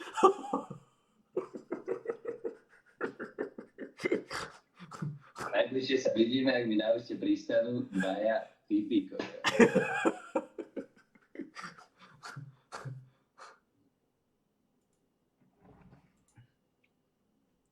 Čo lízeč?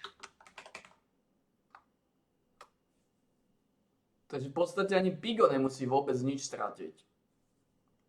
Teoreticky. Takisto.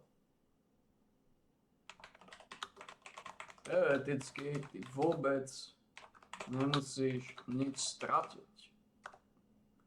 Dáš 50-ku, dajú ti 50-ku, 50-ku vrazíš na hlas a 50 si môžeš vybrať naspäť. Alebo dať 50 na Fica a zinkasovať na svačinu.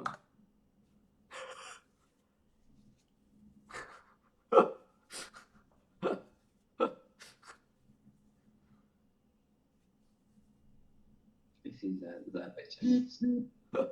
To hovorí fús.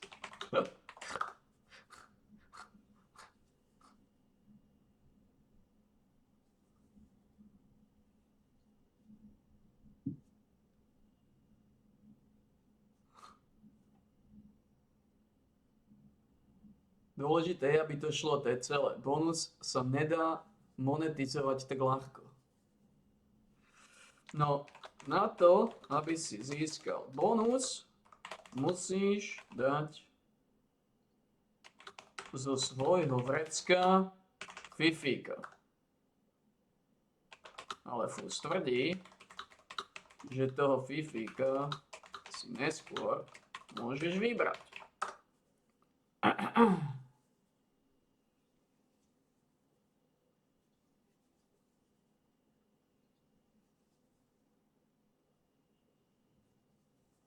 Že dôležité, aby to šlo, to je celé. Bonus sa nedá monetizovať tak ľahko.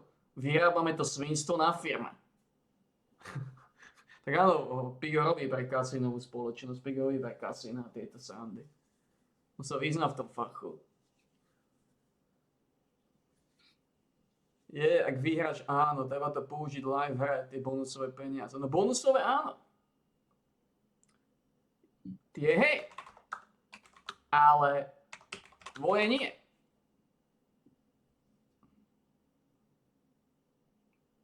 Pigo je spálený, masívne. Celý krk má čierny. Preto je trochu v strese. Pigo napísal, že to je pravda. Však ale čo je na to nepochopiteľné? Dáš tam svojho fifíka, ale musíš dať iba na voľby. To je fifík na voľby. Ak dáš fifíka na voľby a prehráš... Ti hovorím, že Pigo je spálený, slnko ho úplne vypražilo. Ale to je ako... Ti hovorím, keby si mal taký čierny krk, ako tú fotku, čo mi poslal, ti pošlem. To ti nebude mysleť dobre, nikdy. Sleduj. Toto je Pigov krk.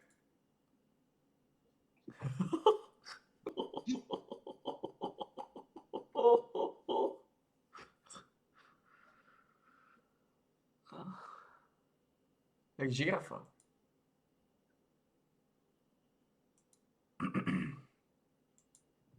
Čiže ja som viac spálený ako on. OK. No, treba dúfať naozaj, že hlas to nedá. Treba dúfať, že to dá Fico. Čo je za fotku? Treba dúfať, že to dá Fico, ty kokos. Čo si mi poslal za fotku? Ale som stresoval zase, to je Pigov krk.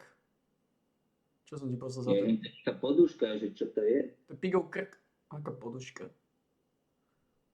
No to na to vedľa, po ľavej, po pravej strane, to za ním. Za ním je nejaká poduška? A čo to je? Ja neviem. To vyzerá, to sú ako jeho ruky, ne? Také tučné?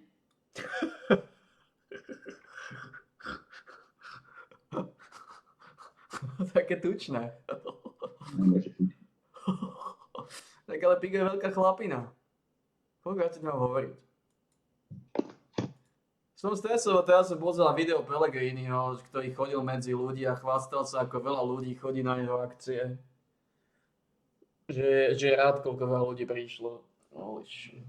Ten piču, že dúfam, že to nevie. Ja som normálne v strese z toho. Bože, nech to nevie, ak ste páne. Ja budem asi jediný, ktorý si odfúkne, keď to nevyhrá. Nie, ale aj ti hovorím, ty nebudeš spokojný, keď to vyhrá. To pochopíš o to. Aj ty by si sa mal bodliť, aby to nevyšlo. Lebo áno, ja som si myslel, že to nevyhrá, aby sa nám fúz vysmial. Aby sa nám boss vysmial. Lenže teraz je situácia iná. On sa nám oveľa viacej vysmeje, ak to vyhrá. To je pravda. Holy fuck. Ako byť pri tom, že som bol kúsok od toho, aby som bol zazobaný. Lebo tej tisícky nás nevytrhnú z biedy. To je pár svačín, to je pár bašty. Ale 100 000 za nejaké drobné. To už je reálne kľud na celý život, si myslím. To je kľud na celý život. Lebo to by som už vnímal, že neviem, či ešte niekedy v živote dostaneme takú šancu, ty kokos. Bože, nech to nevyhrá, Kriste Páne.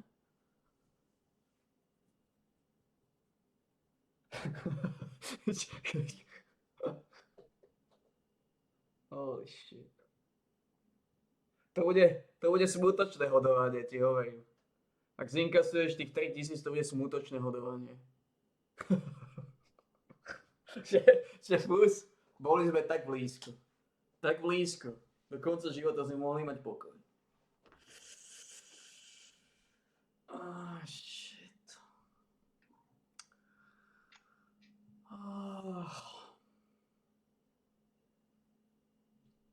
Není veľká šanca, že to vyhrá.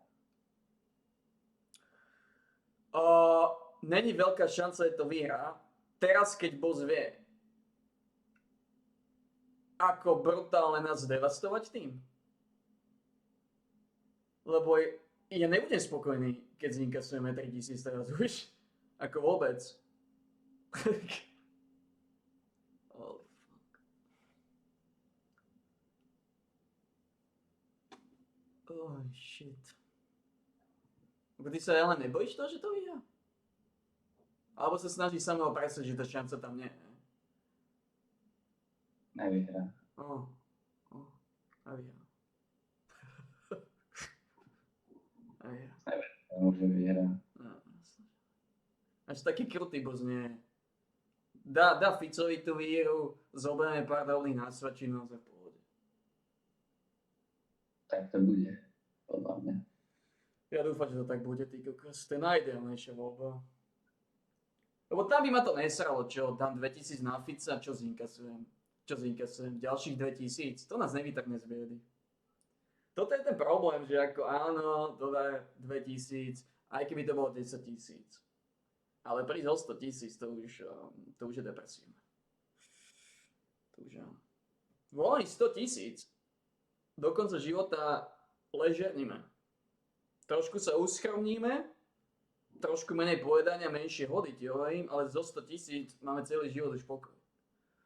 Nejaké Na druhej strane, keby zoberieš požičku 70 000 a stavíš to na Fica, celý byt stavíš na Fica. 100 000 na Fica. to by si zinkasoval 100 000. Vyhrá hlas. Fús taký spokojný, že má svoju trojku. A ja bezdobovec. Podľa mňa kombi si mohol zobrať. Áno, v stane by som si tam nejako založil nejaký svoj peleš. Spával by si u nás na záhrade. Alebo. Bude.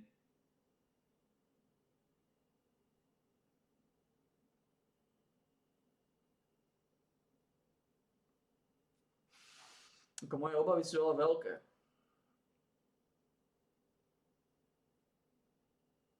Ok, ale by som to radšej dopral Šimečkovi. Ako nebol mi násvedčený, Fus by stratil 2 fifíkov. Ako keby vyhral Šimečka, ako ja mám celkom dobrý deň. Môžem sa vysvedať Fusovi, že by išiel 2 fifíkov.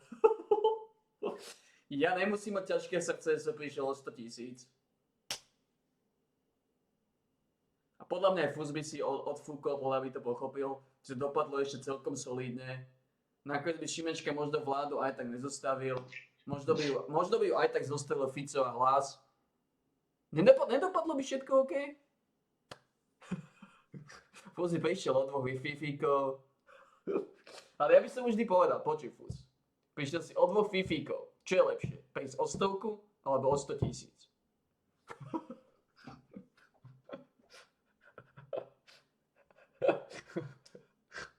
Ja sa docikal.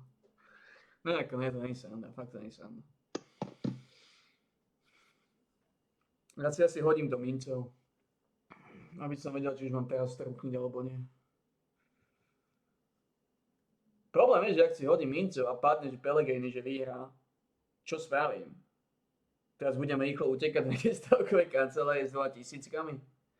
Lebo ako mňa by nejako extra nesralo, že prehrám 2000, to je na tom najvtipnejšie. Mňa by to nejako extra nesralo, že ich prehrám, lebo tých peňazí ja sa aj tak v živote nechytím. Ja osobne sa v živote nechytím, maximálne keď zomrem sa niekto chytí. Takže v podstate u mňa by sa nič nemenilo. Kriste, pane, to je dilema. To je dilema. Toto je to, čo neznačím na tomto živote. Nefunguje save a load. Ty sa musíš správne a rýchlo rozhodnúť. A ja to už aj tak by som nestil, žiadna kancelária nie je otvorená už. To už je pasé aj tak, aj keby som chcel. Takže to je úplne jedno. Stále by stihol ráno. Do 7 máš podať. Do 7. No. My chceš podať nejaká kancelária od 2, to je jedno, aký od 2 o 7, to už neskôr.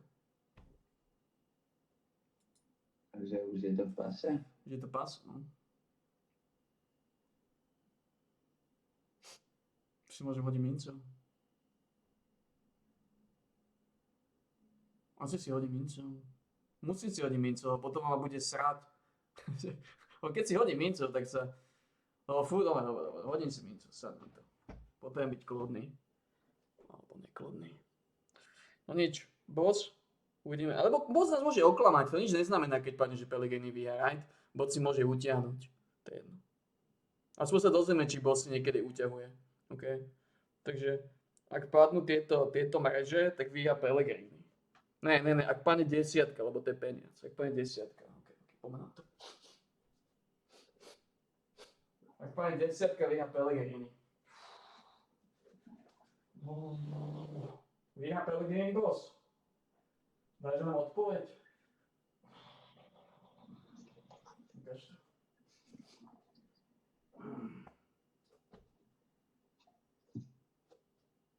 Kriste, páne, padla 10. Padla 10.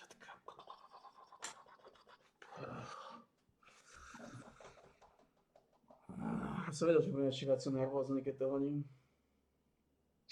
Normálne mi neodpadnutie, ty kus bez srandy. Ako uvedomuje si, že keď to vyhrá ten pičus, že neviem, či takúto šancu ešte niekedy bude mať.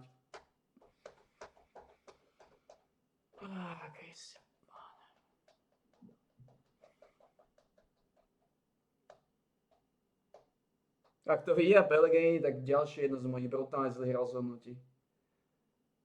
Pretože koľko som dostal znova indícií od bossa, že to naozaj vyhrá.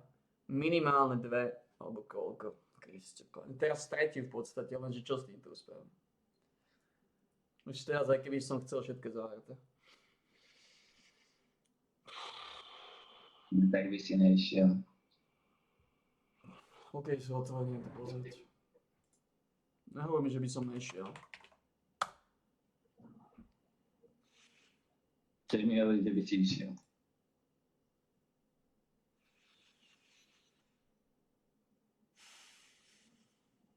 Ako povedať otcové peniaze, tak ako bol by to tvrdý nárez na mňa. Dokedy ste otvorení? Zatvorené, otvorené od 9. Well, je to pás. Ja dúfam, že si sa vnútil zo mňa. Ja dúfam, že si sa vnútil, proste si ma chcel trošku len šmyknúť. Ty sa nebojíš toho, že ten pičec to vyhrá? To už bolo tretie znamenie od bossa, že to vyhrá. Alebo koľko to je. Ja dúfam, že a môže blafovať, ne? Môže blafovať, môže si utievať. Lebo to môže byť nejaký test. Kto vie, čo ty myslí. Môže blafovať, stále môže blafovať. Lebo sú určite otvorené v Alparku, tam hore sú všelaké kasína, sračky, možno by boli.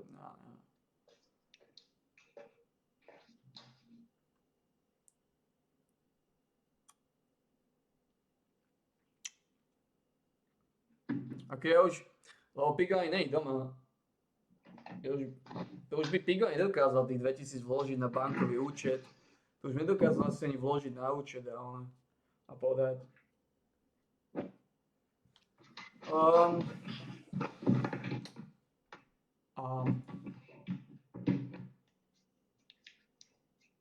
No nič, no.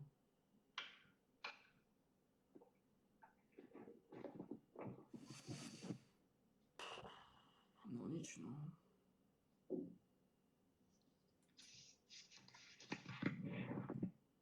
Ako Mikina bude nespokojná, Tatiana sa bude tešiť. Well, asi aj pána Behula si naštveš, že prečo si aj mu neporadil. Aj on mohol mať 3. Ty tiež nebudeš spokojný, to ti hovorím. Na tebe to dojde. Tebe to dojde, o koľko sme prišli. A ja mám smutočný deň. Ja mám smutočný asi celý rok už. Ne, to by nám neurobil boss. Až takýto drsný nie je. Až takto brutálne by sa nám nevysmial, že chlapci. Vy sa tak tešíte, že máte 3. Vy si uvedomujete, že ste mohli mať 150 000. A fús. A my máme 3.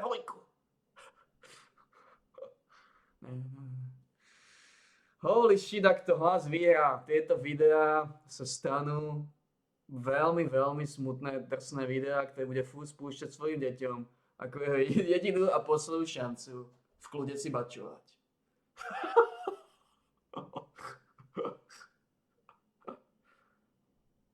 Je to len ale chyba.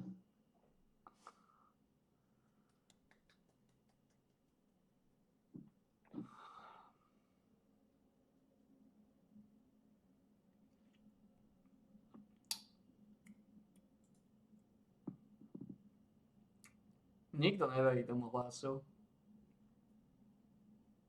Nikto neveril ani Matovičovi, že vyhrá. A z 8 alebo 10%, alebo koľko mal 20, neviem koľko. A idiot v čete povedal, že Pellegrini je Matovič číslo 2.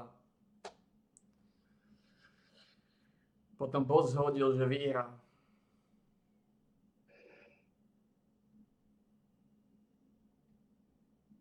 Predtým boss povedal, že Progresívne Slovensko nevyhrá.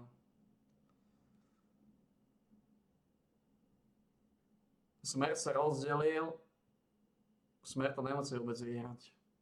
A na Smer dali 654 000, ty kokos. Stavené. Takže to je stavené, ty kokos. Oni musí mať strašne veľa peňazí, lebo na Olano dali 128 000, na Olano je kurz 190. Ak to Olano vyhrá, tak oni budú musieť vyplatiť 129 000 krát 190. Toľko naozaj majú? No očividne majú, keď zobali tie stávky. Lebo ty to musíš mať pokryté, vieš, že sa nemôžeš spoliehať, že to nevyjde. Lebo ak to vyjde, tak čo teraz? Dostane sa do basy? Utečeš niekde na Belize, alebo čo? 24 miliónov eur.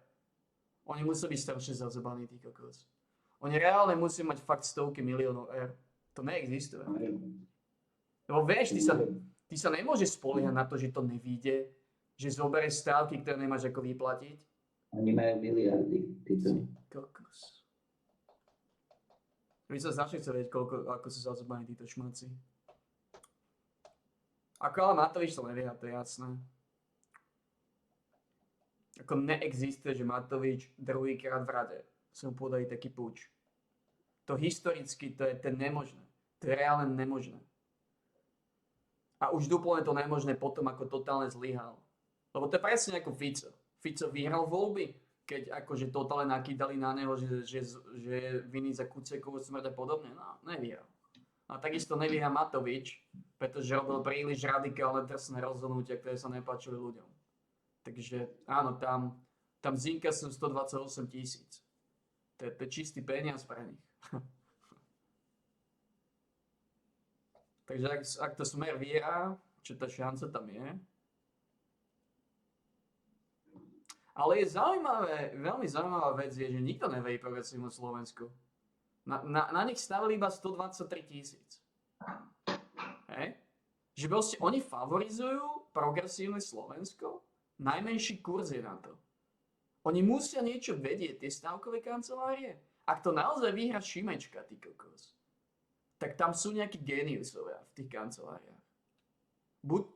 Ja som zvedavý na toto, v nedeľu sa dozvieme. Buď sú v tých stavkových kanceláriách totálni kokoti, ktorým to úplne praží, alebo sú géniusovia. Lebo ani ľudia neveria progresívnemu Slovensku. Je tam 123 000 a na Smer je 654 000. Hlasu neverí absolútne nikto. Toto trošku ma ukludňuje, hej, že keď toľko ľudí stavilo na Smer, hej, tak asi strašne veľa ľudí bude voliť ten Smer. Lenže aj tak tu je jeden veľký problém, že Hlas SD do 3. miesta dali tiež 169 000. Takže ten Hlas budú voliť aj títo ľudia, čo ho dali do 3. miesta.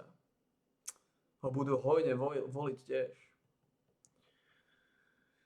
Fúha, to nás moc neukludňuje.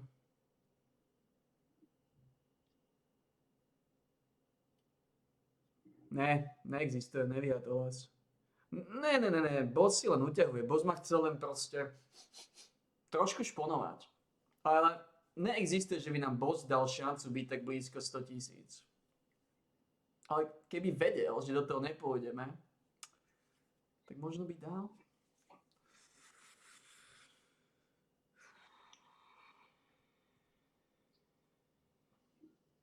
Dobre, ak by som stavil 2000 otcových peňazí a prehral, čo by som asi prehral? Ako by som si to obhájil? Bola tam nejaká šanca, mohol som to spraviť? Mohol som sa nejako presvedčiť? Môžem to ešte teraz nejako spraviť? Ťažko. Už teraz ťažko.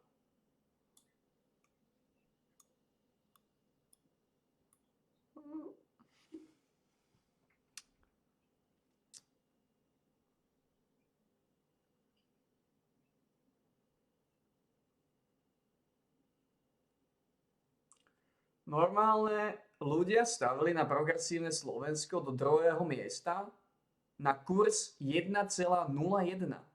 Toto v živote nepochopím. Ty dáš stávku na kurz 1,01 a 39 000 na to dali. To bol podľa mňa jeden človek, ktorý dal 39 000. Koľko vyhrá?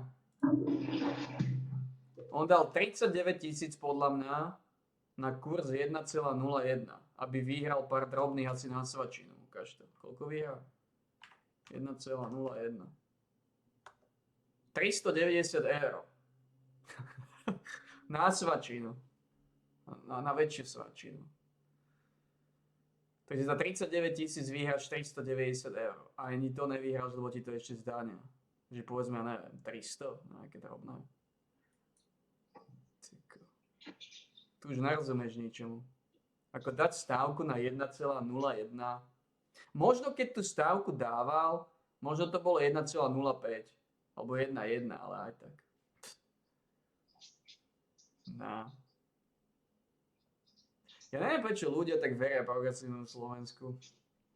Prípada mi to zvláštne. Oni vedia niečo, čo my nevieme znova. Neviem, ale ten, čo to stavil a skončí PS3, tak sa doštím.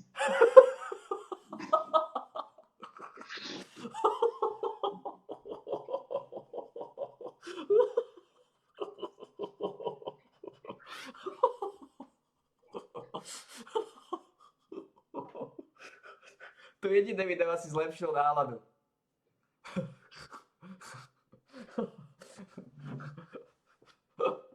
Skončí 6. Že sa nedostane do parlamentu, že 4%.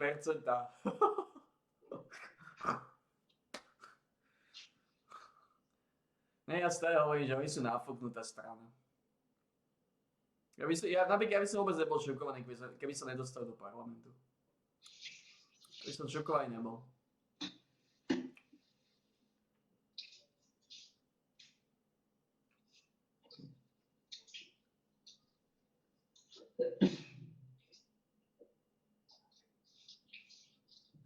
No možno nie sú. Keď sa zase zamyslím, Tatiana a títo ľudia, im sa páči Šimečka.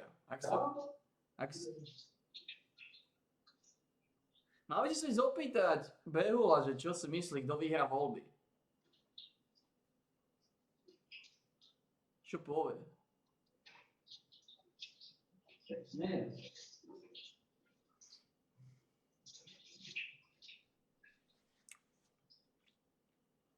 Smer to prevalcuje?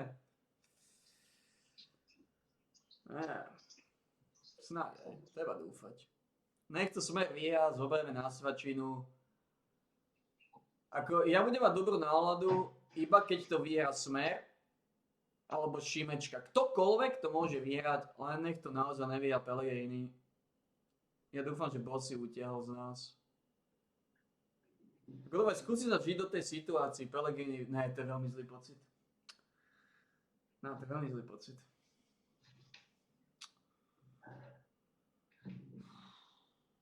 Ako ja nebudem mať radosť.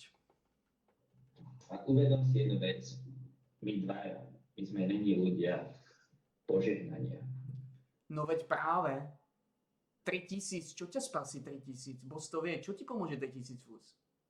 Alebo 4, tam ešte zdaníš, koľko vyhráš, 4,5 tisíce, alebo okolo, povedzme 3000. Čo ti to pomôže? Reálne. Ale čo zdaníš, tam sa nedaní? Čoho? Tam sa nedaní. No tak to je jedno, získaš pár drobných. Hovoríš, že keby to bolo požehnané, že vyhráme 4000, keď sme prišli o viacej ako 100 000 be Kristove rany.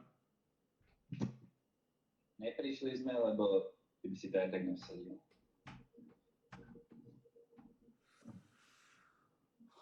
Lenže tu ide o to, že ten pocit, že ako som si bol istý, že to vyhrá a vyhral to. A v takých situáciách som sa mal presvedčiť a staviť to. O to mi tu ide. Že to mi nepomôže, to ma neuchlácholi, že ja by som to aj tak nespravil. Nie, že ak to vyhrá Pellegrini, tak dúfam, že mi zloženeš lieky na spanie, nech sa môžem poslať do piče. To nezvládnem psychicky už. už končím. Pellegrini vyhrá a končím. Aspoň máš na môj pohreb.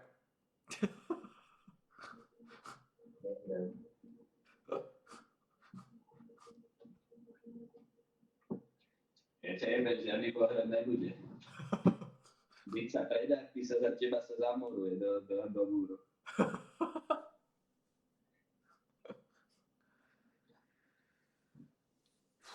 Ja dúfam, že má Tatiana pravdu. Ja dúfam, že má už všetci. Ja dúfam, že má pravdu. A nedúfaš, že ja mám pravdu? Čo? No, že Pellegrini nevyhrá. No, ja dúfam, že aj ty máš pravdu. Nech to vyhrá Fico, zoberme na svedčinu, ideme ďalej. Ja reálne si myslím, že ja možno zomrem, ty kokos. Ja reálne, ak to naozaj hlas vyhrá, ja možno fakt zomrem, ja možno dostanem infarkt alebo niečo. Lebo už teraz, keď sa mi tak zamyslím, úplne mi srdce ide roztrhnúť, ty kokos. Možno sa blíži môj koniec. A Ako ja neviem, ty kokos, normálne už to cítim to srdce, normálne ho cítim. Také, ja normálne cítim ho už teraz. A to ešte nevyhral. Holy shit. Európskeho Mara som hrá.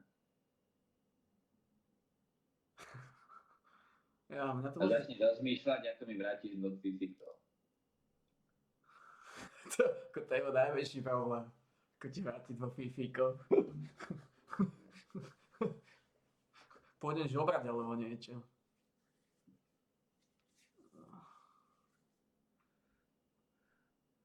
Ako ja si nemyslím, že prídeš o 2 fifíkov.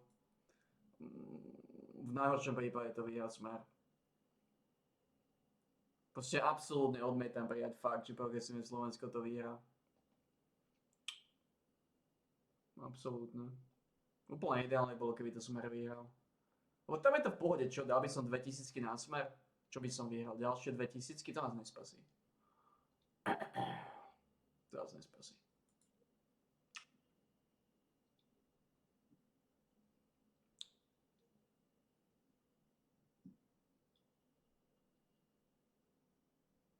Ale asi to nevyhrá ten hlas, keď sa zamyslím. Lebo keď boss vie, že ja môžem zinfartovať, on mi nedopraje smrť. No, asi to nevyhrá ten hlas, že? Možno ma to naozaj nezabije, možno to prežijem. Možno sa len okriplím. že by sa dostali ako mŕtvico, by som na veky ostal iba ležať.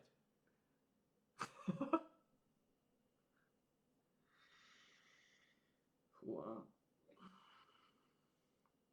Ale dobre, no, ak by to náhodou hlas vyhral, tak ma ľudia budú uznávať, aký som mazc, ako som to videl predvídať. Aspoň sa stajem na veky mascom. Síce chudobným, ale mascom. No.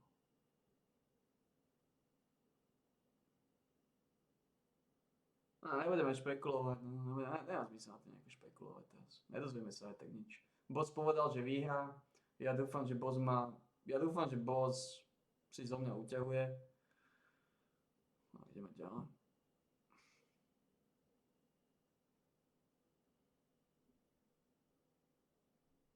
Uťahuje si zo mňa.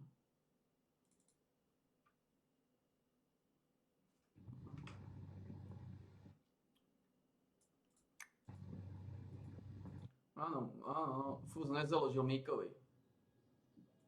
Miko si mohla podať na svoju obľúbenú stranu, na ktorú si myslí, že môže vyhrať.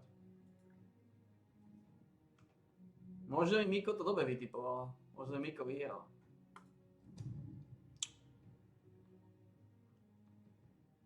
Možno sa mýlim. Asi sa mýlim. Ja sa veľmi často mýlim. Určite sa mýlim aj teraz.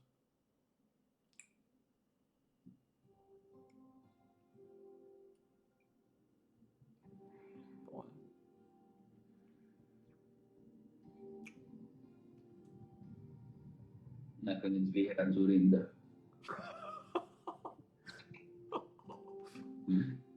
Malý cigán. To je konec. Otec ho stretol v Alparku a pustil sa do neho, niečo mu povedal. A neviem, čo sa do neho pustil. A čo sa do neho pustil, keď ho tam stretol? Sa mi zdá. Ak si to správne pamätám.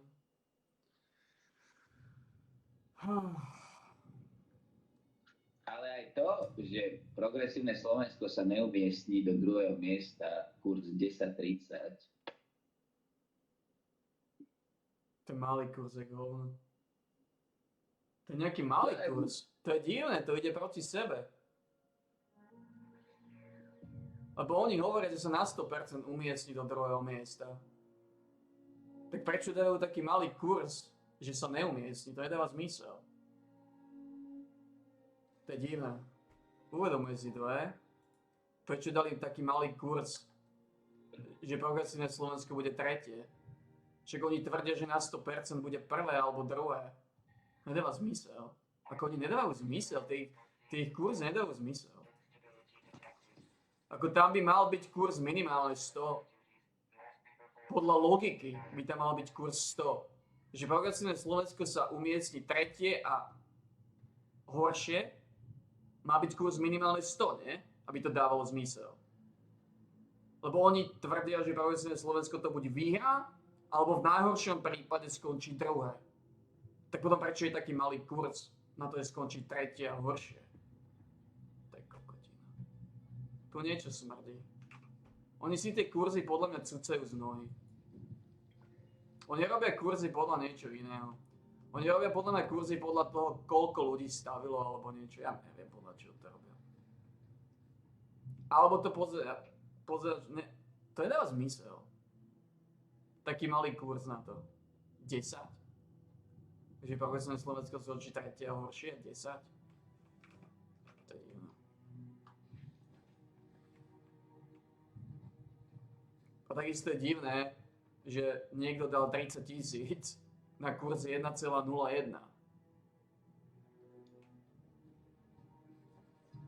What? Prečo by to robil? Prečo by niekto dal na taký malý kurz? Prečo by... Ako ľudia sú imbecilové. Ako keď si schopný 30 000. Ale vieš, čo je divné? Čo? Premiér je väčšinou ten, kto vyhrá voľby, áno? No, hej. Na víťaz hlas je 80 kurz, na to, že Pellegrini bude premiér, je kurz 3. Áno, lebo oni sa spoliehajú, že Fico vyhrá, že Fico bude schopný s Pellegrinim zostaviť vládu a že mu pustí premiéra. To v kuluároch sú také špekulácie, že Fico pustí premiéra Pellegrinimu, aby Pellegrini si išiel do vlády a nereptal. Takže to preto je toto sa dá odôvodniť týmto, aj, takže toto dáva zmysel.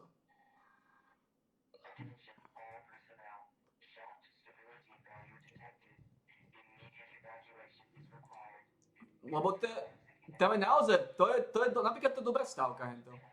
Lebo naozaj tá šanca, že Pellegrini bude premiér, ja jej dávam 80%. Tam nie je moc veľa možností, ti hovorím. Lebo Fico povedal, že mu stačí predseda vlády, alebo niečo také, ak sa nemýlim. Takže áno, toto je dobrý kurz. Na to by sa oplatilo dať 2000. Takisto, ale to nás nespasí. Napríklad, že prezidentské voľby 2024, že víťaz voľby 2000, že víťaz prezidentských voľb 2024 na Štefana Harabina 70 kurz. Je tu aj Kiska 150 kurz. Na prezidentské voľby, ak sa dožijeme, tak si asi stavíme tiež. Stavíme tak, aby sme boli vždy spokojní. Dáme veľký obnos peňazí na niekoho, kto nechceme, aby vyhral. Aby sme sa mohli tak či tak tešiť. Ak prehra, tešíme sa. Ak vyhra, well, aspoň zinkasovali na svačinu.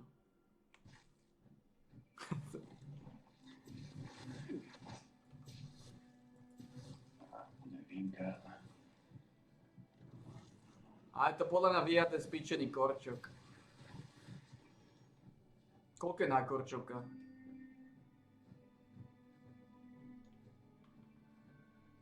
Koľko je na korčoka? Ten pičus podľa mňa bude prezidentom. Vieš to tam nájsť? Je to tam, ale to tam není.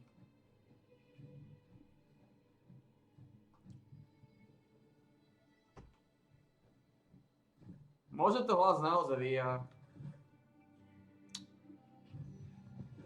Možno to znamená, že by sme sa mali dať do typovania. Že nám boss bude pomazávať drobné z času na čas. Kto vie, čo všetko to môže znamenať, ak to hlas vyhrá. No minimálne to znamená, že sme o 100 000 eur ľahší.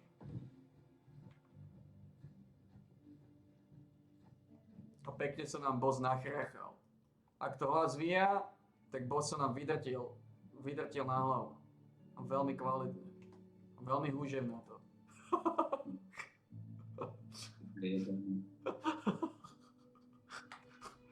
Čo? Musím sa snažiť nejako zabaviť. Nie si predstaviť, aké to depresívne. Čo? Ako ty sa smeješ, a mňa fakt pícha, ne pícha. Keby som mal kameň na tejto ľavej strane pri srdci, mne sa niečo naozaj stalo. Asi sa ti húžev na to, len to.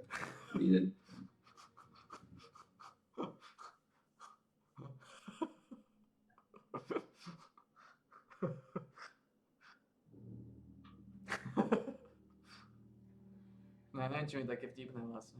Ja neviem, prečo sa smájem, Mal som dať iba Fifika na smer.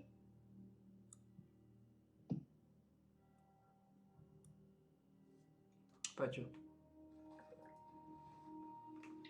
To nebola pointa. Fifika na smer? Čo ťa spasí, keď vyhráš? Koľko by si vyhral? Fifika naspäť plus minus? Čo z toho? Čo je to spasí? Za to mi ako môžeš kúpiť nejakú hru a ideme ďalej. Čo ma spasí 3000? To je tiež pravda. Za to ti môžem kúpiť nejakú hru a ideme ďalej.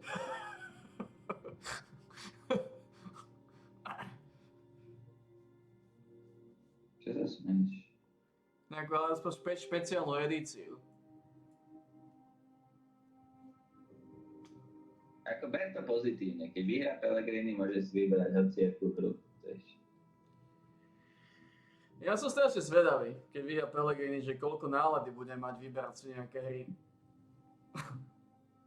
Alebo... Môžeš si vybrať hru, dostaneš ránovky, pizzu. Samozrejme, peniaze sa budú šetriť na zimu, bude sa baštiť 2 dní, bude plné baštenia. Pôjdeme si zahrať poker do kasína.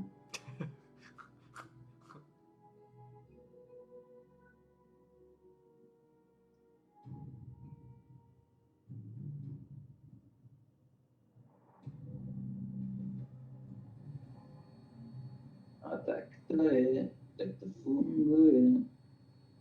Tu sa baští, a tak to je, tu to funguje, tu sa baští. Ako ja ti hovorím jednu vec. Ako ma nechce, by som chcel, aby vyhral kvôli Tatiane. Aby sa potešila z pár drobných. Aj keď chcela voliť Pičesa.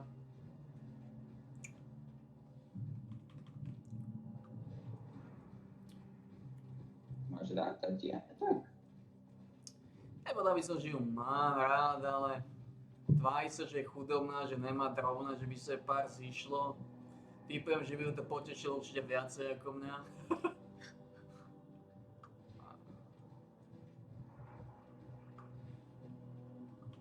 Dala mi kedysi lístky hrať. Že bolo by to taká odplata za lístky, dá sa povedať. Nie, že odplata, ale favor. Vrátili sme láskavosť. Ale samozrejme, nič by to nezmenilo na tom, že ja by som mal smutočný rok.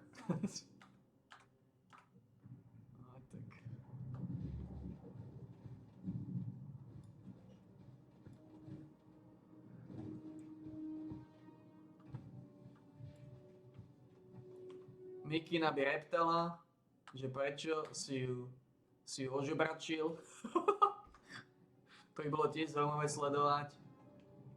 Kto vie, čo by povedal Marian, že prečo si jej nedal ten typ, prečo si jej mňa ožobračil.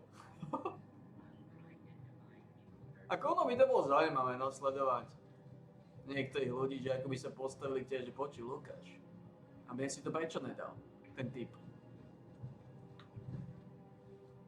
Však mohol som mať aj artritický. Násovaču.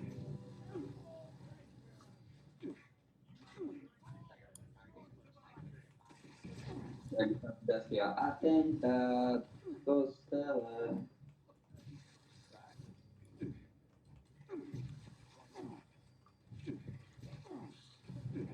Lebo ďalšia vec je, ak to Pigo nestihne, čo zatiaľ vyzerá všelijako, idem sa opýtať. Ak to Pigo nestihne, tak to naozaj tiež nasvedčuje, že to naozaj vyhrá ten hlas, pretože Boz nám nechce dať zase príliš veľa tísiek. Takže aj to by nasvedčovalo už, že to asi vyhrá, lebo boss teda nechce dať každému zase príliš namazať.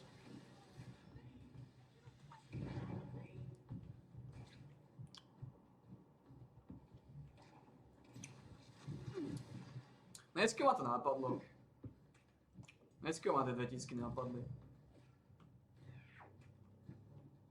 Dneska ma to napadlo. Dobre, obhajal by som si to nejako. Zobral som otcové peniaze, dal som ich na Pellegriniho, lebo boss povedal. Lebo boss mi dal tú víziu.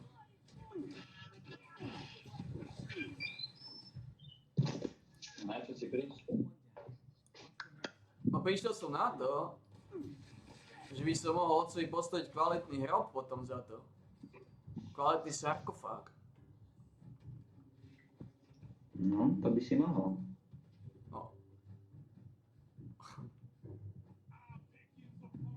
A mohli by sme kvalitne odsypať na Kobe nejaký ten piatok.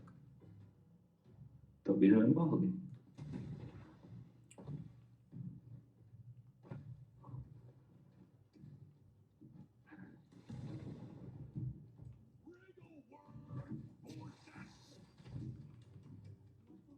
Posral si to podľa mňa na plné čiare. To si tiež myslím. Čo píše? Čo hovorí? Ty si taký kokot.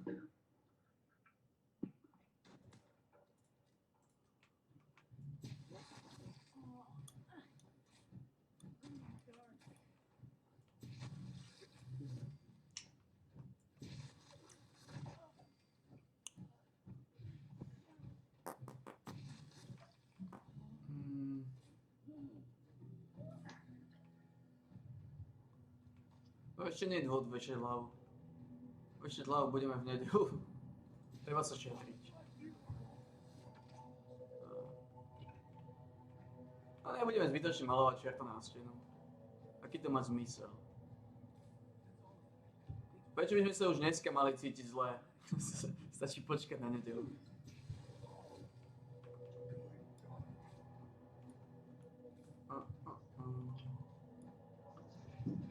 Ty si ale kus kokota.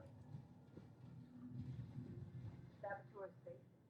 Wait here. Meet me back at our base in the pen, and we'll go over the next part of the battle plan. Well, how about that? Koľko je 100 000? Kurs bol 30, 35 sa mi zdá, že bol kurs. My sme mohli byť milionári, čo? Áno. My sme mohli byť milionári. Holy shit. Not bad. Kto je? Možno to bola naša prvá posledná šanca. Oh. We've got unions. Fine. Thanks for doing this. Before you head out, you might want to talk to our guy Rick.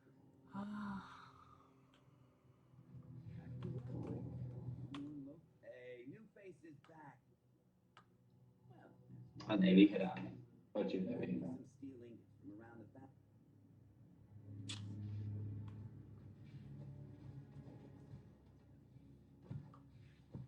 Stále 4 tisíc je dosť na to, aby sme zinkasovali. To nám boss nedá.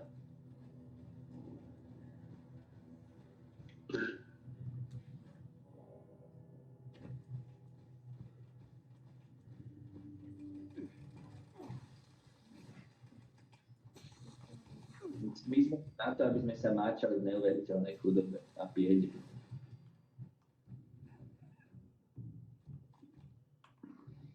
He? No nie. Neviem. Ja si stále myslím, že sú horší ľudia ako ja, ktorí sa máčajú v blahobite. Však o tom nehovorím, ale ja len hovorím o tom, že my sme není požehnanci. I know my fighters are in there somewhere. Probably rotting away in guarded cells. There's gotta be a warden with Tak ja som mal situácie, ako mali, keď som podával tikety a dosť často mi vychádzali, aj neviem ako. NHL zápasy mi Si pamätám, som sa zvykol zazobávať na to.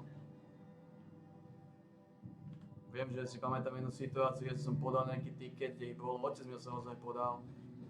Bolo tam nejaký 5, 6, 7 alebo 8 zápasov a vyšlo mi to. Viem, že otec sa bol... Celý život sa ma potom pýtal, vždy keď som chodil s ním na rady, ty kokos. Čo hovoríš na toto, čo povieš na toto? Čo to v živote nevyhral, nie?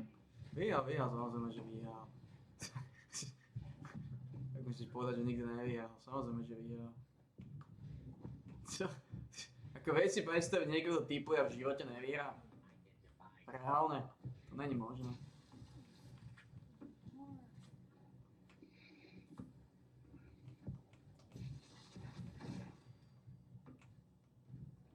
No ja som v živote nevyhral. Ty si nikdy nevyhral v typovaní? Jasné, že si vyhral.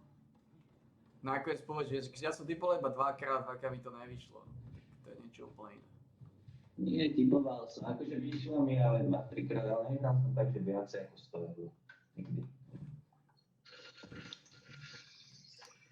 Ako mi sa zdá, že otec mal raz nejakú takú slinu a vyhral aj nejakých 10 000 a možno viacej.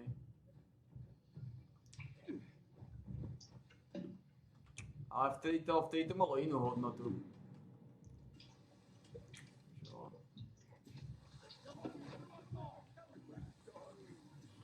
No on dával za pár drobných strašne veľa zápasov. On to robil neefektívne. Na to potrebuješ väčšie gule, na to je ako poker, typovanie ako poker. Tam potrebuješ dávať slušnejší obnos na veľmi vysoké šance a potom to poistiť. Najrozumnejšie je dať 2-3 zápasy, 2 z jedného dňa, posledný na nejaký iný deň, hej?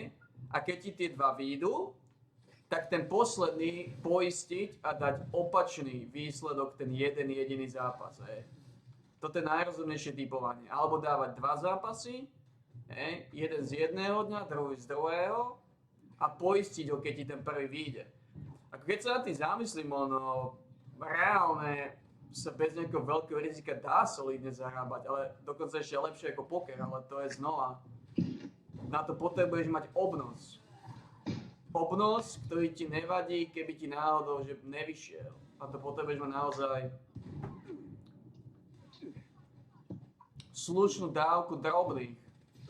Ak teda nechceš začínať brutálne pomaly. Lebo tam je nejaká formula, koľko potrebuješ mať. To znamená, dajme tomu príklad. Ak dávaš 100 €, tak musíš mať minimálne 2000 v zálohe. Povedal by som, že 20 krát toľko, aby si to bol schopný vždy otočiť. Lebo vždy prehráš, niekedy proste prehráš. A nemôžeš sa dostať do stavu, že 2-krát alebo 3-krát za sebou prehráš, že už si švorc. Preto hovorím, že ak chceš typovať za 100, mal by si mať 2000 na to pripravené a vždy musí byť pripravený, že toto keď stratím, nič sa nede. A zároveň by som to povedal tak, musíš mať limity. To znamená limity, že ak prehráš istý obnos peňazí, v ten mesiac už netipuješ. Proste musíš si dať jednoznačné pravidlá. Ako ti hovorím, ja by som vedel založiť geniálny systém, ktorý by fungoval. To nie je nejaký veľký problém. Musíš mať proste pravidlá.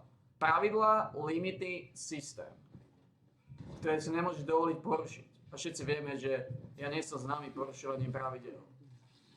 Takže hovorím, ako, to sa dá, to by sa dalo. Ako teoreticky stále môžeme zarábať, len musel by sa do toho obuť. Moc sa mi nechce, popravde.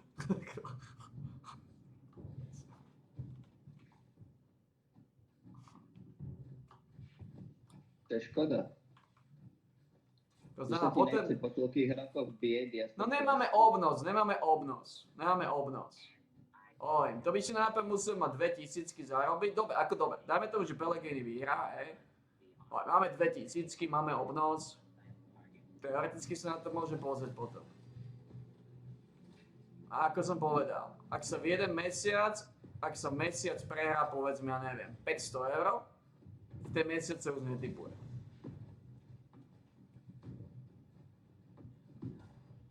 A čo sa čaká? No nemáme ten obnos. Nikto z nás nemá 2000. Ani ja, no ja mám, ale to sú otcové peniaze. A toto je iné, lebo tu si nie som istý. A toto je pomalý proces. To je niečo iné ako Pellegrini. Neviem, z nejakého dôvodu som pomaly na 100% presvedčený, že ten Pellegrini vyhral, neviem prečo. A ja len sa snažím presvedčiť, že sa mýlim proste, mýlim sa. Veľakrát som sa mýlil v živote. Môžem sa mýliť aj teraz. Koľkokrát som sa mýlil, koľkokrát som spravil chyby. Takže to je v pohode. Proste to Boss mi dal ten pocit, neviem prečo mi ho dal. Nerozumiem tomu. Asi aj ma trápil. Neviem prečo mám taký pocit. Aký mám. No a pointa je, že dá sa efektívne typovať, aby sa to... Ako vždy to bude hazard, ale ty ten hazard vieš, keď máš ten mozog na to, tak ho vieš zredukovať na veľmi, veľmi nízku úroveň, na veľmi malé percentá. Na nejakých 10-20% vieš zredukovať ten hazard, že máš 20% šancu, že začneš dlhodobo, že proste prerobíš v jeden mesiac. Respektíve, že prerobíš, tak to poviem, za pol roka, že si v mínuse. Máš iba 20% šancu, by som povedal, okolo. Ale nie je to ľahké, musíš sledovať, musíš kalkulovať, musíš špekulovať, musíš mať to, čo ja hovorím, pavúčí inštinkt, proste musíš to cítiť aj z časti. A všetko ty máš. Samozrejme, že mám. Všetko to, čo menuješ.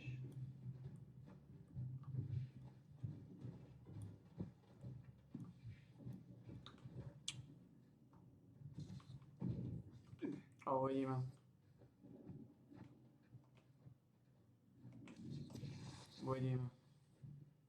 Možno to je to, čo Boss chce. Dať nám nejaký tento základ, aby sme potom to mohli pomaly nejako otáčať. A znova teraz rozmýšľam, čo je najlepšie typovať. Futbal, hokej. Ale aj tak ma to neteší, bo toto nemuselo byť. Stačilo dať 2000 na Pellegriniho a nemuseli sme vôbec riešiť nejaké typovanie.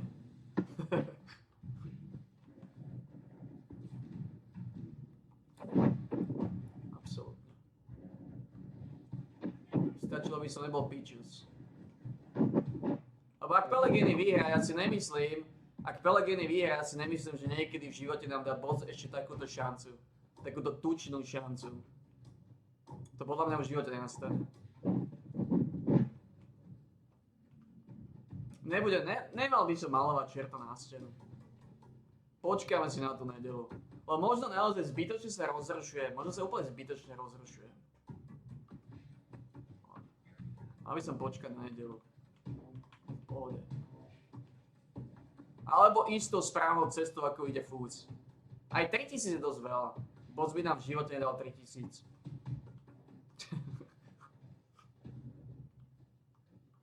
Asi ani Tatiane nechce pomazať. Chcel by Boss pomazať Tatiane? Prečo by to robil?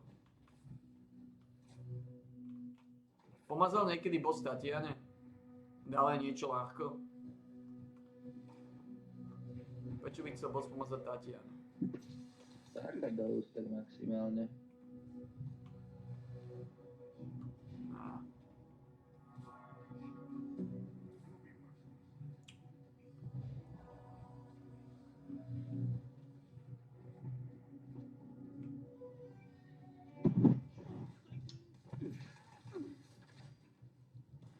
Neviem, vieš, ty sa má také otázky, čo ja budem vedieť. Však ty si s ňou žil. Nie, ja. Čo si myslíte? Harald Ronin.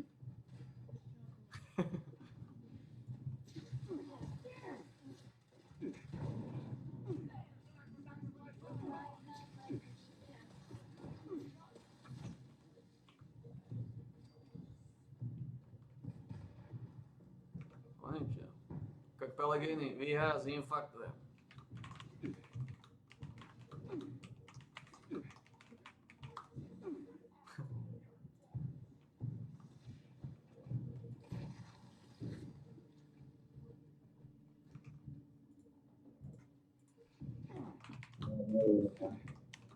Ak Pellegrini vyhra, ostane zo mňa iba flag na zemi. Taká piškvorka. Taký Pepa.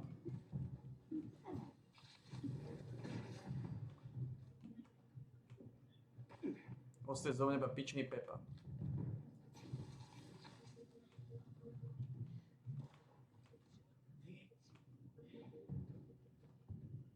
Ak Pellegrini vyhra, ja si v nedelu už neukážem. Ja ostajem v posteli trúchniť. A netrefí, čo vidí. Rozbehneš tú mašinériu.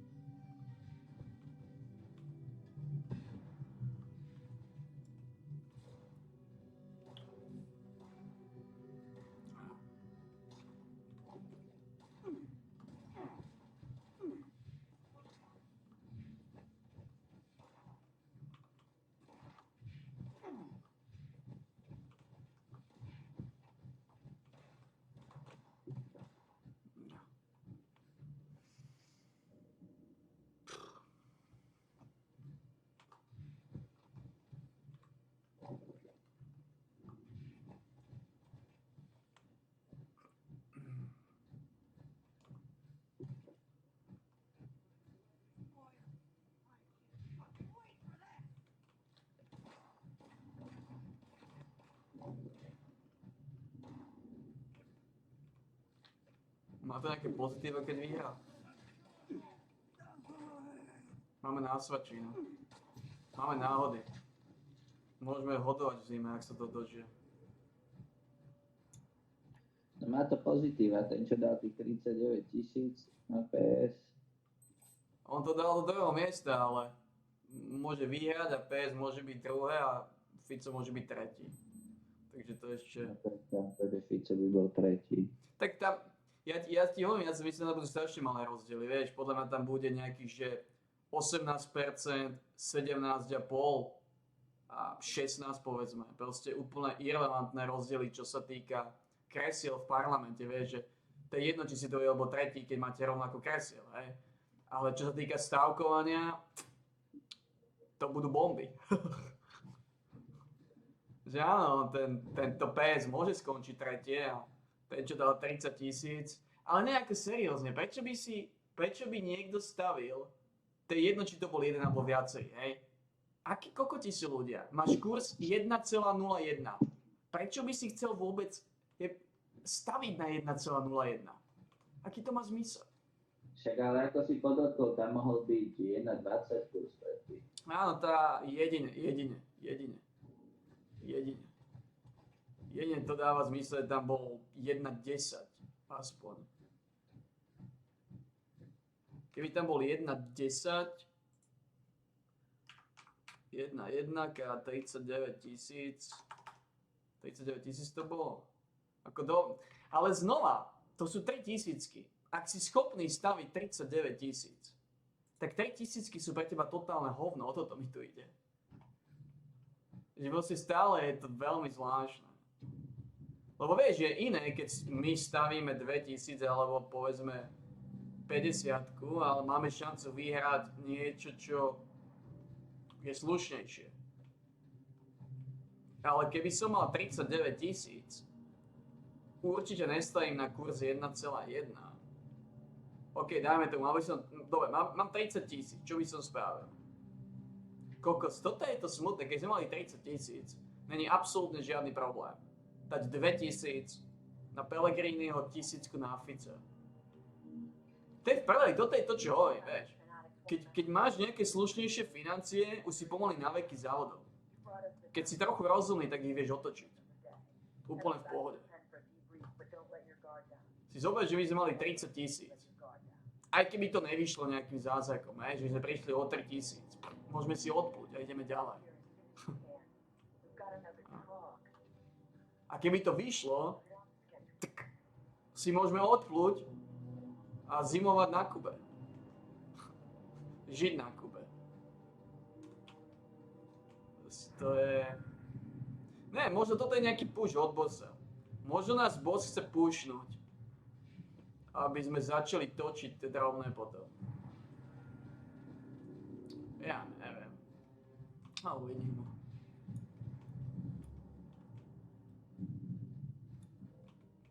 Lebo ako...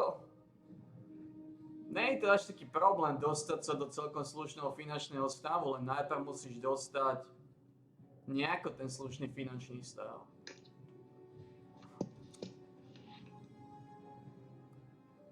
Musíš mať ten základ, ako som povedal. Ja už nerozumiem ničemu. No. Pigo, že to je slušné, manko.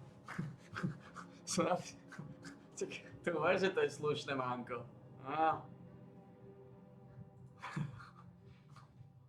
Masívne, manko.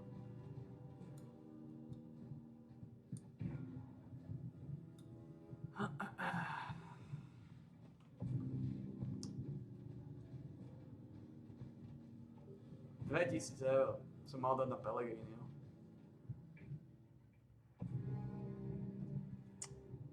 Alebo minimálne 1000. Ne, to ima sralo. To by sme vyhrali len 60 000. Aj to je dosť. Dobre, ale aký to má zmysel iba 1000? Mne už je jedno, či prídem o 1000 alebo o 2. To už nerobí pre mňa nejaký rozdiel.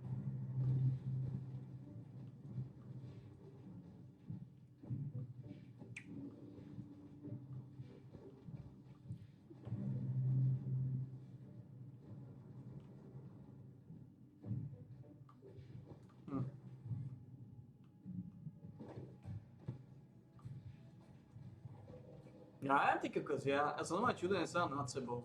Ja hovorím úplne s presvedčením, že to vyhrá. A sám nerozumiem prečo. Prečo som si taký istý? Kokos, ja už nerozumiem ničom. Ja to hovorím, keď bolo 1 + 1 2. Ja už sa pripravím na katastrofálnu nedeľu. Čo nechápem. Prečo si to myslím, že sa to stane? Prečo si myslím, že nám boss dá 3000? Ne, to nejde o to. Prečo si myslím, že to Pellegrini vyhrá? Prečo do mňa dal tú ideológiu? Aj tak si myslím, že to nevyhrá. Nedá to.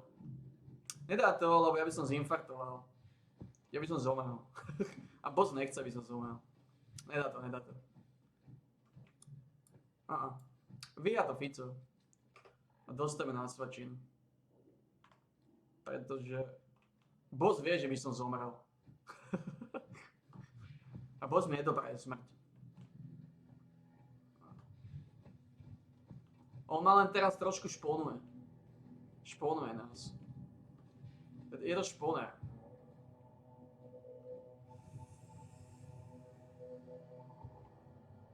Je to šponer, ten boss, je to šponer. Ale vyšlo mu to, pekne ma našponoval.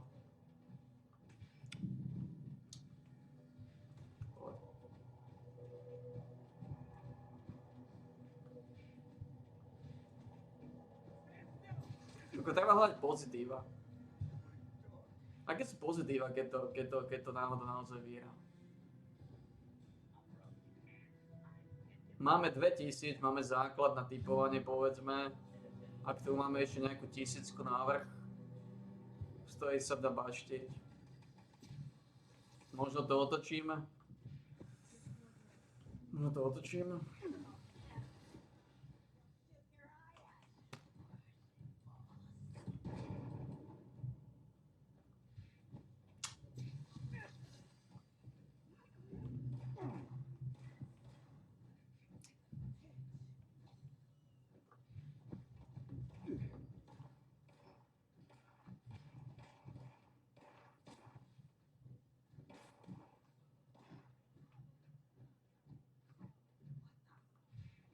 A to je v prdeli.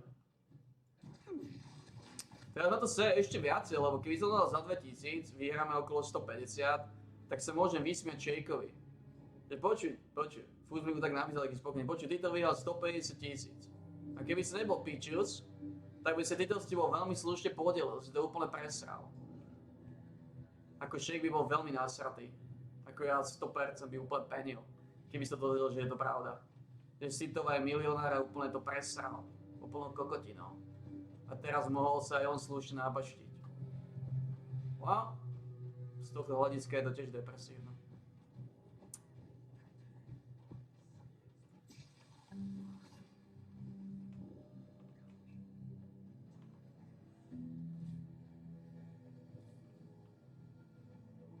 Nestíham to, ako rozmýšľam, nestíham to nikde, že príliš neskôr na to. Nestíham to podať nikde, kde to podal? Som to prekadil.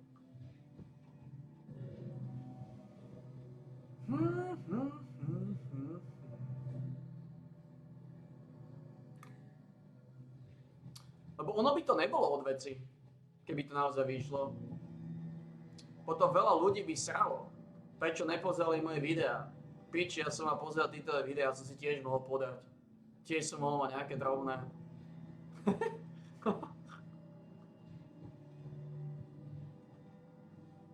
Aj tak nechcem mi to vyšlo. Ja som skromný, stačí keď to vyhrá Fico, zoberieme na svačinu, nepotrebujeme to. Nepotrebujeme žiadnych 3000, to je v pohode. Stačí mi to Fico vyhrá. OK? Zoberieme na svačinu.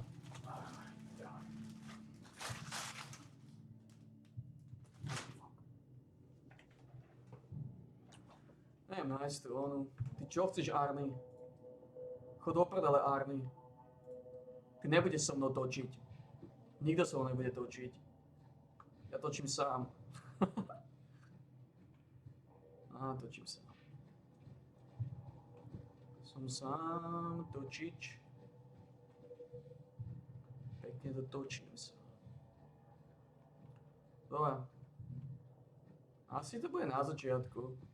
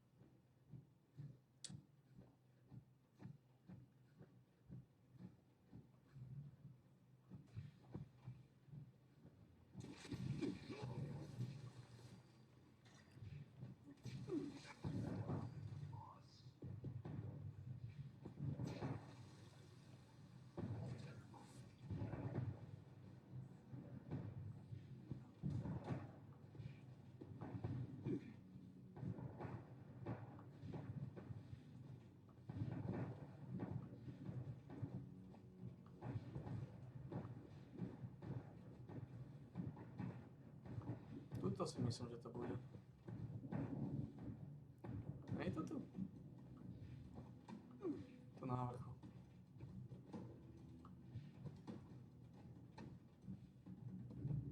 Ak to není tu, budú niekoľko možností.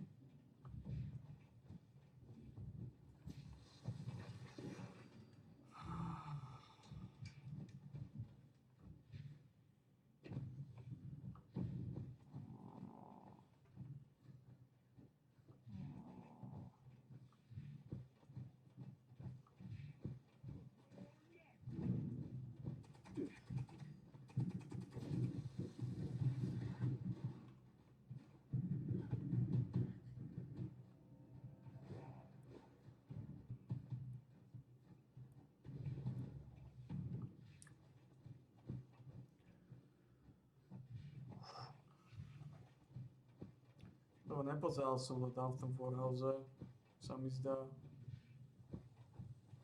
Tuto na tej bokovke, tam to bude asi. Tuto je Warhouse. Tam to asi bude. Tuto. Dole. V kontajneri, ne? Ak to nebude v kontajneri, tak to bude v Chemleboch. Ale tu som bol. Tu som to pozeral. Možno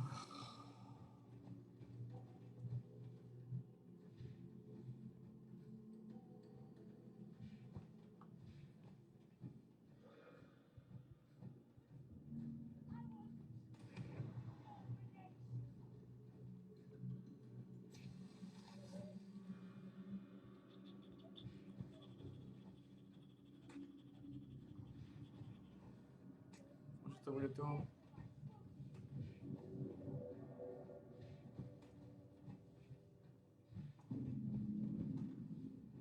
Ani tu.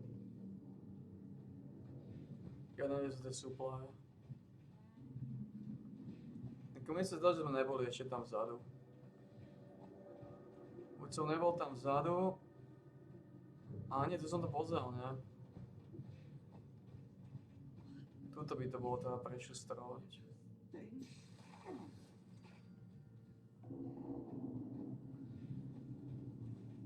Ale to býva aj tu dole niekde.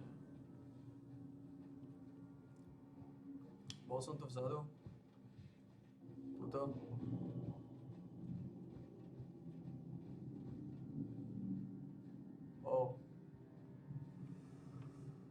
Ako ja fakt neviem, kde sú tie supply.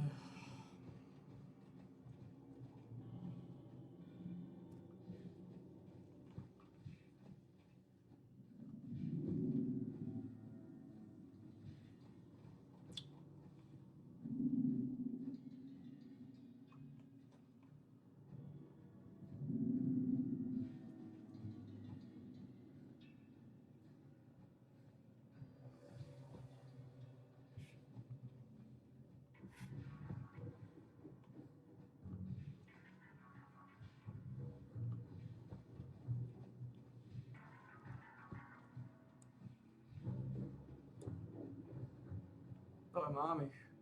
Dole sú. Takže nakoniec to bolo v týchto peciach. Good enough. Good enough.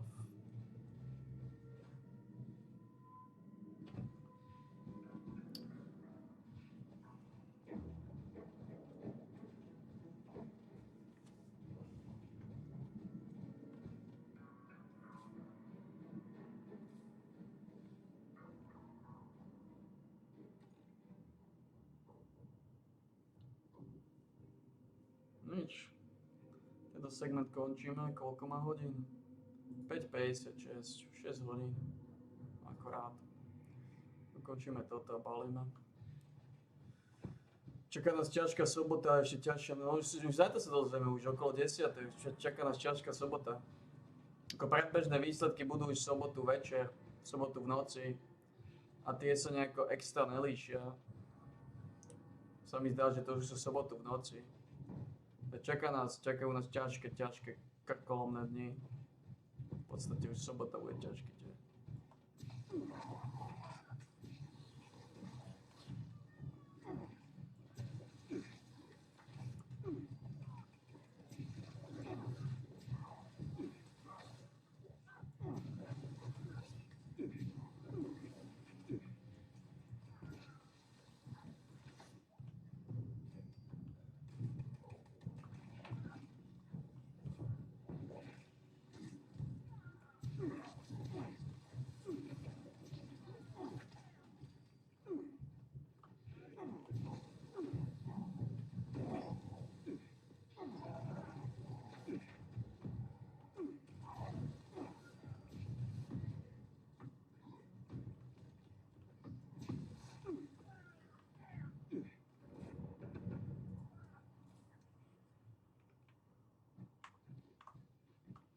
No. Dali sme to, ne? Dole. Potrebujem sa napraskať.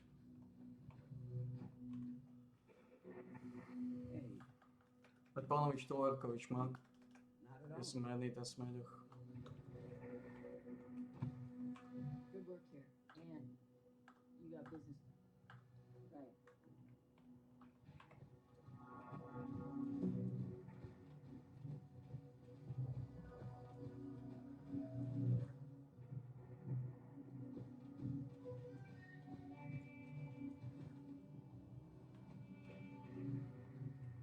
You ready to get airborne? Hop in and I'll fire her up.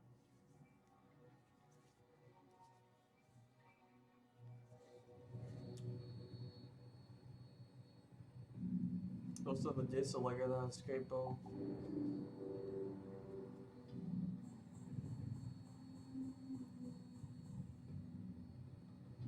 Jeden modul.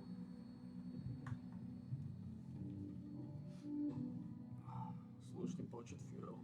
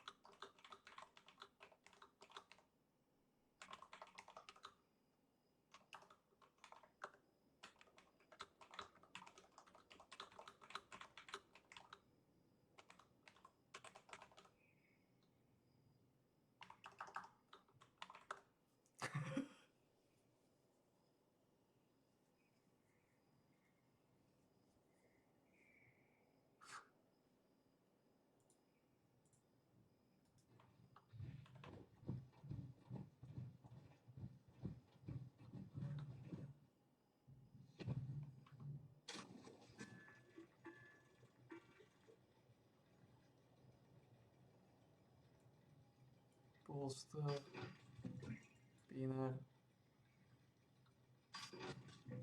Pištol, Fixer. To môžeme zahodiť do prdela. To môžeme zapojiť do prdela. Toto.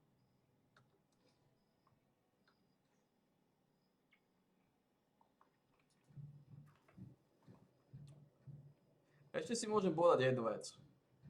Že keby som na to dal 2000, tak boss by zariadil, aby Pellegrini nevyhral. Toto si asi budem musieť povedať. Že vlastne Pellegrini by nevyhral, ak by som to dal za 2000. No boss by nám už až tak priveľa namazať nedal. Asi tomuto potom treba veriť. No. V tom sa treba utvrdiť. Že keby som to podal za 2000, tak by to bola stopka. Asi v tomto sa treba utvrdiť. Nič iné mi neostáva.